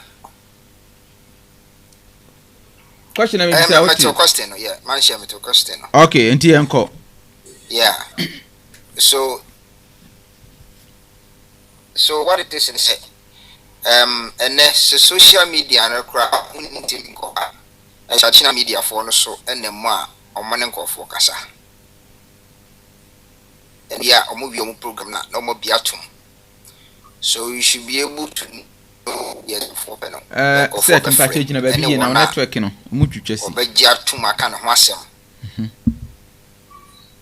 me network na nye to aso to aso mo shere I say the to aso yeah so yeah kase at least say there mo hunu de Ghana for peno na de Ghana for peno no ohene Canada Agyapong correct na Ghana for so mu gini di na Ghana for so mo de ne ba o me so ni mu akura no agina di akogina ballot box no ho afa ballot paper no ato abade ama no o mo se ba ko ne de o mo mpe no ifiri se odaso bon obon firi se ye so ne hwe mfie nwotwe na ekufu ado ono ne numa asem se me de oman no kra mpo eventually she Dr. Bawumia nsa because obi a party edi 8 years no team champion 33 policies there na so ye adwuma pa ba na adwuma ni nyina echi ne Ghana force anso nani enti MPP executives mohunu ene nyamonko ana mo bekọ akobisa said the miniane kan traditional media the social media mo ma ho mo nana no mo ho ebinumu ye survey ebinumu ye yi just to know their Ghana for peno matini nyina mohunu ni nyina go and make the right choice so untimi nti de ekoso radio so kura na menua omoma ntem ho no man ko for kasa kire omo we delegate akofo ba mienu miensa na yenum nsia nwotwe ko ayie ufa trotro uko masarashi uko bosumfie muhia nkofo ho omuka asemba akopɛ na kyerɛ mo okay sɛ mo amfa Canada Japan ama you ma she baby you're welcome okay mo amfa Canada Japan ama ye nto aba enti saa asɛm na ekoso aka na wotwe mienu pɛ enrumpo na mmerɛ na so sɛ wunya nteki decision ɛwɔ de opɛ sɛ woto aba ma na ene tie de dodo na ɛka o platform yi so and dodo na de nti agi Canada Japan di ni sɛ wo ahode a yedi create nyuma ma amabunu nya biye wo de o nyansa a yedi create nyuma ama mabunu nya biye no connection so a yedi asikafo ba kurum ebe create nyuma ama nkofo nya biye enu nti na yesere mo sɛ ba bia nkofo ni gidie koro no ba bia mabunu ni gidie akohye ni mu no one Canada Japan nyame ya adoma 31st no so wentam koto aba nonson no nwotwe ni ya start to aba no ye beto akopem no mienu na chi no ni ya start bobo obi di sika brewa eye Ghana sika na etwase nkomo de be ye wo kwan na o man fa anye no di etwase nkomo di si school ma o ma ko bi o man fancy no di etwase nkomo di si hospital ma wo yare a wo kwa onya hospital bed da so no no ndigi so okoji okọ ye friend say kolebu anza na wako hospital no say sika na wo mu di sie say wɔn de ba bɛdaadaa wo na wato aba no gye wogye adi wodi a kɔkɔ kyerɛ wɔn sɛ wo so wɔ adwen a wo pempunto wɔ abrabom wo ma pempunto wɔ mabrabom wasefo pempunto wɔ mabrabom fa kɔto aba no ma number 1 mi ankasa papa Kennedy Agyapong di bɛba wɔde brɛ wɔn sɛ fa yɛ ka sika fa kɔ baabi a kɔto aba no ɛno so gye a na de afa ka na de akɔto aba no nyame yɛ adom na sɛ bɔ no miɛnsa kɔ na mesrɛ bra ne nkenkan aba no gyina hɔ bi make sure sɛ wa aba na woto yɛ ne yakan de ama wo na wanhwɛ yɛ ankofo bi edi 6 ada ne yɛ 9 ɛno so na yɛmpene ma ne nsi on 31st January enti moma yɛ nyinaa yɛnyɛ vigilante ne yɛnkɔ gyina hɔ ne yɛmmɔ yɛ aba ne ho ban ne yɛnkenkan aban no no nsia deɛ na sɛ de wɔbɛgye tu mu mmerɛ bi atwa mu saa na no nsia ne mpo mmɔ Dr. Bawumia de America bɛba abɔnkyɛ abɛgye atum sɛ me nua panyin Kennedy Agyapong wakyerɛ sɛ party manager na Ghana force why ready sɛ yɛbɛto aba ama no de na ho ɔden de attack Kennedy Agyapong akyi na 2028 yakɔgye amamu na bu ne papa yie mu de ama Ghana fo hu sɛ MPP yɛ wɔ mema yɛdu ɔmu bu man ɛma ɔman ne timi tumpɔn meda ase me nua Mrs. So meda wase what record ne Nana Pri one edi kan ko Okay. Manenko Okay, Nana Pri o yanko Oh, my world record in Kasa. Okay. What record? Me bato yanko 5 minutes. Question wuti and I feel na o baso. Your question is okay. MPP ekokoto aba na ehun be hia say omo betie public opinions. Ni omo kan o TikTok. Any Ghana for na general bekoto aba no. Nipa omo chusu. Anaso omo koso no omo konkofa establishment na oba ya obenya 38. Na MPP candidate na say MPC ni mumiye no. Ono na omo konkofa nemra. Abra party elite and as a party members almost 2 million anko to aba me pacho yenko yo that's be pray wa kwanya mude ama me ne kwanya mo fa manam so ebie ni pani na ebie ni padwin mu na ebie MPP omega ya executives MPP executives no mo bie mo omo adwin mu ma mo hu se no omo usual way somebody amonyoma no sesia no enfa kwan mu biom tete ho no se na ya mo ayisu delegates no e dey zombie work and this time na nya dwuma biom this time no because of internet and cell phone aba no eni biaba nti eno ponti na ma yan scramp no yenya akwanya ye de ya no ba beto MPP delegate elections mu na se tete no cramp na nka we wonte won hwe what ya nso makwakotusu zombie no mde abraye ne aso zombie ne edi echi ne akwakoto okay this time no ye ne yina ye ne twiem nti ama adwuma no ama omo establishment na ye omo adwen se omo de ne ba na adwuma na ye den ama omo nyina ade nti na meka sa wo hwe se ne a omo kwele Bawumia de ne be hye ye kon the first one no se nyanya ye pie ye bekasa ye enye Kennedy a honorable Ken sorry ya anka de omo baba yi omo planet on baba ye nka nya bini the way omo speak kwashe ye fa ne sen honorable Alanchamantin omo kwashe no omo kwashe nkofo bi gu nchen no na nka ye bulldozer way bi anka omo de Bawumia de Bryan abre nya ho hwe nka na se ne wo hwe kwan mo fa so a omo je microphone fi Alanchamantin in some stage and yet it doesn't show respect. This is here and biaba into delegate more I believe saying penifone be no more to platform H8 na delegating so much yen a kwaya monam so e select your leaders mayano and your kwan papa so the sign say yen ya ye wo form no na ye ka kire mu say nkwala no youth no ne omo mo krom ne say omo pe honorable Kennedy Agyapong it mo fa ne mra honorable Ken no mo hu ne sa no oye crowd puller owo nipa di nachi it mo fa ne mra na ma adwuma na nya din ma mo sisia no we delegate na ukotoma Bawumia adwuma na ya din a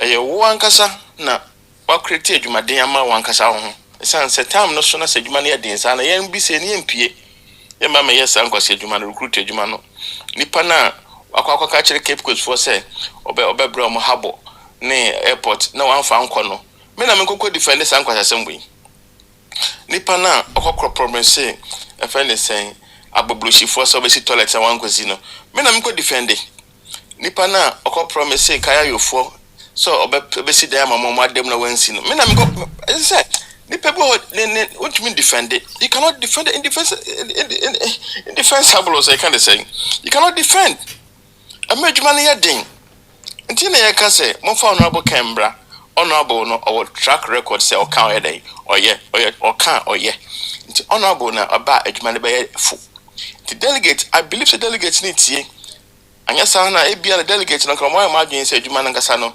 pese omo gya adwuma no gu efenesen executive no so nti they are not going to be the responsible delegate that we know. If they are the responsible delegate that we know from Akufo-Addo former time, abesi nena those delegates no they listing no ko fie sa delegates no ko wofufuo ko ye adwuma den ko ye nkofo adwuma ma because of MPP no that delegate in some media and they know what I'm talking about they won say adwuma no so don't know about adwuma be am this time no ko wofufuo ansa ni pana to abo what do I know kra be kompon koka yen ne be kan young boys na young girls na etifi no mo we invest no mo nyadwuma nye no omo na be send message na ko ebe medwuma na yefo amaye nyina to delegate this time no message no eni nyina no mo fa nkosa honorable is equal to job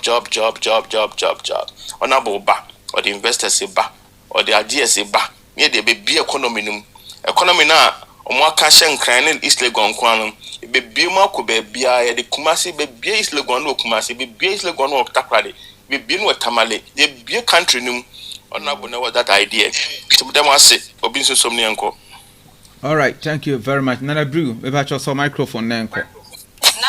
Yeah, DJ Michelle. Yeah, Joe so. Enko fast. Sisan dia wasisa na obese mekano. Masisa won.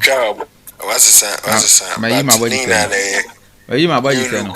Say so mo nhwe me. Bo mi ankrofo awia me so nhwe me ntiaja. Ma fon sa ma na kameti. Biti kwa na ayekese. Question na ubisa no. I think say a good question because thank you Shibe mpacho join here.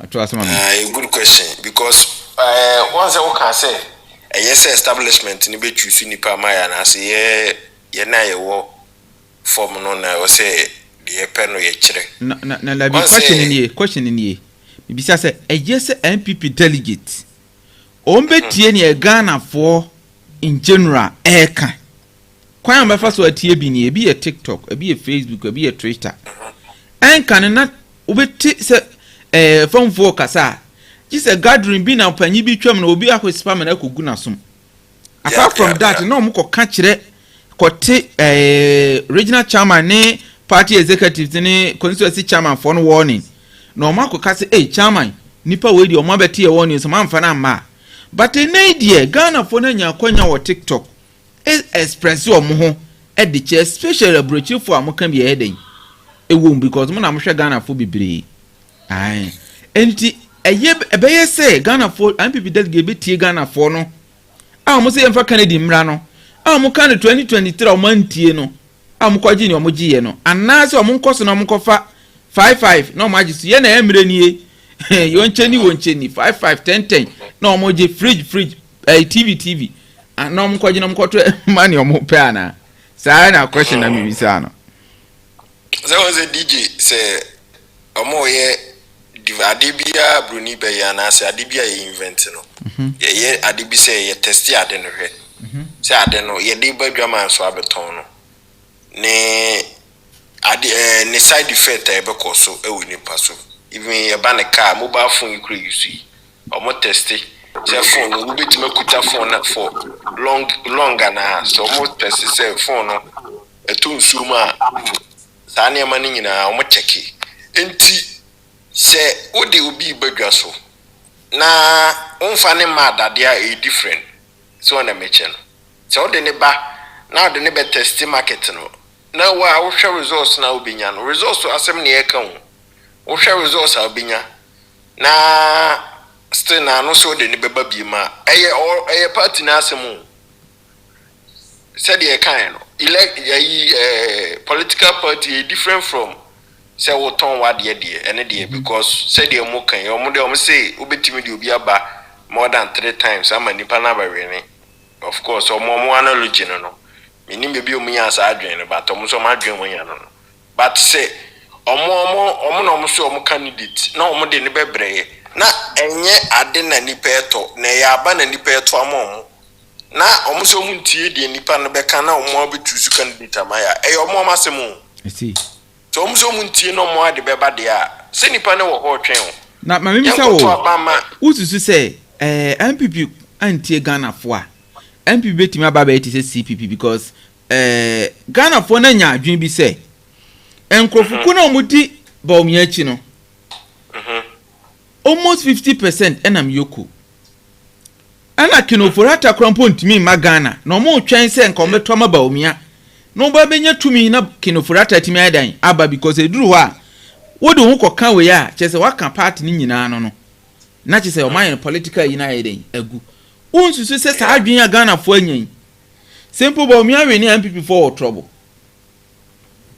ona meche no say omo no party no hierarchy no I don't know sisi ano ayi kan sembi ebena kan sembi o say ebe ti say the party ni begu no eno ani tamo kan mi na minim say ebe ba bedu say o kan ya che o kan ne be match mu say it will look like the party is about to collapse na mpeni ampa ye drew once he see twema mentweni ade nti no party ni go die enye de ne kura ni go ebetima gu simple easy kura say ebetima gu because say nipa lose interest o party ni ma party ni dead and gone simple say nipa interest na nipa wum say lose interest ma say nipa once na no 2 million na ankoto nti so msanye biem na 1 million na I saw tibaw na 500,000 when you bet na nipa nto aba ma biem enu nti no omo masem the more nipa lose interest o mu no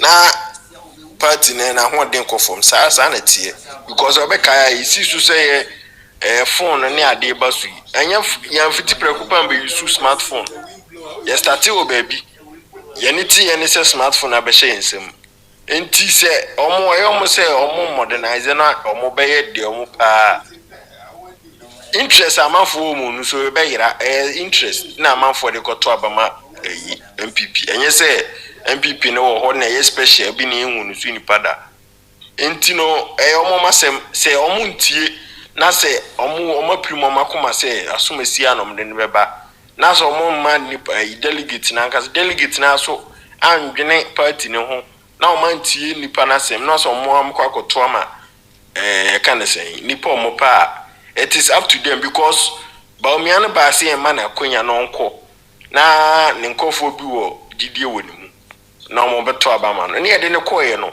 sempo senki ne be lusu election na nka ye hwe results no from ne nkofo ne side or na ne krofo na e senki hu massive improvement be even in the results news at least na Ghana na omo lusu interest o Bawumia mu ba at least ne nkofo no de nya ne mu gide kakra so ekrum ni aba nti abona chidom but ya hu ne sa but still na no Eugene Boachentry former SUBMP o say omo sane ni nyina no obi anu won qualify so be the president and of course but omo pay for na omunim say nipa sumesi no yede ne koye no na ma yedase suicide any omunim but omo beka no because say Democratic Party untimi ngoka say we mfata but omaka wakana tra wie no saka say obi a wo delegate bi a wo hobia no obi a meka na asem nkyerɛ say me pese me lead party no na me pese ma ye we na me pese me ye we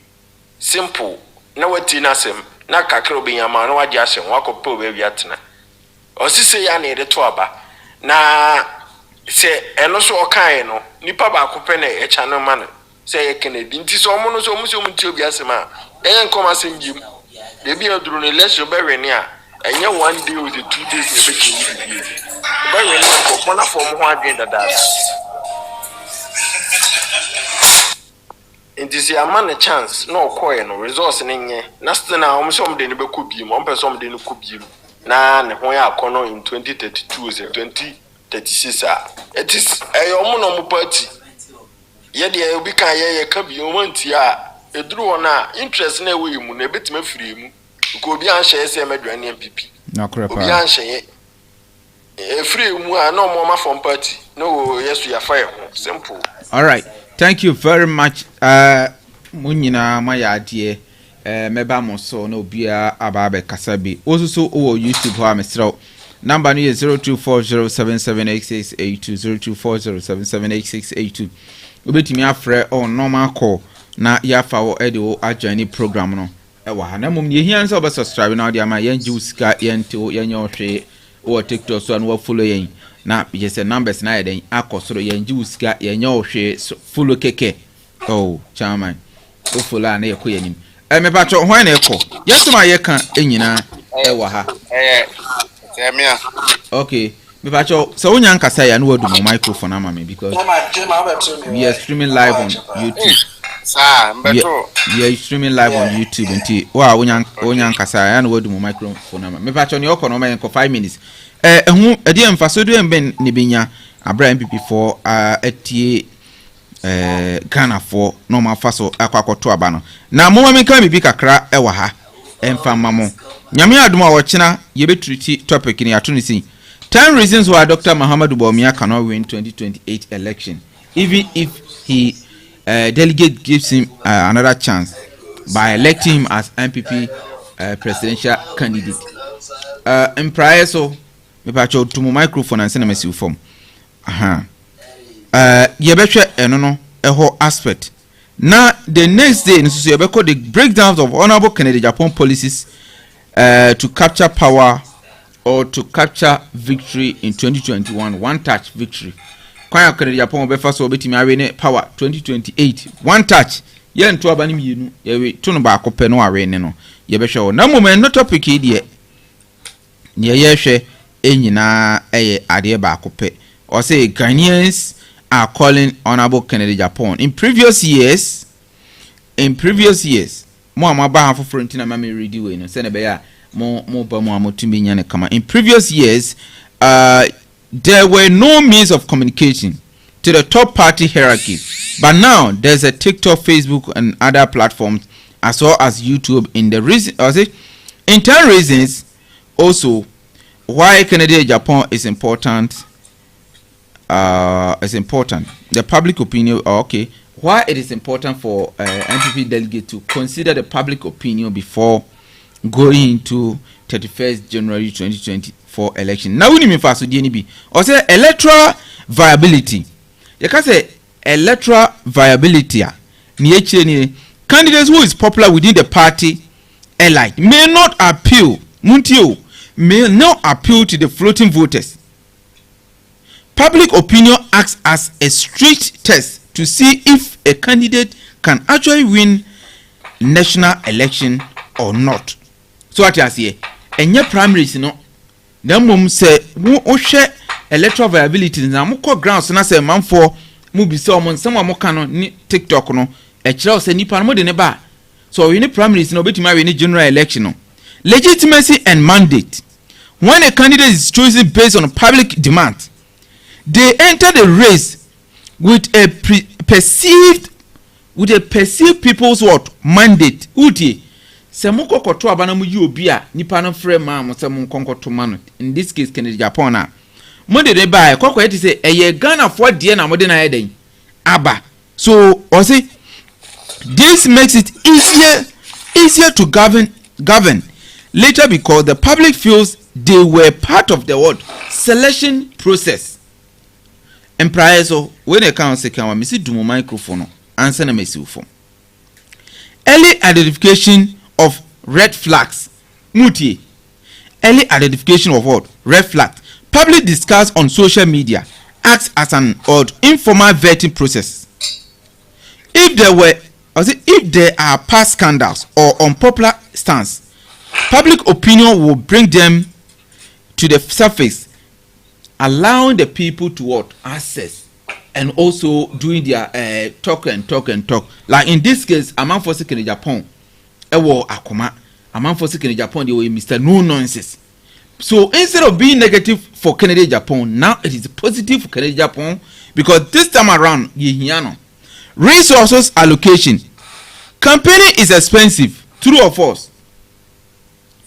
Miniamo, campaigning, it is expensive. True or false? Me patch my microphone, mommy. Expensive, but we are strategic. Me patch, the question is, campaigning is expensive. True or false?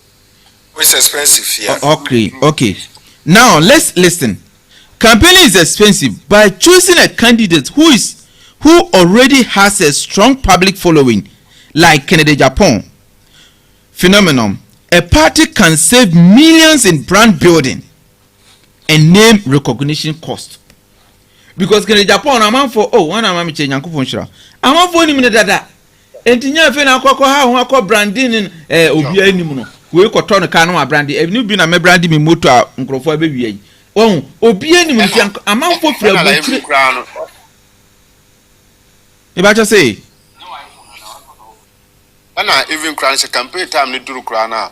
What wa amanfo willingly omo atimi yo musika nti mo meje nkoya adwuma omo hu se wo ya adwuma group o meje nkoya adwuma na chasa ama ono crown ne ho ato no because amanfo ne pendada na omo kwa so mo nse hiya ni sika obi asori ano okoya adwuma man enti nya party for na kofrem se mo nkoto abo omo na ekofrem nkrofo se mo meto aba na ye na ma mo di na ye den e bae. Now voter turnout. People are more likely to stand in the queues to vote if they are excited about the person on the ballot.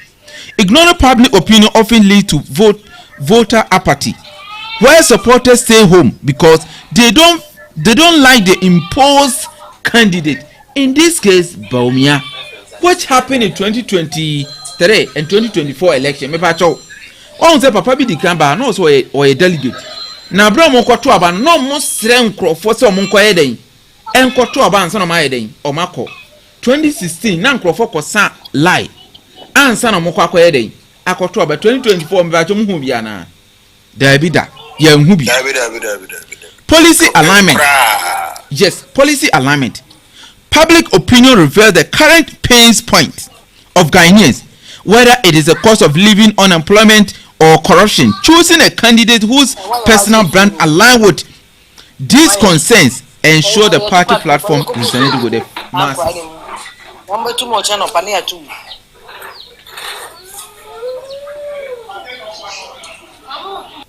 All right.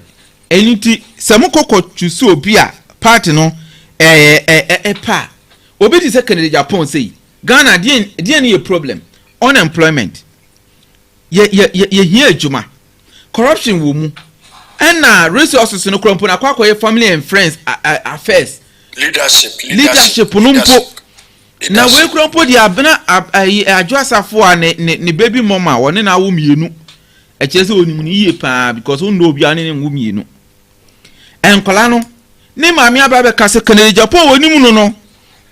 He would never do family and friends affairs.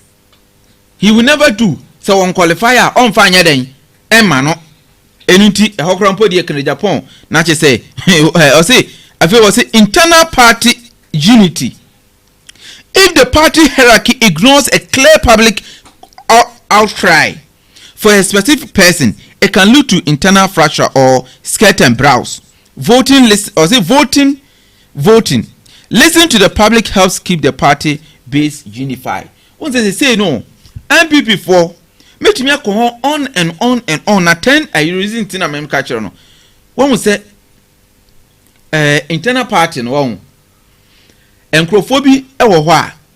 MPP nanka uko all the 10 regions na nanka ekwa koto aba regional capitals nanka MPP eden ewe ne adentia MPP na in fact omo ko school ni omo ye teachers ni headmasters no omo pe MPP but say because of omusika na omba be hold ye nti no omu nyina free MPP mu nti say base ni nkwa na iden aka now or say country elite capture Often a small group of wealthy donors or powerful insider decide who runs. Prioritizing public opinion ensure that the candidate represent the interests of the money rather than the fee what. Nkrofono mo party no ma wo chama wuntumi mu ene abronya mo amayamaju say we ba na epe a mo nkwa na de ne ba no this time around enye sa na tie enti Ghana for nyina eden edom ho eden ehye. I say adaptation toward modern communication. With the rise of digital Ghana, candidates who are social media savvy can communicate their vision directly. Public opinion helps identify which candidates have mastered these new tools. Now, mention Agyapong, we use media no in the correct way because we are pointing for engaging media no. Nti woman na Omega ni we ya interview, woman na MP we ya ko interview. Bawumia ya hwese Bawumia, when was the last time Bawumia call TV su ko interview? Dr. Mahmoud Bawumia is an Ashanti region. I dare Dr. Mahmoud Bawumia, if he can lead MPP in 2020, he should go to radio station to do interview aside Untumi Radio. He should go to Angel FM, he should go to all the other media radio stations. Onko sompa, onko media houses onko ye interview na enhwe. Bawumia cannot go to media houses to do interview because of his credibility. Now, political stability. In democracy, if the gap between what the people want and what the leadership provides become too wide, it leads to protest and instability. Choosing a popular candidate acts as a safety valve for public frustration. Which is Agyapong. And talk about being in a hole. And Colano from no penal and paying for penal. And to say, all the Agyapong banner to say, as a MPP for Krankamu, maybe, what me call to no be a catch say, MPP for delegate, Mudamufa Agyapong Marinamokoda. Ya ebe campaign, a dear beam. Pepacho one echo. One echo. All right, that's it. That's it. All right.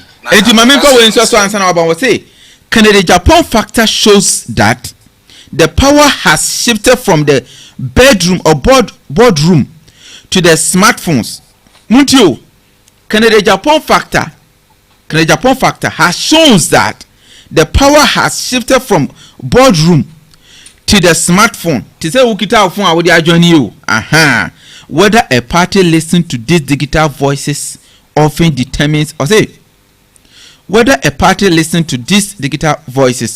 determines their source at the polls. Would you like all right. And it is a question polls now amode my na.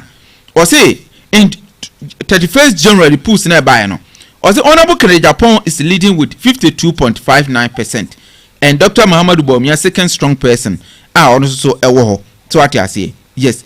But regions are Agyapong leading in vital 6. Agyapong is leading in 5 vital regions. 6 rather. Ashanti, Greater Accra, Central Region, Western, North, and Volta Region. Any regions are Agyapong winning. This is the accurate figure. I'm a ready actual. And to DJ Ike, I'm not just here to show you just talk. We have branded ourselves. We are coming with facts and figures. Me no one here. Nana he might be aba yamo akwaba. In fact, one echo. Yanko. Mama P yamo akwaba. Because of say yake kamfunu na yake kama dampan. Rontenye ni bakasa ne wa. Na no kasa me say de. Say ni mu da hono mu a ayaye mo akire. No crepa. The just ended elections here is see 2024 you should tell them the Ghana for pay. And then the Ghana for pay. No crepa. And of course, I say, senior Bawoka so cool for near the don't know quite any tree, you wolf for the real, no. Omokotoye. Ubeti aji au fufu na bibi bagara se commode na fe no obedidi. Any no correct interest ni ho. Na even the no cry je penny so obekọ no good na daga no. Dey na chese okotoma wonipa no. And any asem no. And in most cases, the obede de na abekọ de bewie no na MP no wo na nya dodo kra che presidential no. Yes. Meaning say kwaje aba no MP de watoma the presidential no de lalai onto. Say MP na sere no. Na yes. We essential ne kesi a was a delegate na se wo ha se ya. Monko for kwa bonso di. Debia no. Ha no bi anfa no. Debia de aya na ye tai e kan se NPP delegate. Se bi mota ato abafon de man. ɛyɛ a mo nim sɛ enya de ba party ntade nti no ye ntimi nkase da bia ya no maka ane akodi so ne akoto ama mudi no da bia no makodi sika no mato abahunu da bia ya wo MPP nti osono nti but they see how the youth na ye ba no ye di twa ye fruma ne bi ne ye mu bie mo dabi na ye wo mitum ne bi ne ye mo gya mu bie mo che ene sa wo kwaje 500 Ghana ne 1000 Ghana koto abafo a eduro nso be kire wo sɛ ye nyi sika ne ato aba ye de ya dwene ne to aba enka ne de na minimu ne eduro aba to so abantema be kwai swami ofori krom ne ade ye de boba ne kosa live from ahomache 4 o'clock ansa na duzo am akoto aba de on fa boba nsan so soma ne ba no nyane na ahomache no onum no nan no akodi live so so beto aba ye to aba che unu go krom aba be 2024 etimi bo enumere no nan awia na omiensa obi ani live so kwabra ne twam wopa wo ye be maka so meto aba obedi watem ai dey ntra interest ni ho na me de bia me hunu se nature no oye kama and kama nso de on tom from bodam so e bodam free fie me de sha se free me amenu ma shanty region for so yeti krom ha asenso bo ache konfa no chi esini mpasu ya so edrumre bi na bed ayare for beda so na bi ni konfa no chi dialysis machine a isi o machine ye advance na the cable wasai cable keke ona bo kan free central region e beto cable e de ma kumase for konfa no chi Free Central Region and a better bet any which is the Makumasi for Confanochi. You how many MPs were Ashanti Region? 47. Cancer machine say Free Central Region a better yen or the Maye. Now, dear, say I share crown, any pair of commodity or ma would be any diano, and the original when you must say what they say, so I can buy. What dear Dominamus Mimra, Yamina to Minamian more and from a war. Sabi, Unguna Wejimi. Unkuna Wejimi. Sabri na Bawumia vice president o. No a vice president no oteso. E den no ema that time. Se na nye Canadian nenki nim se ngada zukuta cancer machine bi ne na yenim. Confanochi almost collapsed under the leadership of Agyapong ne Bawumia. It took go for to solicit funds. And then bedu ha bokra na yesisi ya ma metua duty e mfa mayen. Wuti kumase ya. By 2023 year to about over 90% at the cost ro. Mama money na hon ma emubi de me krokro money me ye na na yesremo ye mpa wo chew wo de ekoto nkwase abayen so ye hwe ye be kire mo say yes mo betime flag bearer na enso be president say the see 2024 zman so ahwe ya mfiri ho a ye hwe mo ye ka na ye da hene tamale mo amwo no den region na menua unua ba be di 8 years uboho ba ko say wantimi anye na mo the torchlight na ye surgery e watermale teaching hospital na unua na ye vice president kirem de unua na ye ma wonti a ene woso koto ba ma unua oyokrom ni Kennedy kro ye free central region na best no ko tamale e koto plant de ma mo na kana mo the torch the battery shi na mo de ye surgery ene ye betro ba wo se unua won ye nyina ye wa ha ye to krom ha wontimi nko one region obeka se Kennedy enu ho he's just an ordinary MP we are just one constituency MP, but the whole of Ghana, we will be yet here politicians here are some of a flight and a cross are Koja, Kennedy is Debbie. Yes, we are normal, I bet me be a man ye. And wanted to Messi Kadu Thoracic Hospital. And the Amami, my man Botumska, and also Ghana in Trinibiwaha. Messa the Nipako outside young Konyanko Siandi and your bar, Yabe Maniji, Eddie Ghana for. Now we are Ghana in now to know TMNS any policy and the trouble no president. Let's also on 2 man as delegate. Now we got 500 Ghana.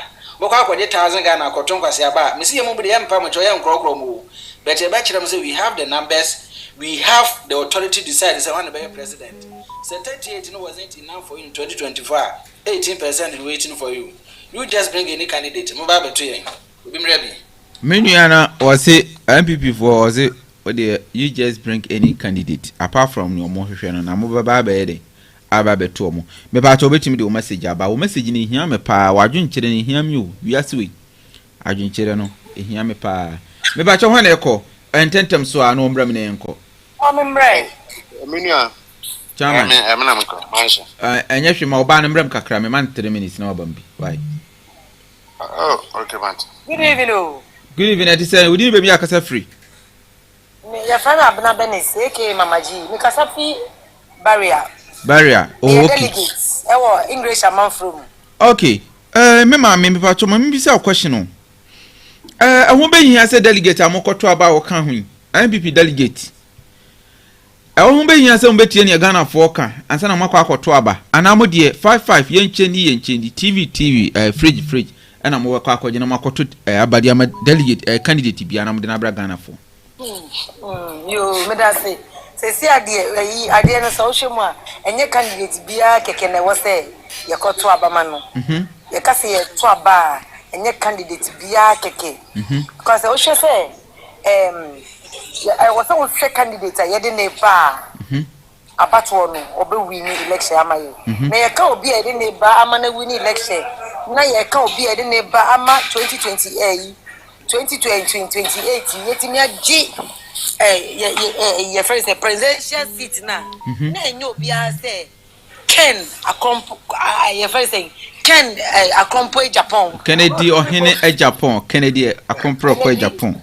I come go Agyapong and I was here in the bar because who beside you got in here I was if Monfanam like better who beside family or say Fanambla who beside a Igbo fruit re for no maybe ni me to ade okay nti me ni omo na daily but I can see the be a delegate a yekoto aba ye be hunyansa osuru nyansa yekoto aba Adamu ni nyansa Adamu ni nyansa na Ose. Delegate munim nyansa, se munim nyansa na. Odimu. Ye wo nyansa ni pa, ye wo ye nimu nyansa ne de. Ye kwato abana ma Kennedy Japan because ye nim say ye wo dwomu no, ono ne ye di abana ma na obeye den. Obeba. Se si asem bi abesem kura ye Bryan champo. So ti ase ono de ska na ode ba den ti no. But me de me wo form. A de ska se na ode ba Bryan champo ska se na ode ba. Oh, one so we di ka ma 1,000 dada. Hey. Wa ma delegate bi 1,000. Ye ko ne ye koje dada. Ah, ofre mu nyina na mkoje ye. Ah, ye ko ne koje ye ko to ne koje ye but me se ma koje but me to aba ma Kennedy e Japan. Wa kwaje ba to beto ama Kennedy. O say. Wa kwaje na so beto ama Kennedy. Me na me ka kire wo, me de me ka no kwale me njonde. Okay. Because ono na ye de ne ba ye betinya gi ye be win elections hands down. Inti wunu abi tie na wa kwaje sa sika ni bia. Aseme na wo ka kire no. Abra Ghana for ye si empesika pe Kennedy ni enya adwuma ye. Enti na me se me call life me na life on so TikTok na me share obi o ye Kennedy na mabo ewrem na me se delegate bi wo so no otie mi a obi a ye to abama na obe wi ni no e na ye Ken. Enti so won platform ne so na wo be fa akwa na wo ti se me se me wo English among from ka so English among from akwasa na me wo e na me to aba Ken on mommy 1 CD on first kakura maye me na no obaye ahiala but obi o ba no di nyuma ba obi o ba no beba ama NDC for enkwasi asem no mudi no esu betwa ama ayi ye friend say ayi Sam George ni Jimmy no okuja to Jimmy no ojimi no obe stop wo ye honorable Ken Agyapong na me ba to abra wo dis kan ma mo no asem na o candidate actually why asem na o kan o de kechire no on the so de yakọ no o cheche ni nsem se ha ne hafo ne be kodia e no be bo ewrem what is it okay the ode ko tu yetim se ha ne hafo ne be kodia e no obebo ewrem okay ewrem so no o diska ne be ewrem because one man tem ye delegate yes ye wo ya dwin any plans I dey nam yenim de ye me say me nko for me no mo nam me to mo for because masa ye ko eyina no ya ye ko Bawumia ye ko Bawumia ye be e kwa so na nipa trade menim na me di omochi enkomo mo bo nyina se obi e de ne ba e Ken ice cream for yogurt for dokuru for Ghana for be play no including NDC for na kasa papa ya no mo pe no na yesi Bawumia ma musika sen Kennedy ne Bryan champo e no kre o my deska as telling you na do my pa ya Bryan champo hey champo every week dia ye na wa ya yi say Bryan champo ni o de ko every week bi o say ni 100 Ghana Tuesday every Tuesday and people why there and people why there my 100 Ghana every week dia but me say onu de o sika no so de ba odi ka say o sika no de ba nti ye ne e beje but obi a me say nti na me say me share platform so na me pesa me kasa say wo ye delegate na wo twemu a me nko jeja wo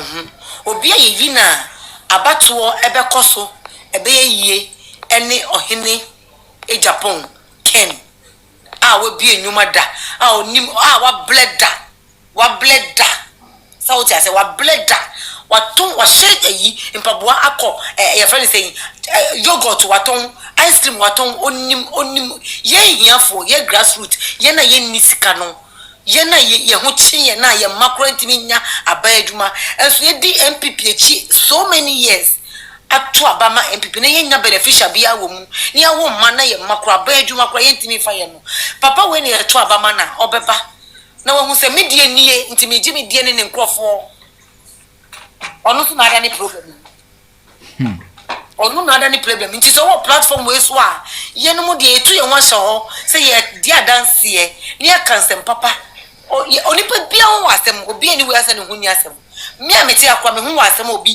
obi nima me ko ye penise se a obeyi ede pie nti owi ase de obi ho asem na Yakopon ne si hini nti ye mpa bo se inshallah se Yakopon ti ase a no ma so say papa ine beba afi we de enye de odukoji 30 ye beto ama ne mo de ya no ne wa no mi no ye beto ama no why na ha me wo no fache no ye beto ama no ama obewini last time I yetu ye English man from our wini wa hands out and then ko be ka greater Accra nyina nti asante fo no mugumu no Ashanti region Eastern region Volta region kra onya ba wo ho chemba Bawumia yes from mamum di mpenifu echi na ye nanado ene ye Bawumia no omo no mama gi cube 20 pesos no e ko na ni 1 cedi e ma Ghana fo su jagu ye so e ma ye ko opposition antena akufo ado ba na magi keep ye 20 pesos won hello I na ye 20 pesos obi ba nsa nya go kasa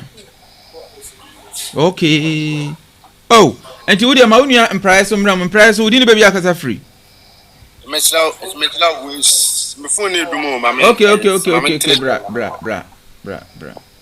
omina mama ncha na menka asamba akona omina ba de ya okay na mencho ka na maba we se topic no okay menim se bra tempo ska na wo chema wo delegates ni na wo ye be mo se wo yura ken de wono ni sika wonya aye no menim adekra bra tempo ayama Ghana ni bia nya so faso ba ko ti ura kinya ni sika na anya hwe isienu ama ya to moko ka mi e den a e like obi sabu so for ko form by but sense we sika di minim say Ghana for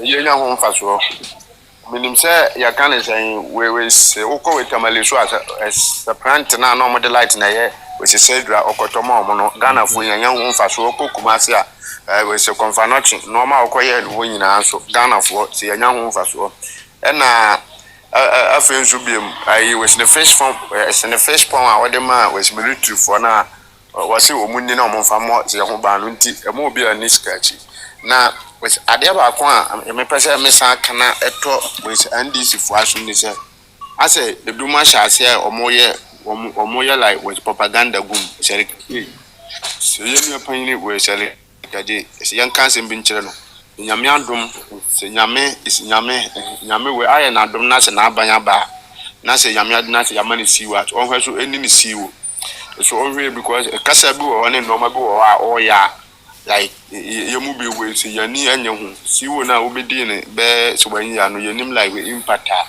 la wo dia ma nkrofo a tambia so unya la kwanya kotena with radio so a na we see TV so na ase wo de wo pese wo de ye onabo anim ayefo onkoso na oni siwo na me ade a like midi ho ya kakra ne se na like Bawumia fo no modwen se like na obi de sebi ensuo na kuku na no masagina nim se ni se de ntuma me kasa tama na with NDC fo ni bi ya kase so mo fa we so na bo kimra emfa na bo kimra na fe no ma sori se NDC fo na e ba bi chusu with candidate amaye na omo de sese na erikaje asori na ono no wo ye adwuma ma yewura Bawumia o kap ma Bawumia any ade ade mu post no with Facebook ni ade ade ne any dey like and then with NDC for no pese so mu chusu with say your candidate mai ntino man share na we share kaje asem na meka no because so at that time na with NDC for ni bi share say omo say ye de yewura ken ba ye beto na nkoma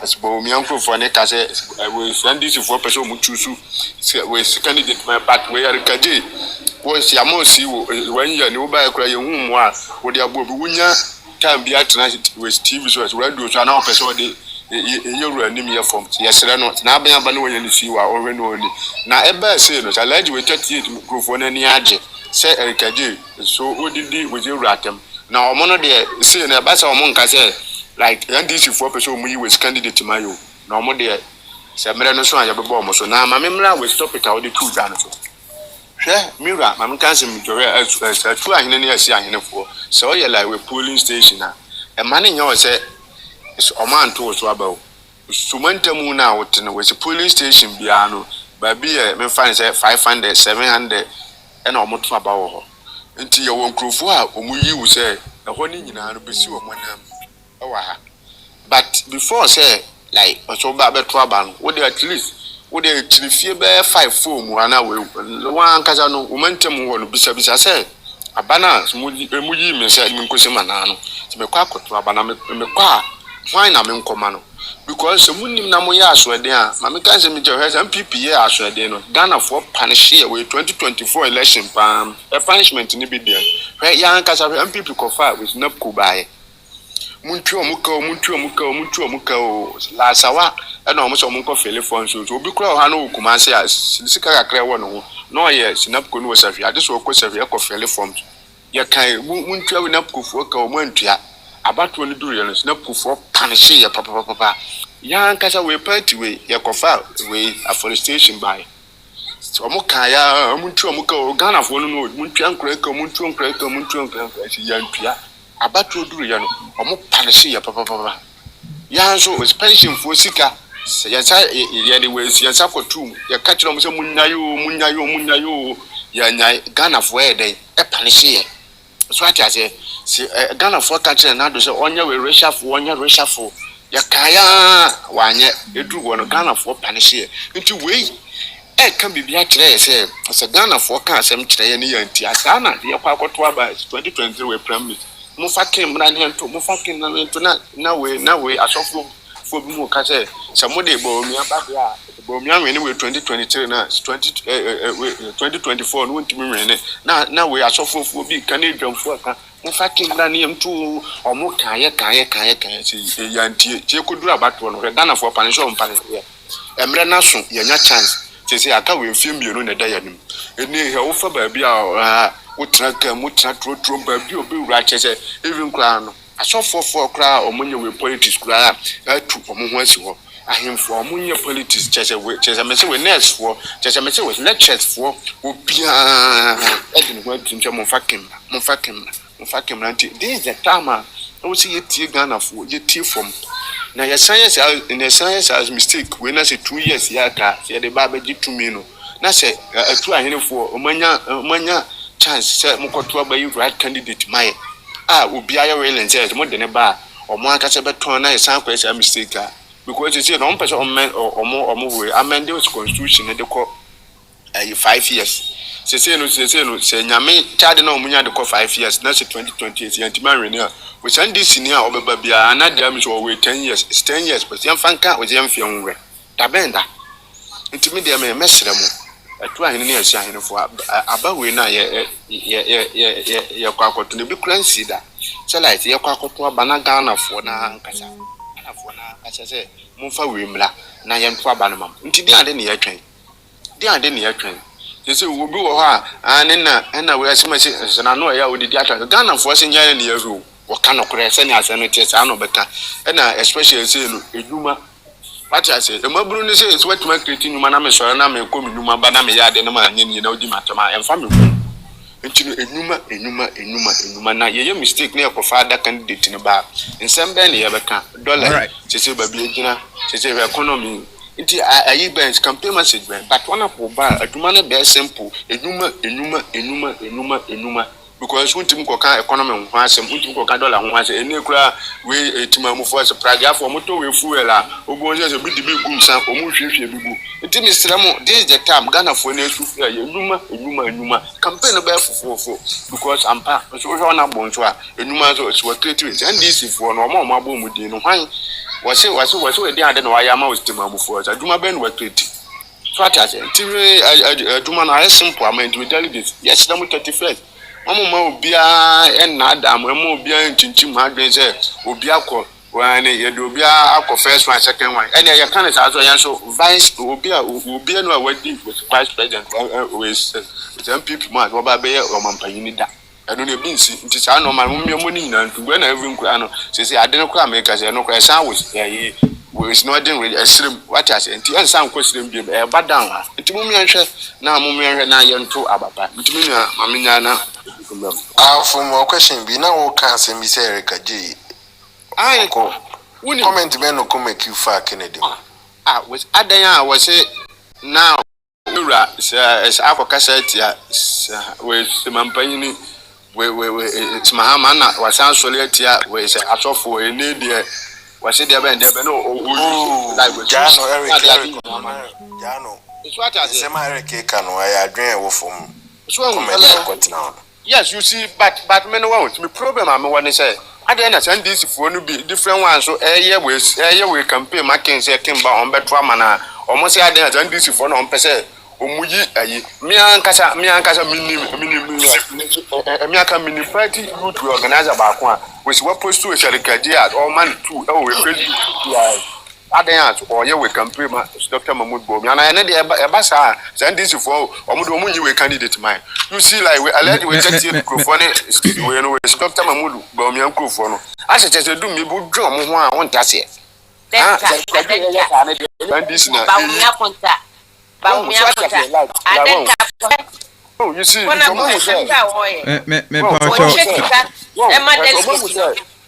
like at the crown mo yen is ani omo hu say Dr. Mahmoud Bawumia off oba wonti one campaign message wonti meka dollar asem wonti meka we economy asem ti omo be bibia na asan de na ba na chese omo fa ho fala but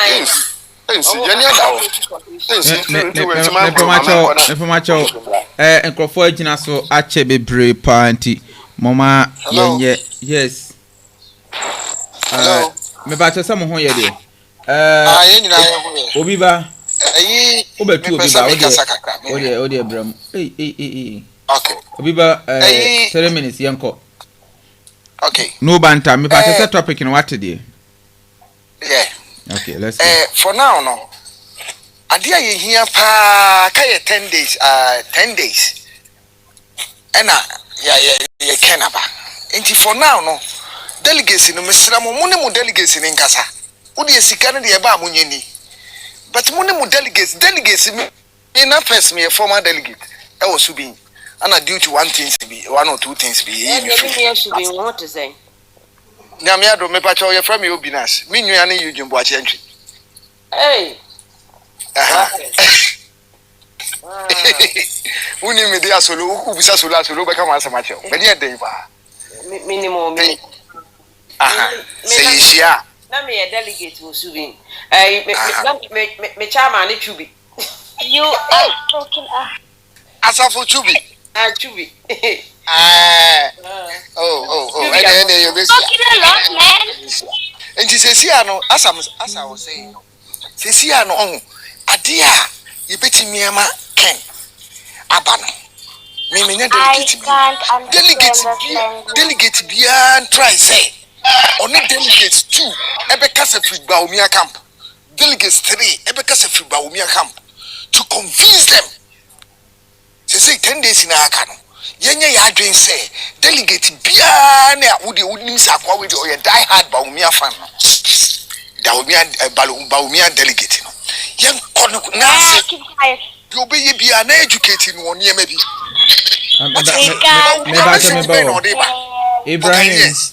Ibrahim, kindly mute your microphone. I will let you follow you, okay? Economy should be a dollar there ya economy asem koda dollar yesen Yenu delegate no yes remo yedi nyame bi mpamo chew muntu ma yesu fi entimentu general election ni bi se mo to sai ne dia general election ni dia ye be sa so awe de ka no kure na akere mo ka che unua delegate se wo ko to sai na next election yawe so for 2028 MPP fire ntuma pa firi ani ye gira ayi Ghana no dia me sire omo ndani omo ni Kennedy kakra bedamase chama nyankopon won shiro No, okay. So you do home run 10 times, so yeah, started the second phase of the program because Abraham TV on media and so the new side, you know, I know who say when your platform to 20.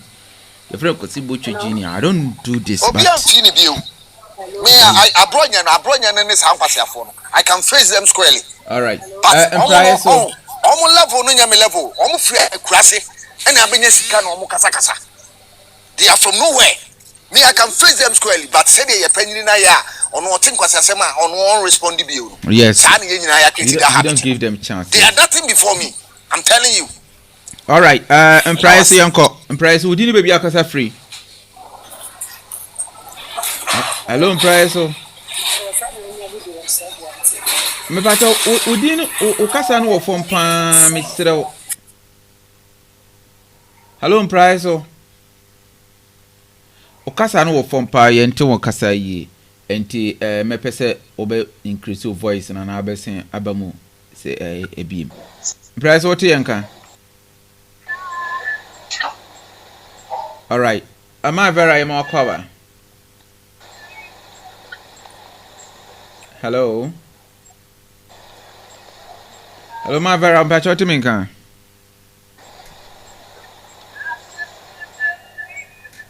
Oh. I think say when you're going to be casa. Me pacho, one ever basso. Hello, Otamika. Aha, feed me to one can. Yeah, me person me can be big to be not me free. So I'm say me chia will be able to for. Now obi casa no car say Erica J ye campaign ma Bawumia. Yes. And yes bibi until and yes omo who say Ken threat Emma omo. Because Ken Winia will be hard for NDC. Oh yes. And nothing as is omo nyina omo so my omanu gumo omo ka bi say be ya enkofo beto ama Bawumia. Until them we jumem. Okay. And 19 na me join them why? Na topic no. Okay, na topic na e kan me onye se bia o busy nka de kakra kan e bisa se hu be hia se MPP delegates no obetie ne Ghana for cancer no makokoyi amakokoto aba ne 31st no ana se hu hia that onyam point me join you later my busy pass is here why Matthias no I'll join guys later okay hu hia se MPP delegates omutie Ghana for ansa na omakokoto aba no because se mo kokoto yen the internal election we na Ghana focus on Mumbai. They should listen to the masses. I'm telling you. Daughter, you're welcome. They should listen to the masses. Because general election die anymore. The more delegates na sebi o mokoji bibia se mo boto mo yehu bibia gu mo ni so ne sa ne ma no wrong voting na mo kwakwa ye no it won't help Ghana. Yeah, you know se Bawumia tare. Why I'm sorry. Yen MPP for. Why I'm sorry eh. Ana me kacha no be you ko na me se me mudia mo amunya mudia mo ba ye mu wi a akire. Why?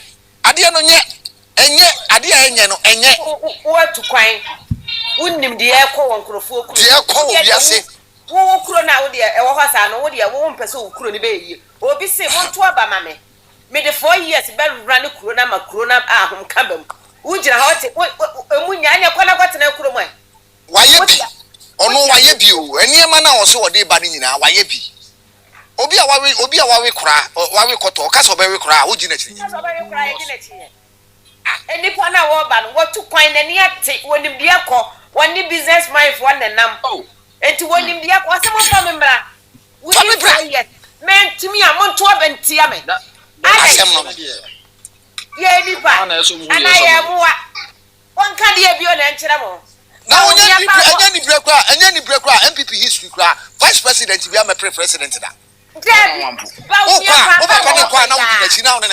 na ni abresa Bawumia wo ba pade e pa na wo ba ya mai ni pa na nyesa we device da what device we ni wo bia kata na all right thank you very much enti Richmond I think about mama D me ba do baby akasa free Mama D, we didn't be a free. What to me, I dare so. Oh, we kasa Mr. Onyabotre. Obi nyan kasa akra entinama ye mana nipa na kuni. All right, so Mama D nyanye ready na mprai so nyanye ready dia. Na okay Mama D aba. We didn't be a kasa free.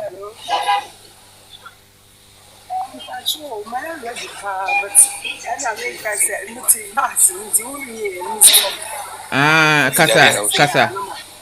Richmond, my microphone, mine. Mama D, me bacho didn't be a kasa free. Me bacho. Mama D, ma Francisca, ma Silva Quabaha, a tear for Shami and also so no shade. Join me and I'm your fish. I see. All right, and Richmond Bram, answer na ma Francisca Crabba be joining 10 term no so. On say obi o protocol hanti the protocol no obeduru ya na chesa hit anya sa baje ne ba. Eso baje ne ba. Mo ma yen koyenim. Is it almost Kennedy for type.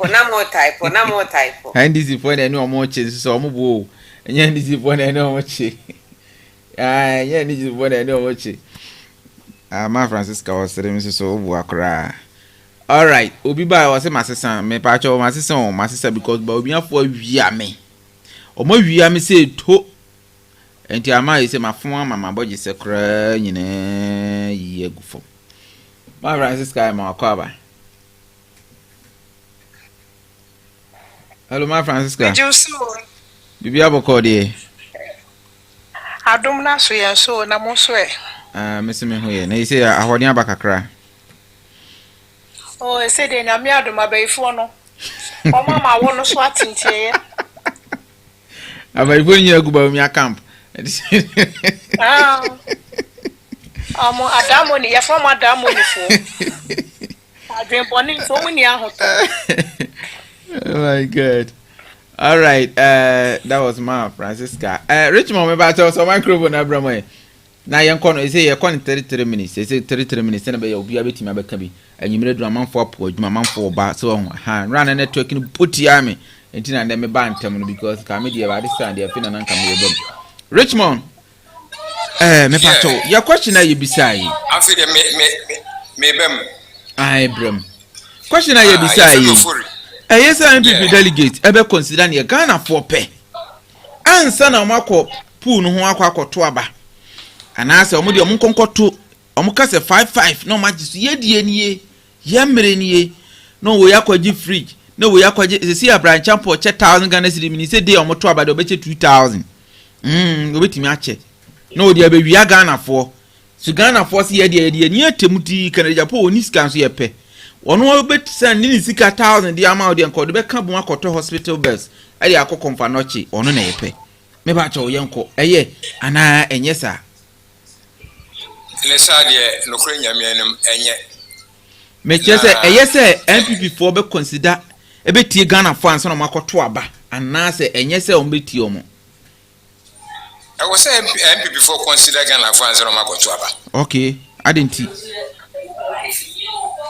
Esana say me de bia me ka say ken asisi ayehunu no eye ewiase na eye bre se bre ne so a Yankopon na eye na de because what I can last year was the last 2 years. One year campaign I be also tribute me and then who seems that Yankopon na eye na djuma. Wo etino sesiano said the Anglo focus our platform no so in fact many ashara nyango papa de esan say ye after election we no ye nyina besan aba bebum as a reconciliation betting. Oh, na mo me pa so wetie me. Ahade ye mbanta nteja. Aha wo kan wadwe na wo sa na ye no. Se ne be ya anko ye bia wo. But the make can say ye ma obi ehunu se. Ken no enne no wo hwe dynamics na wo ho ne dia. Ono ne ye de ne ba ebeboa yen. Bawumia wa be ye ne die. We wi and then you say, you know, 2028 election now, year corner campaign, year corner, and yet Bawumia debut. See, you can say the Bawumia qua MYA. Okay, Mumma, Yemfa Ken, and yet the Embranona, and this is for Omo Yamresa, or Nona Woman Yan, as a Papa Bianya Enka. Okay, that's it. Chairman, Yankupon, which are so eternity, our Adiamai. Mrs. Afo Babacho Brame. We are not Francisca Sobam. Young Comema 3 minutes and 5 minutes. Hey, Jesus. Nemo abotre. Yanko. Me da se dia kwenya. But you bet me send a request. O send any apeke o na oba be come adwena okọ. Let's go. Me da se dia kwenya ade ama me. Me say Ghana for delegate for mama money na ho. Mama money na ho papa. Na mo ntwemo adwen si fie. Enye sa ye party na ekofo mo. Party ni gu. Te kan ya ma party no egu se to.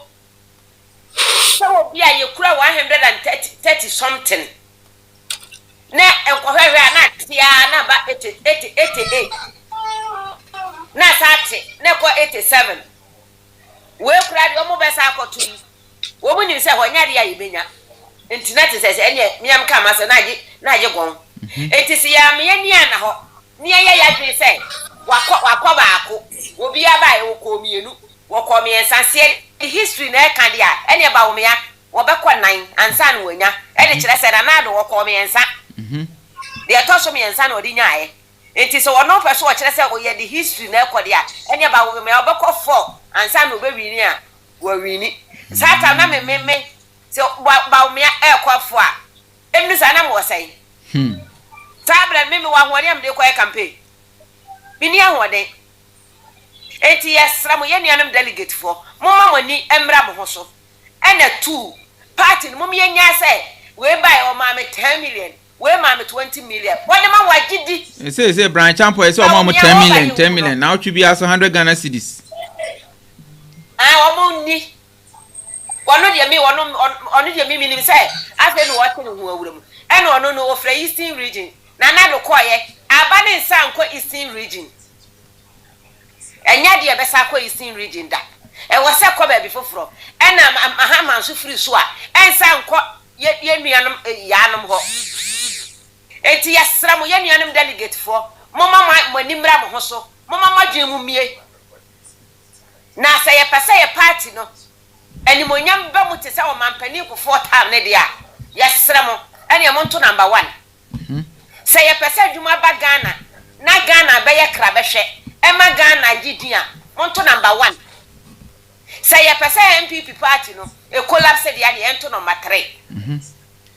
Si ye pese ye kunu munya adwuma na wo mutimi bobra se de opon kroma mo ba ya wo mo amobra ba wo de o ma benye sika se tam a wo mudi Bawumia chi se ye ntoma Bawumia no se ye pese party ni kosa na wu free ne krechi kura ene o ntoma number 3. Na say ye pese party ni ba power pa te so mampani ko 4 time no se me kan se wo Bawumia wo ba se party no na ye yenko wo mu se ya enka wanti mi ama me device yesra Bawumia pa wo ma na nimra ne ho so se me ne Bawumia ka metwem ho matena nche anka kire me se mema mi nua kan akọ na matena kire na mbia hwene ma na next time masama tie se mi se me baba bepe president ya eden edi enyanya bia yete party 32 years ni woni na nado nko afamu 16 years me nua Bawumia adai dia na apese yen kan kire wo Bawumia why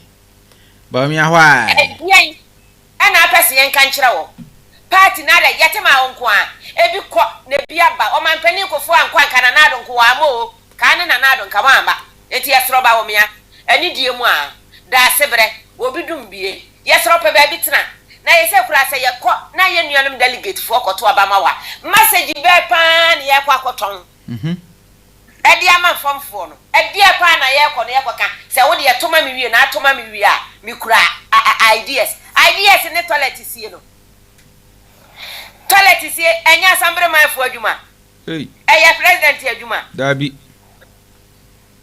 agbogbo shi toilet sie no enya sambre man fo de si toilet na toilet de me kura gigami a me metimi abesi na mapo obi atena no aye so neat de ama no president wo ko kansa mo akire obi a enipa no begina so de ato abama wa wo se toilet sie wo nyina ni hwe Bawumia yo ne wo se won ka no kore ensekuro no droso ko wa ne droso Bawumia se me kasani wo kansa mo hanne e kina obechenji na no obefa de foforo wo ka we ne mi hu se Bawumia gina so ko ka se toilet wanya ko nka toilet na bia toilet sa na nke yemfa nko ne hu se kwa ye ko no ye kwa campaign se toilet One so dear no.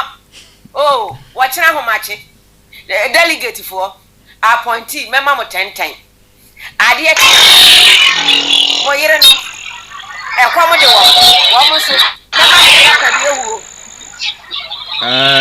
Develop boy, you got to microphone on.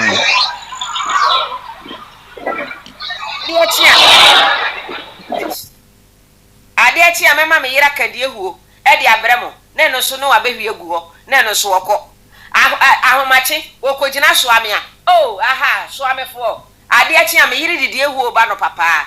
Mema mu bi edi. Te se on ka semwa e de party no enka bom beba ntimi bi saba o mi ase. Wo ba na party ne mu yesaka saka se yanke mu be ya wakodo. Amenne wo so ba be president edi.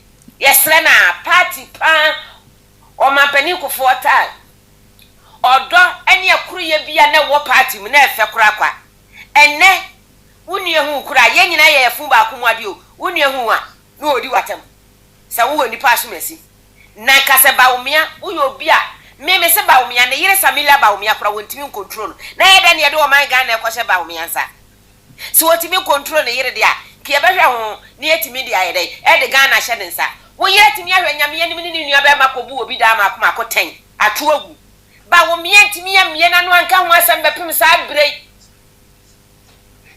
en ka wo de wo obi kura wo so wo president ye di no oh me nua woti bonsu fanasi a me ni so na fanasi party na me ni ho me yira ye bone me sra papa fa chame ni enyina ye nya ba ko Bawumia otimi ye bi wantimi anya bi da bepem sa bre yam no ka sei ko pem sa me yi de ko to a ye ka kire nsasa ase no enyo mo de nti o mo fa papa no o mo kosi papa ne dan ye de e ma no Bawumia den enti me nua be ma Bawumia unyo obi mani ntufo nka kire se ba wo ba na MPP party no ba ni mo saka enti pe ba bi tena so unya obi ase wo kromfo ne so ntimi nka kire wa na de wunua ba me ka kire Bawumia me sra wa ni di ya na mo tase o de ko nyina mo tede ko pa enti na me ka kire Bawumia me sra party no ba e mo saka pe ba bi tena na se kan ba no be siesie party ni wie e ma party ni yakona wa ba se wo wa be pray to me yesra wa ye nua delegate for mama mo ni emra mo ho so sra me de me sra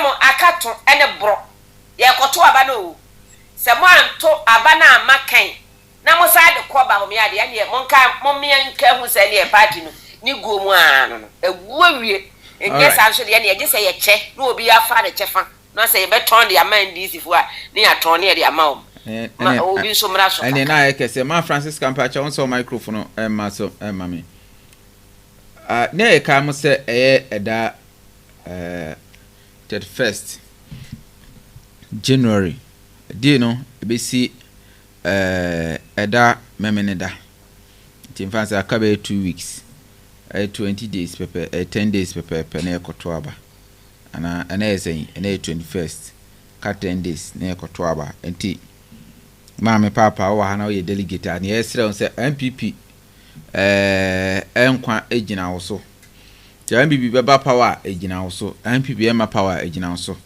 me ma hye mo bo se MPP amato abana ma Kennedy akompro kwa Agyapong awie na Kennedy obenya be 54% media maka obi yam hye no so media maka se MPP benya 54% Princess Lila ne prophecy no 54% ne de ebeba mu na anu meso daya na Bawumia so on the obeti so be pompi $3 billion krompo ne die ewura mama nkrofo ato ama na obeye na mabu na di na wo wa bo kanso wo lusu da wo anti obeye ya wo musayu je wo achemo no mon kom asam nkyere no anti abane de waye ni obeye bia so do or die but MPP delegates so I imagine say so to me wo hopa de enkonkoton party no fanjiska tianze mabu enfanche do you delegate na koton ajiska de a ene na branch champion no gine $1 million na oji Kennedy $10 million na oji Bawumia $3 million ene ye basa de besima sesan abra because utim di 2 coin ko abrichire na ko jiska ndi 20 million na de koton MPP de a obeton ama Bawumia ne nkrofo obeton no me de be ko na odinji unu amia no ka ma abrichire na otu kwa ba no mo ye ton yanko no obenya muso wode ba enra Bawumia nkrofo ekokoye demonstration 2 days ago na o masama mo kan say mo de Boko Haram beba Kumasi omo de beba Ghana na omo de verdict na course no omo njintum omo kasa kora ma sebe omo anu tia omo mpanya ote ade yi so ebi muso anu tia ye nkasa ye nana ba akopɛ ebe kasa omo de se o anu ntimi tia no mu na anu tia achiame enti omo kasa ma na anu tia na omo se ye ntwen 2028 e wa anu ha ya enti sana Bawumia omo ma agi se omo de ne ba no omo wa agenda omo wa agenda pa nti se mu wo ho na mu tia no motie ni ye because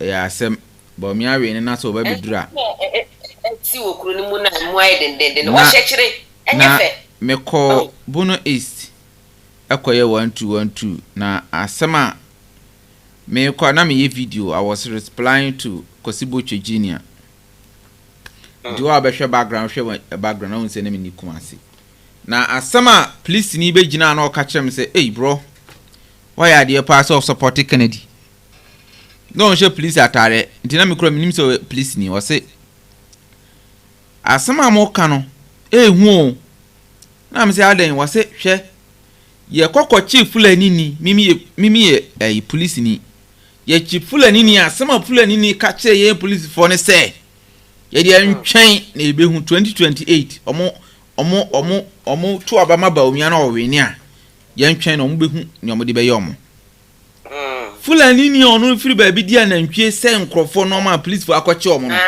onu no ka kire mo so omo ntwen na chese Bawumia sponsors no efiri ba bi na heden eba enti se ukokoduru ho ne ya Ubo mpaya ni abetwitu asi so se ukoduru Bono ne mpatam a akuafo dafuom na mo bo mo Dubai ho ban kula ni fo ni de na ntwe begura ho a bebi eduban ni gina no na mo de ko gina no mo amomo awe omo wiwia no mo twagya to asase no no mo ko minnim ne wo mutirim minnim chese oh ayaroho tifo ayaroho na de yasemo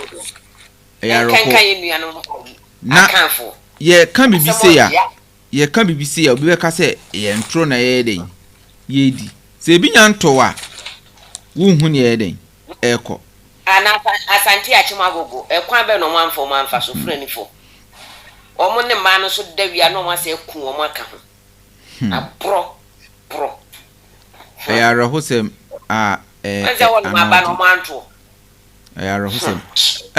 ma Francis Kampacho obetumi akasa na nko aboma man na ya to dwumadie ne so ye di face no ebesi ewa ha we have spent almost 3 to 4 hours over here na meja amona makwakọ rest anajo ni asia ba beto so ne ho de di fire for fire na ebe den ebe hihye so we die ye ne mu adi nkomo ni akire mo enoma edunti a ona bokene Agyapong MPP delegate aba mokwakotu also mu consider efamufo kotie efamufo ansa na mayede makwakoto aba edi ama candidate bi amokwakoto ede mokoto aba edi ama no so ati ase na ochina no makachem se be discuss topic e be discuss nyina medi amamo ye be share the breakdown of honorable Kennedy Akompreko Agyapong ni policies ye betumi amana capture power in 2028 one touch or is it to secure a one touch victory or winning 50% in the first round in 2020 honorable Kennedy Agyapong has anchored his campaign on the PhD philosophy, that is patriotism, honesty and what discipline. Sa no mami ensa we etimidi Kennedy Agyapong ba power because Ghana Messi se okokofa Yesu krompo ba be di president na se wan sisan Yesu ban a omani nyeye man Francisca me ba cho bramo mami yo medase PhD ene de senimu a enyeye no correct eno aso nti na ama Ghana fo enya gidie wo yera honorable Kennedy Agyapong ne mu enkanka ne maburu no omuso omupenipa odi no kre nipa onye katasumu mwaso nipa woni atro o mekanchiro se mesipo aluguda mechi ebehwe na sika no ya jinso ne enye da bi ajuedi se maburu no omani ada ho ye da obo ade ase ane no na ne de matches ne nchine dada wo mo ene de omo so omo pampuntu omo pedwuma na wo ka bibi se eyese delegates no omo baji sika na omo akoto aba ana se omo behwe se omo behwe se party no ngu na Ghana so be ebekọ nanim na omo tie ne Ghana for ka ansa na omo akoto aba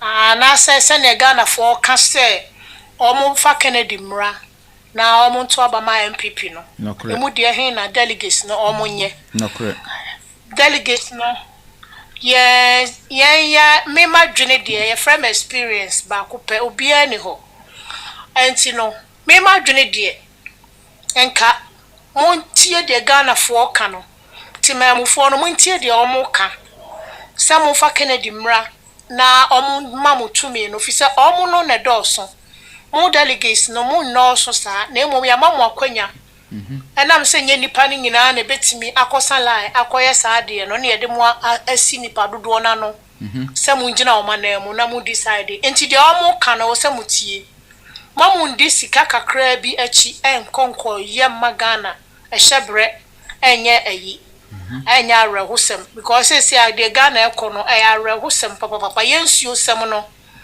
ha dwene chemicals a omo de begu nsuo no mu ansansuo nani ate no ma kidney problem ma liver problem enti no mumma moni na ho na munje o ma ni so se o ma na be se ye gina mo so MPP delegates ebekọ nani mo gina mo so sa galam se no ene omo ne ma no omo ye no o ma no konachi nti esremu muntie de temamufo no ka no omo hu na mane omo ye adwuma omo so MPP ni NDC na hwe omo hu se omo nka no kore ne nipa ba ko omo ogidie ewo no mu ene Kennedy afise ono ne party ye na nya obetwi omo nim NDC so ye na nya obetwi omo nim enti nipa pe no kore enti no babru na nya gidie wo honorable Ken mu a monto aba no ma no na munji to me na se mo anto ama no de to me no de omo fa ma mo last time omo won na mo se mo fa Ken ama ye nto aba na mo fu se omo di agro omo ankoto me ba Ghana beto aba be ko police station bia na ni pani ho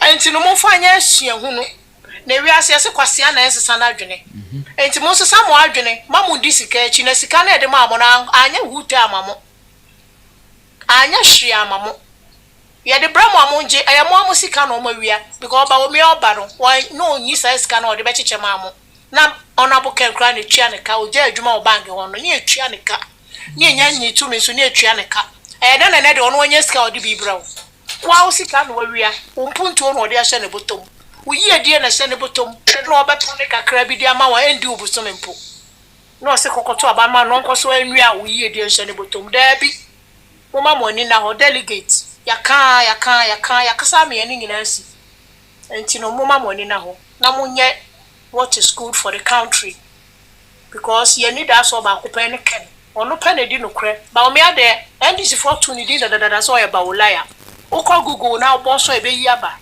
the first liar in Ghana the biggest liar ne Bawumia din aba and I no ken ko kan ya yesi ni ko kwa pa o sin so ko petene na onya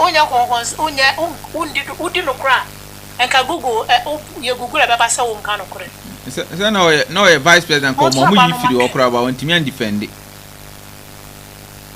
yo afentino na e wo mo no mo fa no e market ono na betima bo o man no ono na o my phone no su friend enti mo nim na mo koye no otherwise this sketch there mo amasem ye dey say it I think I used to go all right, ma Francisca. Yeah, that was any or footy sema or the ama MPP delegate and so betty because as some our kind you muda or fine way and muda or kind just and chinny BBS you got BB Afra Adam. Your name is Isaac. I say so microphone. Hello, Isaac. Tumelo Isaac. Won't you make us Bryan so bacho Brasobi. Isaac Sauti and can was microphone. Now babecho any program in 10. Zane Bramuna saw microphone because nyina ye Ghana for over ha betime Junior Lamin also betime ajoin ne program no ni aka na eduru ba be say na ye kasa na amanfo susu say bi yakogi sika bi ya nom nsa bi ana say ye nim dwumadi ye di ana ye na ye wo mre na edi kasa say yen papa ne ye maame mu eba be si so kwame nkroma pen so omo sori koji o man we kwasi broni na o akonya so sifie di ma omo musika de omo mane omo abusuafo nyina kogu aburuchiri but omo twisu se da bi aburuchiri ye ko bi bae enti se 1990 something no so watimi abeodo o ma yeso ye be ye de enne ehun sunsun aso na ye be yo America yen kasa finance minister former finance minister o bank wo Ghana muntie o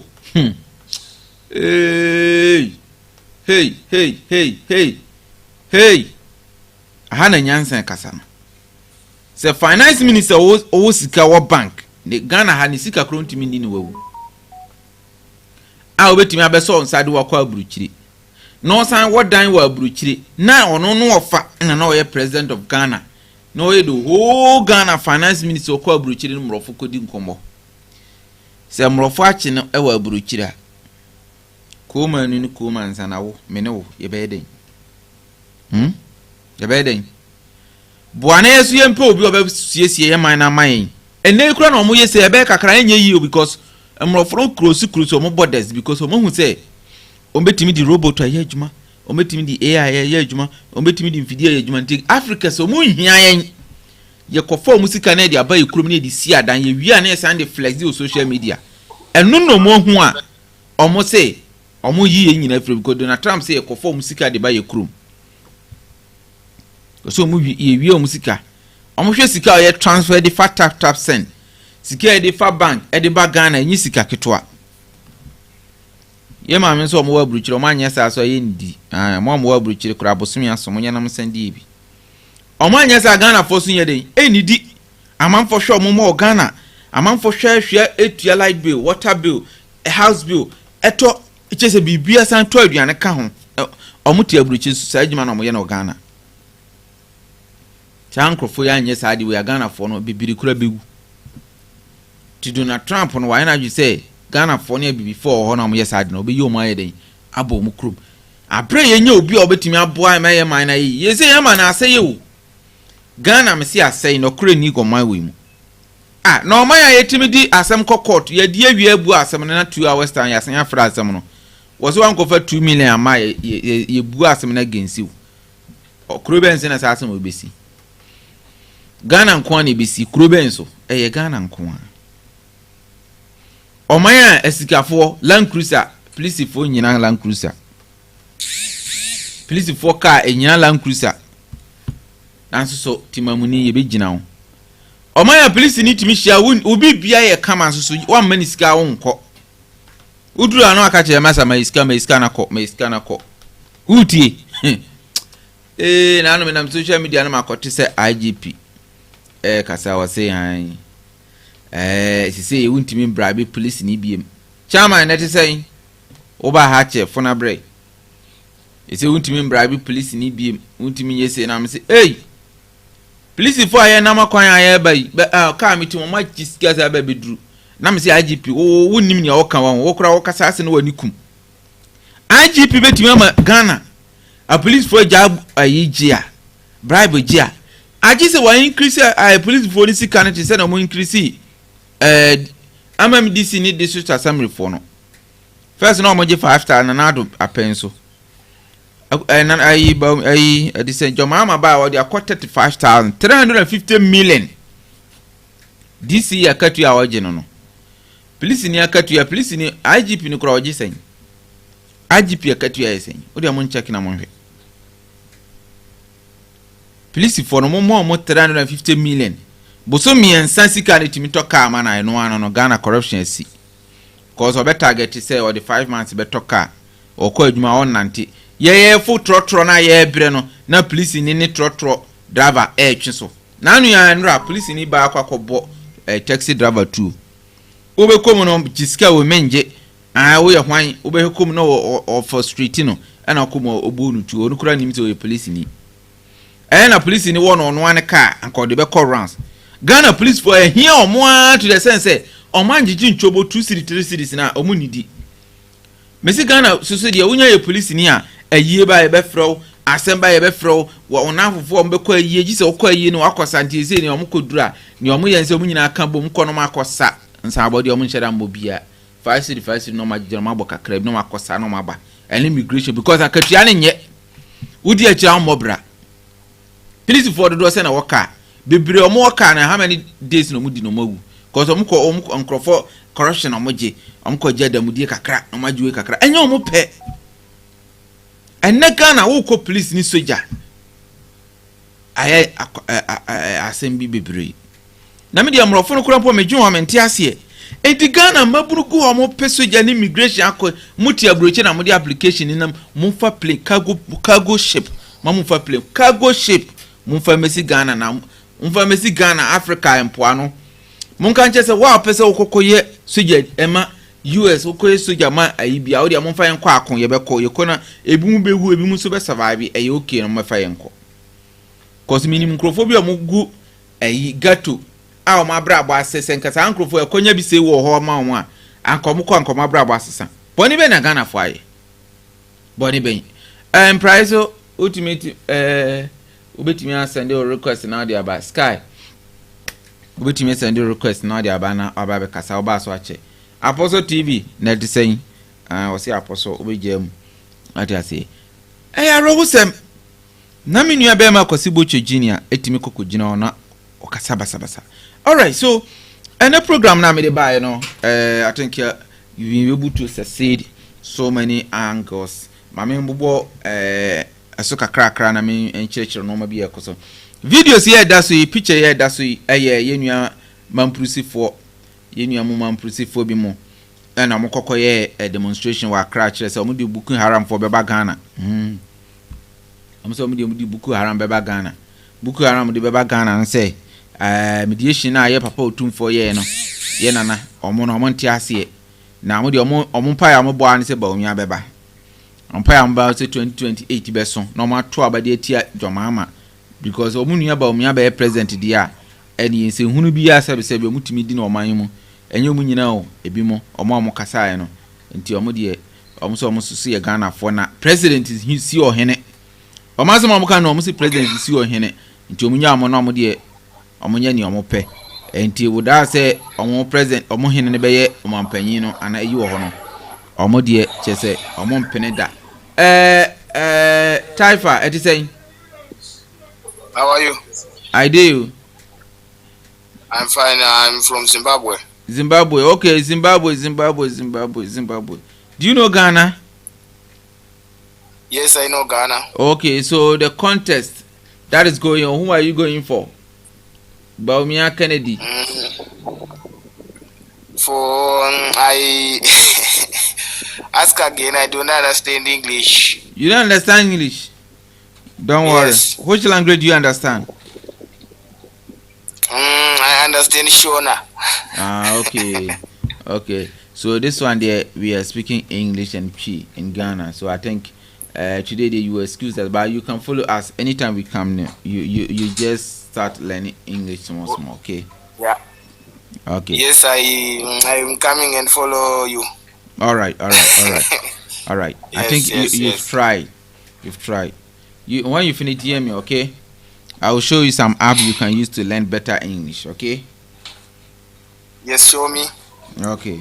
So text me on my DM and I'll do that. Let me go forward. Enti social mranti omugusi ya omotianti amkaseti ya omampanyina so ya omaibi ye security ye stronger ankabari se omachi omo e de omokọ akogum nanso so ye mpa ba ye behwe na ye nkokwohwe nsem bia ekoso ha ye betie nsem kakra e wa ha yes ye betie nsem kakra wa ha. Let me check if I can get it correct. Aha mebo video bia ma no watie Mr. No abo aten ye mo akaba e be dwuma di so yiti respectfully Dr. Ivan Sidria a member of Kennedy's campaign team. He has shared a lot of platforms with him. And Sana Obeye Pulsi. So we take it with a pinch of salt. Almost all the credible posts are Banyinan, including the Meprami disagree. I have always bastardized Musa Dankwa for his armchair thing. But at least Musa Dankwa Munyinano Krano. For his armchair what? Yes, armchair. kusie die ne budwe kusie die ne budwe o kusie die ne budwe e koma wono de now so Musa Dankwa na se for your credit na Musa Dankwa be ka kire say it will be the benefit of Dr. Muhammad Bawumia to stop to even resign mudi na tem Musa Dankwa say smart o say ma megije nkrofo yi megije omo anfa nkoto mu bunu se gban na me say current pool na e ba na Bawumia betiniti na Musa Dankwa pool ye mfa ho ye mfa ho kra Kennedy be kasa na o she dade call 30 something Musa Dankwa ye na adwen say nka ododo Bawumia sana last minute no dia be boom say Kennedy Japan 54%. Sana Musa Dankwa ye na adwen say nka ododo Bawumia because odi beba na obedi na tam de ani obeka favor na wo maniska. Sana o ye na adwen and it was a perfect plan and Musa Dankwa for because a business na oye so ohun ye me kire no. Enti ye nua be man dey say on dey onjindi which di o gwanya ni o Kennedy a compare kwa Japan or win it. Abranti we so radi Nyankopon amanfo tutu omo hwena ma na omo sere wonunu no ho a na o sere wonunu ho a na o se Dr. Muhammad Bawumia will not receive less than 80% of the vote in the presidential primaries.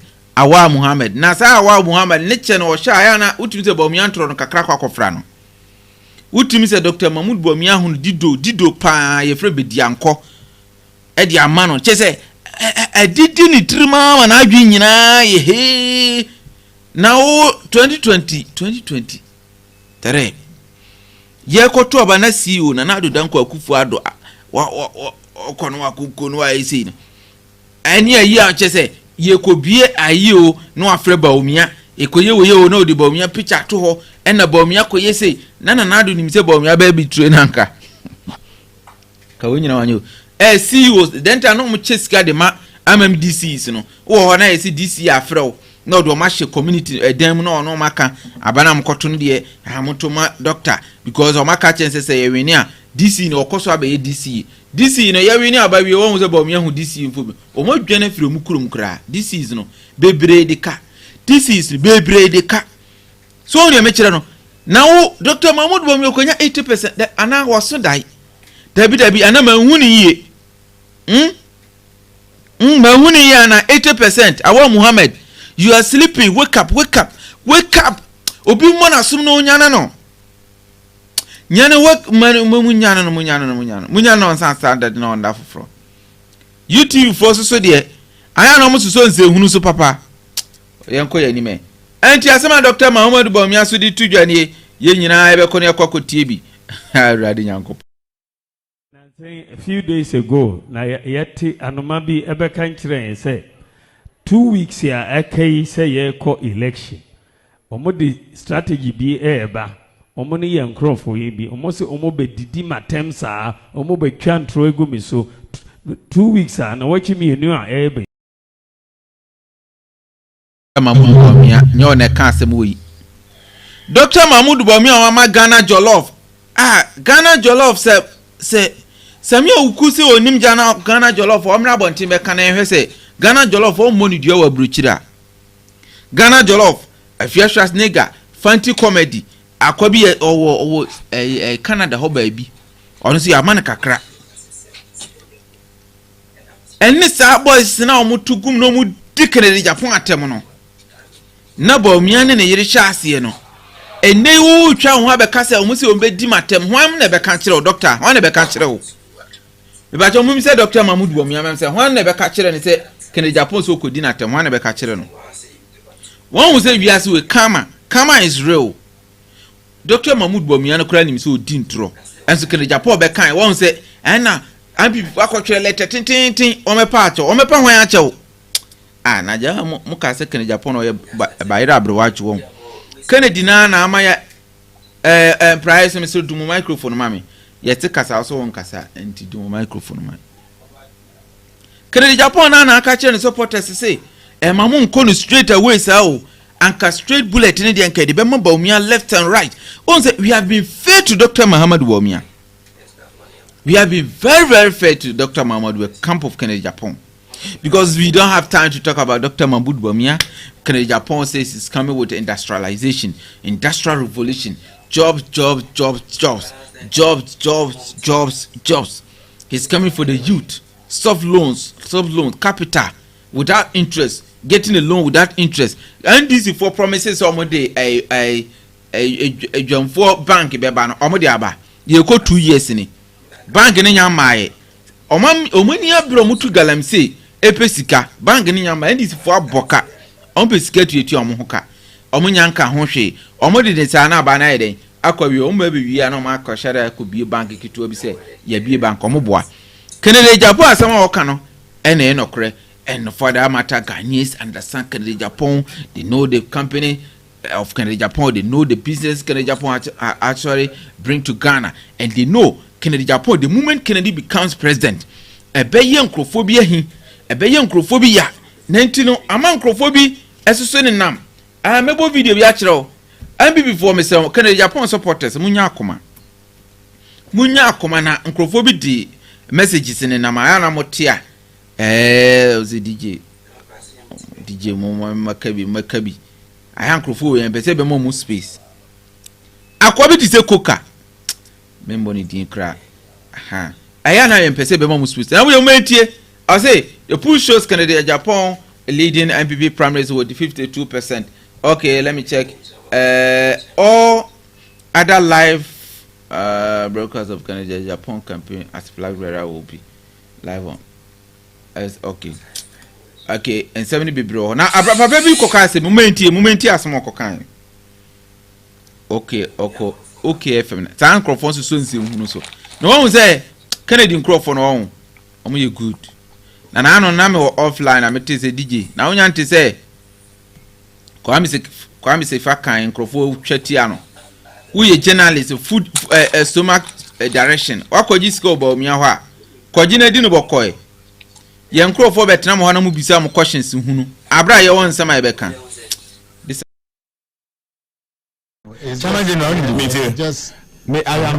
I am making this analysis because yes say otete patakuma ofia omunyini ebechewe otete patakuma ofia yes omunyini ebechewe eno bi na esi wan pipi mu na ye pempenimfo ne omohia say inside peace park we all agree say peace park no aye park packed sorry the essence ni say law and order beba essence na ye bekoso no now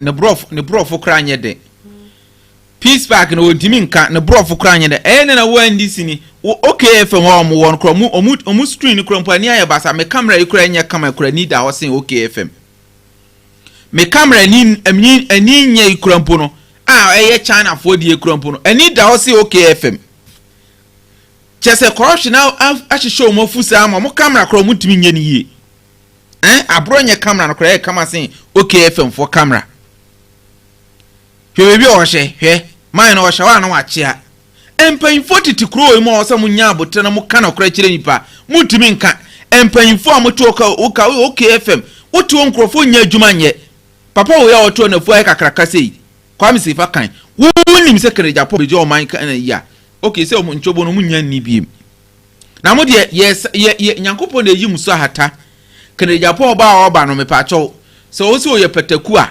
munka se oye jata watete jata nketwa nti kere Japan man ye nyina ye jata ona bu kere Japan message wo mfa ma ona bu kere Japan meso abana ye di wacha mo aba no mama nkrofobin kan chese na okra wonye nti na mani je hu no okra Kennedy mesi ono kra wonye Kennedy se nkurasefo okra na obekwa akose science na kwame nkroma se sa nkrofo no munyanku school no na ebetie wasem ni ama Ghana ye yi a work with them na you live in nkrofo yi na nkrofo no tete na omu ye ku no sa nkrofo no de omu ben ho ombe tete wa pansamo ombe tete wa pansamo mesi MPP leadership no apart from Chamabute Justin Kodia odikan nipa wontimi ensi gina ebia no ana opanya otena o man nkolawe na nka na ye kan na nkolawe fo kan ho bi Canada Japan oba bedura mpacho chama JFK manage enjigina nim kura na osen na nka panyin mesrew omun krofo na yen to abakra ma no o nyina mpo chama utumi e oso okọ abronyo oso okọ hwan biem enkrofo bebre omoa be resign koka kra de obedwane free Ghana koka obedwane free Ghana koka misi obedwane free Ghana wo de mo tra na mo hwe obedwane free Ghana and tamne chese koka kra mpo de me hwe na utumi se me pese me hwe ne bebre nya sa hwe na ma wo no anhwe na ba kra kose no ma Francisca kra nko nti ase ana ma Francisca weti ase uhwe koka tipa nka baka se da bi DJ akra we de nya oba no nka onji titi four square bi ne blue sana ni titi titi four square na chance onji ni kra hwe Kennedy hwe ahofefo hwe Kennedy Japan awurade yankopon hwe Kennedy o gina ho hwe ne yire hwe ne monya fo wa bo ne bra onda obi anwoya na ye omo eye omo ya ne kra si fie no kra na hoye chateau French workers chateau castle woni se Kennedy Japan yire no kra auto pressure momo omo nyina obi enu na yire ho fet duru Kennedy ba Kennedy ankasa nyankopon hira nyankopon hira isabi because we Kennedy Japan nyame hira na wa hira na ma na yire mu kra ho fe urade ni na bia ori bia ya papa na ne yiri kra no na gene nko yi mi hwe no wa yi se kora kra no ho fe wani ho fe ni be mama ya na ta ko pa kra mo wani ho fe o mi na fu bia o Kennedy Japan nyame hira no ana bo nyame hira wate atamfu no yamu hihyo na me se 31st wo me pa to mo wo mampon ne mpatamu ya nyame adoma 31st ne de victory ni ba wi 1st February no ye kwa kwaji ani eye CEO Pizza Zone ona na me ne ye koye campaign na sefo no o hihye party kese enti mampon de yakọ ha mfidie na si wo dada mutie o ai mampon Canada Japan yiri krom first lady krom ya hihye fidie na wie ye rade yankopo ba na ho ofese yi nyame ahia Canada Japan no wonder say nkrofo hu ni mana no mu omo pe bia afa eno ho yi na mo de befa mi moto yi o hwe Canada Japan ne mana ene ne yire na me de na to na din say da bia ho fe odi enfiri Ghana osanso buade enti I think say we nyina ne ahoya na eda ho ama nkrofo entimi henkasa na ase omani abere no ahoya we nyina ka ho na wo oba wanyini wabo no bra hwe oh dabi nyankopon hia ka ne Japan koka dia me pese me boni din kra because ono he doesn't exist in my thinking koka doesn't exist in my thinking enti me reply to omo mako na yenkonko tie akwaba akobia ono wie sika o Canada Japan radio station odi dwane ye no chese sankwas na ye yi omo adi awo Canada Japan media mu nyina wontumi akwasa omo no enyansanfo no mo media wontumi media ze omo nyina firi ho ana sankwas no aba be ka ho na sa ohene ba no masa wo ye botro wojo ukwa ha no aba ha wo ye be yi ye be po afa yanim bible na kan ohene ba madam fo pa no so bebi a ugina no nipa mebo na ba so ye chama untumi manager no on the wayade ho chama untumi manager no o connected nti on the utumi say ni wabobe ni nyansa no e wanimu onimi ade eye na nye ne selfish enye na funti ai enti sana sana ti me ba cho say no ya ndisi no obi untumi achi no ojimi san ai se ni obedi nti on the boy ja yansi sendi enti o na adwi se wo kan kakra ma ha no kan kakra ma ha so boa ye de be no afi yankotie asama obi su kan o ntumi na ntie ni ekọ me so dai bi na na ya me wanti me bo about 2 o'clock me temani na me fi se Ghana ya to aba de mu ye ne se Ghana dom bibiri di ura Canada Japan achi na ebi kura na ta dem obi apese o try se obi hu se Canada Japan no oh it's a dream anya politics na me ya wa so I woke up all of a sudden and I'm say now that yakoto aba wi ana Then I was very astonished, surprised. Na anymore. Na yeke kana me son yo. So after na me to anam say menya prophet o. Menya we are okay. You be fa ko to TikTok. Na ya tag o ho. Na some mo kai na so okay na ya me nwanwa. Na the make catch MPP and say ya pa. Okay, Adam member honorable na we. Mutwa na no. Wati wuntumi radio ntino o matwa na no. But uni ni Nyankopon hira no no.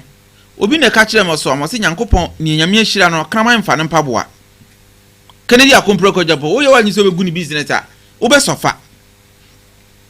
Na mama na brand we so of course menya abotra mam one by one. Na ma reply to mu nyina one by one. Na before say meto aso no ye papa gospel musician Agyapong. Nyankopon fa ne kra nsi over the weekend na mete say yese wahwere ne nkwa.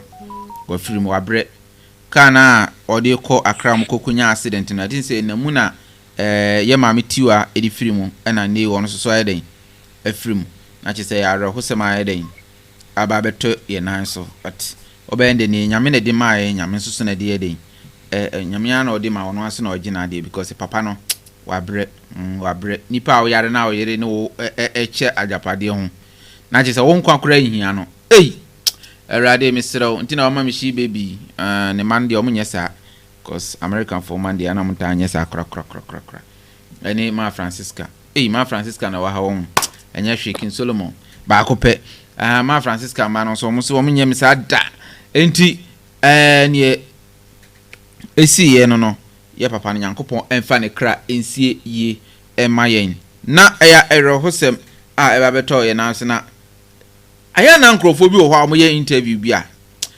but oba ne den Peter Mawu akwakotena Joy News amoye ne interview na journalist ni bisa ne question bi a papa wo mebunu pa o but afena mahu se ntia de bia oti Joy News yi penfo bi ho awo Ghana ha no I don't want to comment, you know. There are some things I want my junior, the upcoming ones, should learn something. Mo must get new money. Akola wadi 3 years kula be catch you say onabu kene Japan asema na oka say or support you obi mane high dine $500,000 no and I say or boy mane high in apartment. Now he was referring to KT Amon. Because KT Amon okoka say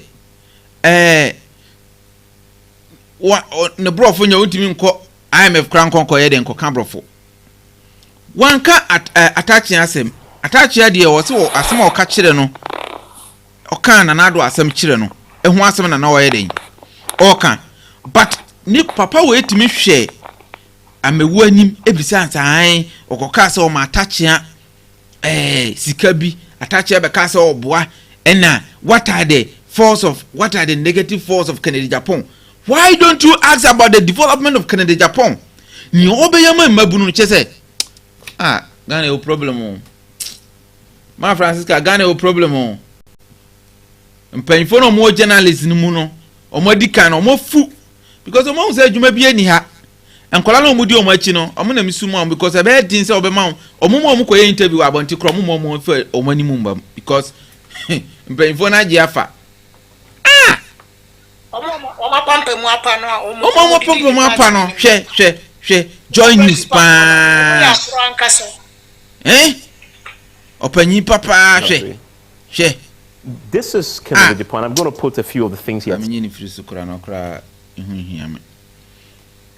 Na yansan to aso bi na enko nsema wo ho na otwetwa mu metese ayi abrante yeso ye frɛ no fancy comedy na me se Kennedy Agyapong wo sore wiase we mu na we waje se oba attack Kennedy Agyapong wa wiye no e be te se ayi no gata mu nsuo no prako kura ho be efe because prako di okodware gata ma obeda abonten ma no ho ye den ewo because ni nwini nti no efi nka no ho saa o fancy comedy na so for boys, young boys o mosisu anka mbe company ama boys no mo hu diskachi Say papa Kwame Nkrumah di says sketchia anka nega na any independent o anka Kwame Nkrumah de na Busia Dr. Busia no mo so mo di plane ba be fa na Ghana na akwa lecture wa Bruchire 3 hours okọ lecture wa Bruchire 3 hours o mesa de na ba na eye nefo ya anka Ghana kura de sune anka Ghana obeduru akrampo na man Ghana nsu kura anka onye den onnom na so muhu se nchinima binti yemeje Ghana nyeden ensi ho ene ho na wosa akoma ne bi apart from ye no a yeji ehu asiwa ye kasa sei boys no bo hye ne kakrawe no wagya na obedi wachi nunuamo oma we mpanfo bi mu koman na ye papa from Paul Vatican say it's not about individual, it's about Ghana. Ade bi ho na say your papa kora na ye na nya, it's about Ghana. Say the truth. Na menim say oh my Ghana ye kasa ye kan kakra atenti no bibia ebeda yie na enoma akoyi kakra nyame be hye no ho animunyam ewo ho asema ye papa from Paul Vatican no good. Na fancy comedy no obi edin se hunna national security be bo mo na ono koye no se o Bawumia nkaka o so mo kra de ye pawse obi a na buru mo aburu no abrante no nko ye egu nyame nkwa na je no oh ya bu national security abu na papa na ni hu nyina anko ye oh se ne Bawumia nkrofo ne de o nka e ba hu de o nka o makata so boy hu ye fancy comedy oma bu no akrante de onya nkwa nyame no oma bu no pa o se national security force de oma batu eduru ye be hihye won fe ho ama se na mo wo ai dey say bongo ideas pani a wa be huhuru ti se balloon no enche bia fancy comedy onu so be huhuru ai se balloon no ai boni be ku boni fo sa bo ni ka che se ye di Canada ti ye adwene eni fi ai ena o ma bu no na adwene kra otim se atia o kani ba odihye wo na mfom ma ayi e ka sa kwa eti konkoso woni je ho kakra di be mo wadi nti so ahwo wiye unya wo hwe na enu nti na mame ka kire abrante bi e frɛ no Kwasi Boche Junior na sa abrante no ho ya me mmobo eminu abento aka ase mame enka na asem bi but mo mame ka asem o kire mo asem na me kan no man ka ne se ebia Kennedy na sha ase ma ho che chama huntumi bi sa da bi man ka ne sa ne me pesa me chense Kennedy Japo yo bi a woni ni nya asem akama me pacho enya nyum na esi etie no aye ni di brabre no mati me pacho dumo microphone mame edumo nyum na wa akiri no nyum di aka me ye DJ minim nyum bosen ba esi e bebi aduru ye ja DJ semato nchen ani braba na sa brante ne ye na agise obetu ne esi Kennedy Japan so ye agise ye mfi no but won se ase wo ya tra wa ti se bongo ideas na ni atra na ni nton young boy a wani wonya TV so akotena wonya adom TV so GH1 na asefo akotena mo hyehyɛ na funu mu enti wote wo kasa na adwini se wo sosin obi a wo ye young lawyer hwe Kwasi Boche Junior se nyankopon anye wo adom ana nka ye kwa wo tu sikam na nka ye wo tu bebi a bia ye do wo meto ya nka wo anka media so krampo anhwe anka wonya no kora na be kasa ye na ne etwa kwan kwansi be 5 months ni aba school Yena ye wie school SHS na ye dika school fees. Ye dika school fees. Na oma ma yan twere exams. Me ko twere science. Science. Fine science na ye first paper no. I am ko records 2014. Omoma me wura mu na less than 30 minutes. Police need to also that abranting ka be twere pa o me madam. Ne ye boa me practicals and oma me wura mu. Commerce the same thing. Na me commerce pa na menya D7. Enya roho. Enya roho school fees ni minya ya me kwakotua no medical na ma accountant na mka so on first scan na me hwa ade o de ma me because it was less than 300 Ghana cedis na me de 3 million ma obe ma me sesa me de man wie pe ana me ka chen so on first scan na me hwa ade o de ma me na me 2 million ana me ka chen se madam se me disca wo nyina ma me school se na ka ha ya enti me de 2 million ko register of deck because o ma antwere science no onim say agro na me di na me de 1 million man na me de 2 million me ko okes me kokora me chale na me ko register na me ko twere no object man ko classes da na me ko twere me ko twa na me buy ansa na me timi akọ university bro senka wo fa ne mu before mu a aka okakra mu obewie school na nipa wo hwe school konya accident no wu ye because of police for negligent ko bo bari abasa na ka akoko bo me ankaka mu na owu basa na yedi ya bra botu ya bati na sorry nipa yombo am wo SS3 na gise me ko emesi ansa na mako school me ko university na me twi okada abobo ya etonsuo enti na obi akora nim se me ko school agise obo school mu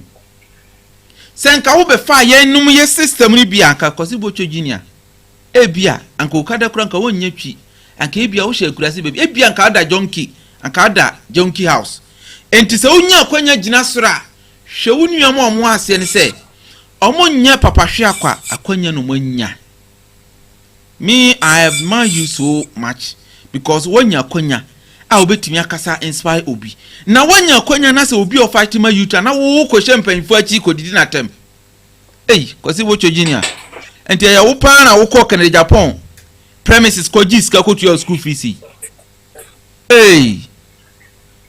anya wa ha unu mo because ochena bi se obi ko Canada Japan na ko jiska ko to your school fees a Canada bedwun hu tutu kosi jini hu ye wudi kosi bocho junior no kosi bocho senior nanka obetimi akono ha ko jiska wo jini hu tutu wate mumu say na magana obi mwa obi no because obi ahwa wo die so aka se we kura mbebo no obenya daache benyini ama na no kura ba betra me mumu say nti nipa mo nipa esrawo waso afoforo emfa Canada Japan so brofo no wo kano I told you say big words come from small words.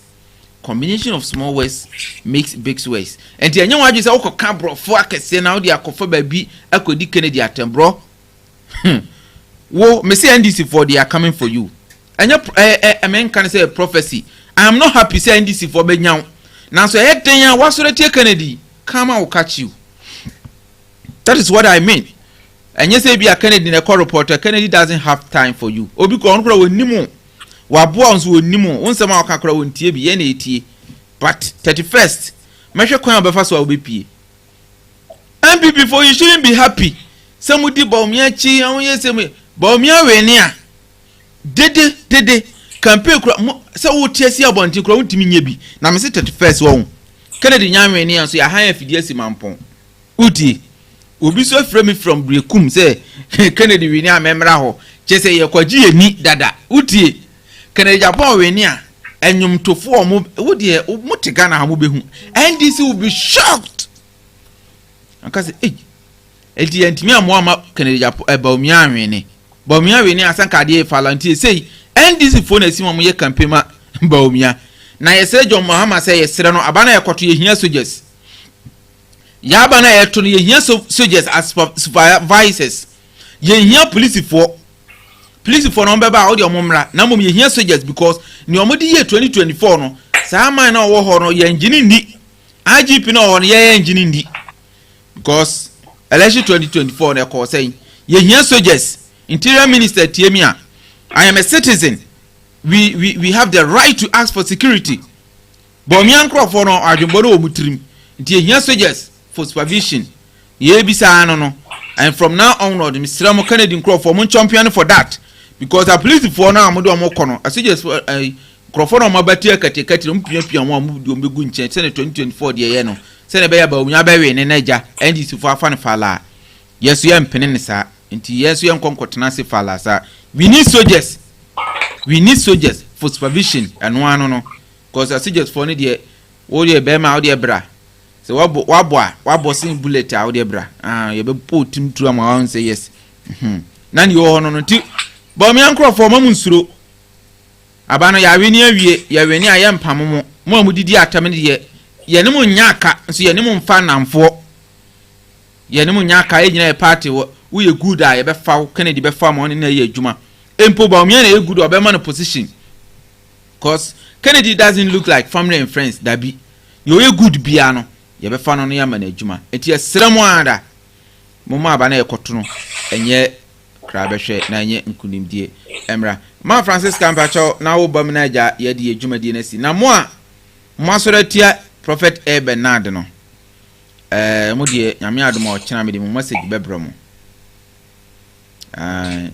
me de mo message bebro na ne de yesi anoma ochedua so a bo na de bo no nti menche wo habebe me pacho new you know really are you a free years the audio no what TV Dabio are you a free year plan say omode enkrofo beba Ashanti radio bantama wa chicheche wakika baby a omotu nipa na gu nyina okay we dey na wa forward me ma mentest na forward me okay me forward me okay me the messenger bro omo so omo de nipa ekwa Ashanti region because omo nim say omo belusu nti omo asesa bad boys no se Bawumia omo fu so oye calm but wono okura bad boys pa oni NDC fo no ene kura sa bad boys nti na NDC fo no be ya nkwasasam general election no omo antimi anya because omo nim bad boys ni nyina okay enti we no chese Bawumia say oni NDC fo na ye de eye adwuma mpa o wakasa papa wakasa nti we no o se de ma police for because we dey ono abone dio wasa ne ho samrane ena me yi we free ho ena me ye we say na me ye we say chese wakasa nkasa I see yakopon odo Kennedy o oh yes odo Kennedy papa my testing to you now they afford me Pascal na abatodwa no correct yakopon do Kennedy nkrofo mo ye wicked omo si ya chiwa ye mo se de wunwo na odu fie mo abewu doctor you were free and I kasa asem we I was shocked now see Jesus Christ papa e me yasa meka de wu amana dida aka je wu amana di kwaje wade ma Francisca sumam na me kwaje mre o ye kwaje ade any party okay ni ba part minya wicked mind be say ya mo bi nkono internal election ti ya mo no na odrufia wawu mo no so obewu ato ase ho a ana efrem kofie kowu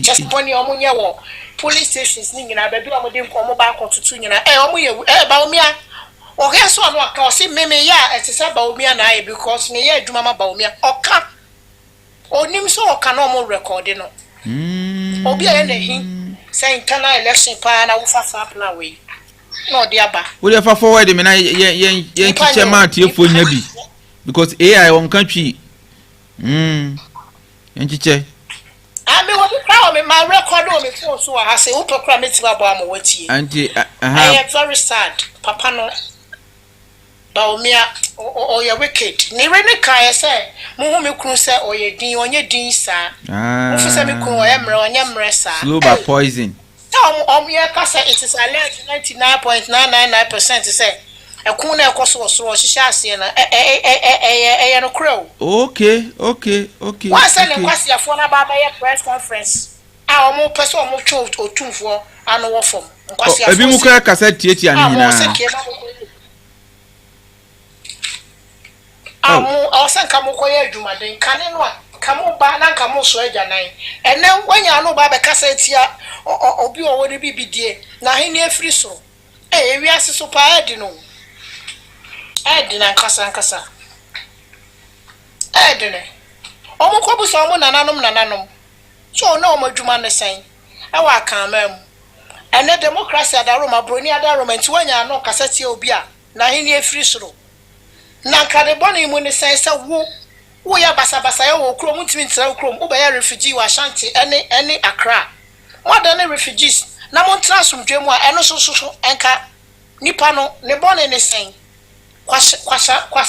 kwasiampa ya kasa kwachancha ni wo ba be kasa tia obi a na hini afiri soro na wo ba be kacha sa Asante fo nto aba ma wo yade wo ba be pe vote afiri Ashanti region wo ba be kotokoto otumfo me papa we dem pacha family oba na nipa no kasa asumdwe beba wo krom why vice president for 8 good years want me am asumdwe am wo krom no obi nkama wa After the war, no, I said, that's a sin and Quasiaphobia, you or many more Bejimi. More better, more pika, more better, more cacanca. And Shahani, a Ramona Moo Jimmy. Muba come, Muba Namako Woo. Ya Jimu a Kamamuna Moo Jimmy. Munko baby and Toquano, Namonco, Uncle, Musu, one dream, Eke Cabo. Nanyamwa. Tell Maconta Bar, Nafula Nifono or Mono, Sip or Maconta Bar 2028. Wakunta no Befa Henwaba. And Kawa and Imcosro. Wakuntano, a fan of before Baba. Oh, the Omo farmer to men free a Burkina need Niger and Chad, Emra. Oh, Baba 2 years, say, no, Yana Namukueno. Omo Kuja Nimdia, Yea Dinyasa Neku. Ya former giddy now, my ya matron, my dear Druna, what dear drab, Ratambo, or what drone away. Concept people. On the Baba tree. All right, my Francisca, as I said, Unya Daji, na Unyambre, a support tea. And we say, Yamia Duma or China, Yaba, Binya, Bre, Namudiamai. Mom, what TikTok, Mom, YouTube, Munina, and I will be a channel. So, video no other Rejoice Media TV, Coco Droha. Betty Mashe, and I'll share page in so I won't say link with the ho. Boss na wa join na she say. Na she say Bibia aye kama na she say. Bibia ada na kwamo kama. Enti me da mo say any momre any more time amunya de anti ma Francisca mpacho aya na wasende we no e dia mame. Me shi baby na mete ne nka che enti me say wote ne nka ka che say ma fe no pa.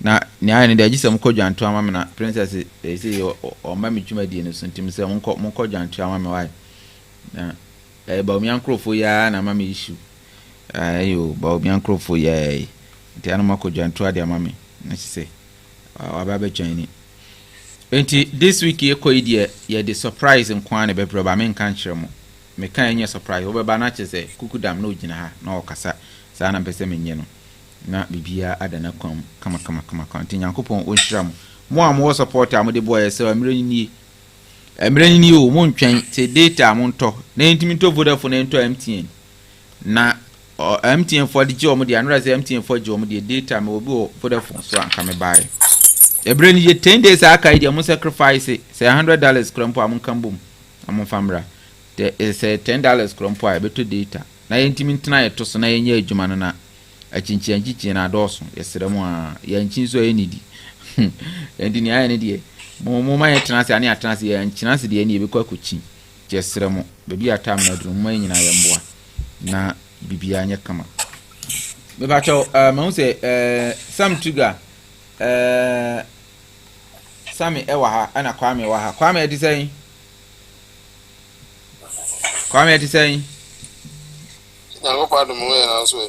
yanka yapon aye kokra anka ma Francisca be bon pie no so wabade ama ma 3 minutes mesra wa aye fu da me me ko de minutes mpuna me ni na nam happy ya so na me ko yen kwa na Facebook ana me hu alaji a campaign message I say or the Christopher no so no ya so for no be ko Israel I me hu pa na me ma she da se me mo because en hu hia yen me o video ni bibia wa ba me no so say I Muslims for ko Maka Muslims e ko Hajj anti Christopher so be ko Israel na Ghana ko hia mpaibo problem bra ehia djuma na ehia mpaibo concept man problem enti no omo mu di na chi no enti we no mo choro ma no okay chemenza mu enti we no mo choro ma no so nko kan o ze maka che say we are desperate for power. Adibi ho a wadwen maso. Kennedy is a very strong-minded person. So when papa ne to na mo kasa kra wo hu na wo ze man no wonye famfula o. Wontimi Africa na Japan adwen ho like elusu aba no. Because what me dey adwen we punch me ko janda maybe a national way park ko jina say ne Christopher Montuma na the pastors for how many pastors na call Israel? Or no so from 20 go Israel. And your church members or the pastors go Israel. Hey, we a message.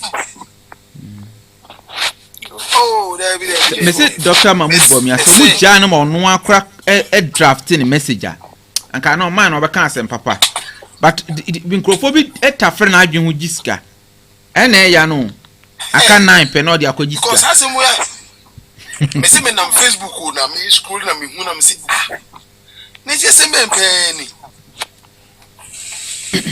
delegate ye mistake pa dia so be shi o radio be se na ne honum na se ne jama fa me bag Mr. Makasa kakra for me doctor. Okay, Doctor Abramo, 3 minutes na ja yenye inclusive. MindShare. Nana. Before I FD so mechiao. Ami. Mechia Mama Rawu Francisca. Okay. Na ura kwa mi so so. Na wacha Kennedy kompro kwa Agyapong me se wacha no mame. Chia Kennedy mame. Kennedy so wutie mi a mechiao. And yeah. One time cry Kennedy am. Okay. Me wanam social media na me hu say the youth wo Ghana no. On mu bia homenye delegates. Omunyina yese omobeboa ma ba na to no. Akoso kama. Na ba no sebe ya Bawumia nkrofo no. Omo clandestine activities and as a clandestine any diabolic minds omo no. Embemu no. Youth no obia wo support kan bia wo nye delegate kra ko polling station ho na mun protect ballot box no because eno ena Bawumia for mo de omo ani ato so say by hook or by hook crook no omo be cause mayhem at the various polling stations sebe ya omo di bewiem aban mama ade Mahmoud Bawumia me de me mfa doctor say so because eniema wa ye no nkire me say or doctor because doctor we will be also where do you be with me and mam kunya enti no me de memfa doctor bi anse so na momia ma bibi ya dwene na ho say ta time na Akufuado edi ne a friend say the security apparatus and say government machinery protecting them by force we win 2020 for a kind example as flag bearer and the Emma Subio, and the youth no moon protected ballot box no. Namu we omoatu abanekra munina ho. Namu making sure say obi atu we no. The kind of in your presence, namu noting it down. Na fe monfa resource na social media. Ya be quality resource no individually near tie. Na you say pasta obi ntimi enwi abanu. Nti e no na meka e dia ama nipa nso so mo take steps na etimi sebe ya Bawumia for no emedi nsamfo bia o police station. All right. Yes, so yeah, that was I know follow yen e ba bia watimi aba betie bi. Why?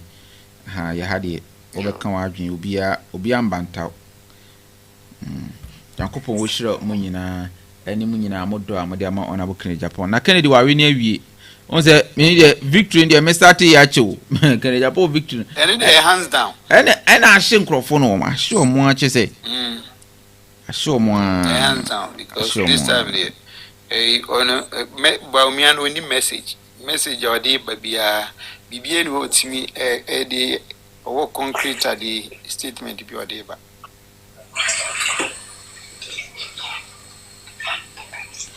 All right, man Francis Kampacho we dey be hye Nyankopon sana ye di dwumadie no asi ha ene edie no so eba be si ye ba ha che na obia suntimi nkono nkoko didi na onje no because minim say videos be be cause or TikTok ni na se for nyame pa o china network ni gina so dia I will stick to the previous time na me using because I breach for no media me time dia na me time ma wia ai na so ene die maba awia kakra enti na mama pon tem no na me so makope bibi kakra e de atum yem enti se na me kan mu nyina monyemwa na kakra kai se wo delegate bi a wo mo ade boa na fa boa no se wonim social media activists bi na se wo mo a fa boa no enye enkyan mani pa na mesere no because wontimi ma mesere o ma no wa ma na obeye na adwuma na mum se ne nipa de betimi stay consistent na emre kakra kai yetimi respond to se bebi mun se hunu na ye ma videos because this time around no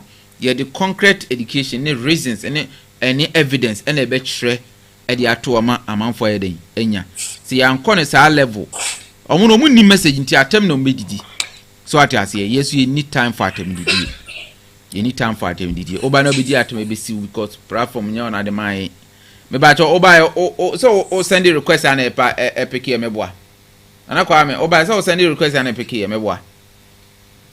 Hello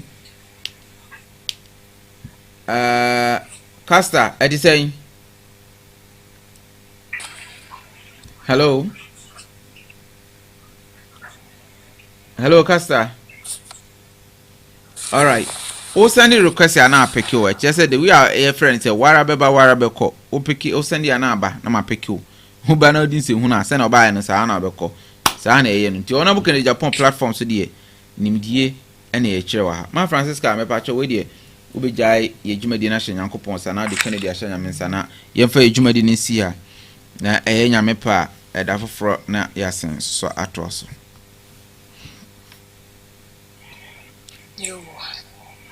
Eda wase odomfo ne mobrohunfo wura wa hu ye mobo na odi na so ache yen en monyam ka odin kronkron wa wo ti sorosoro na wani hu ma nyina yesra wo kronkron amode hu kronkron tumi mo ye hu ba on ka ye hu on ka kai on kire ni ayenye e bom pa ye sa odi ye mfonso nya mu ye be che odoba no mo genti ba pepa ye bone na yesra wo Doba Yesu Christo demo sefa enkunima abotire no ebo ohene Kennedy Agyapong ne wasra no se ne usra David ngo so o ma Israel no yenim se sa amprempren we de e Kennedy no wasra no obonefo no be hihye mebre osusu oye na so wo awrade de wani hu ma nyina nti wo ma ne susu ye emmam ye bom paye ma obambo nye kese wo Kennedy ohene Agyapong Any one more ye campaign money na bobia ho pai.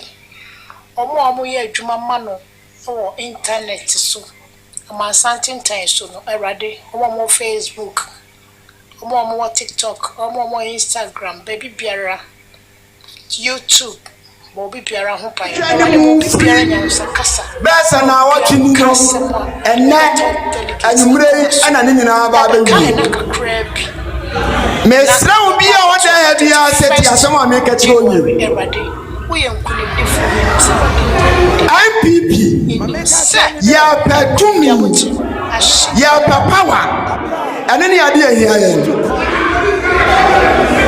ya power ya petumi anani ade ahia ni o anunti anan enum na bra menya adam vision enum wie no numuna onipa ya de ne kokko a ya betinya akwaje papa bi a wo friend abronye DC ona nkofo bi wo hyehyɛ maroba na me fi de bi o fi de wo hye maroba obama meje mamaka ame hye maroba mentimpo because sama meta mentimpo na vision na munwi no munwi de was baby wo That was his wife for what say. One say no, if you say, one wukum. You so obey. Flag bearer, so I tell you, our yes Christ. Amen. Amen. All right, that was Ma Francisca and our bonfire. Come. Eddie Amayena, ye nkunimdie. Mr. Owo Kennedy a patare white go. Say ye and you know what me agibi. Mpaboa so de enya dia hyeniye na ompabo an kope bi to ho dagate fo no wan me see dagate fo no see sa anwum ne de begie ani bruta de wi ani ato Nyankopon nwum so ne asa ne ya di aguso ye nya nkrofo bi o mo wi aba mo wi ne o mutimi je o mo ne ye de begie ani papa no kure de da no aka ye begie ani de ka mo madikin ate na mama yesi ye huru mo ye gie ani amopa mo be ka ho bi ida some be ba na momba and it's up to you. It is your own cup. You can decide to fill it with tea or coffee and fire on. Enti yaba ne de na yaba afeni ye wi enti mun kope baby na mon da na mon twemu ho o ya akokra pressure wo so a ha ho na Kennedy wa we ne wi me da masi Nyankopon hyiram.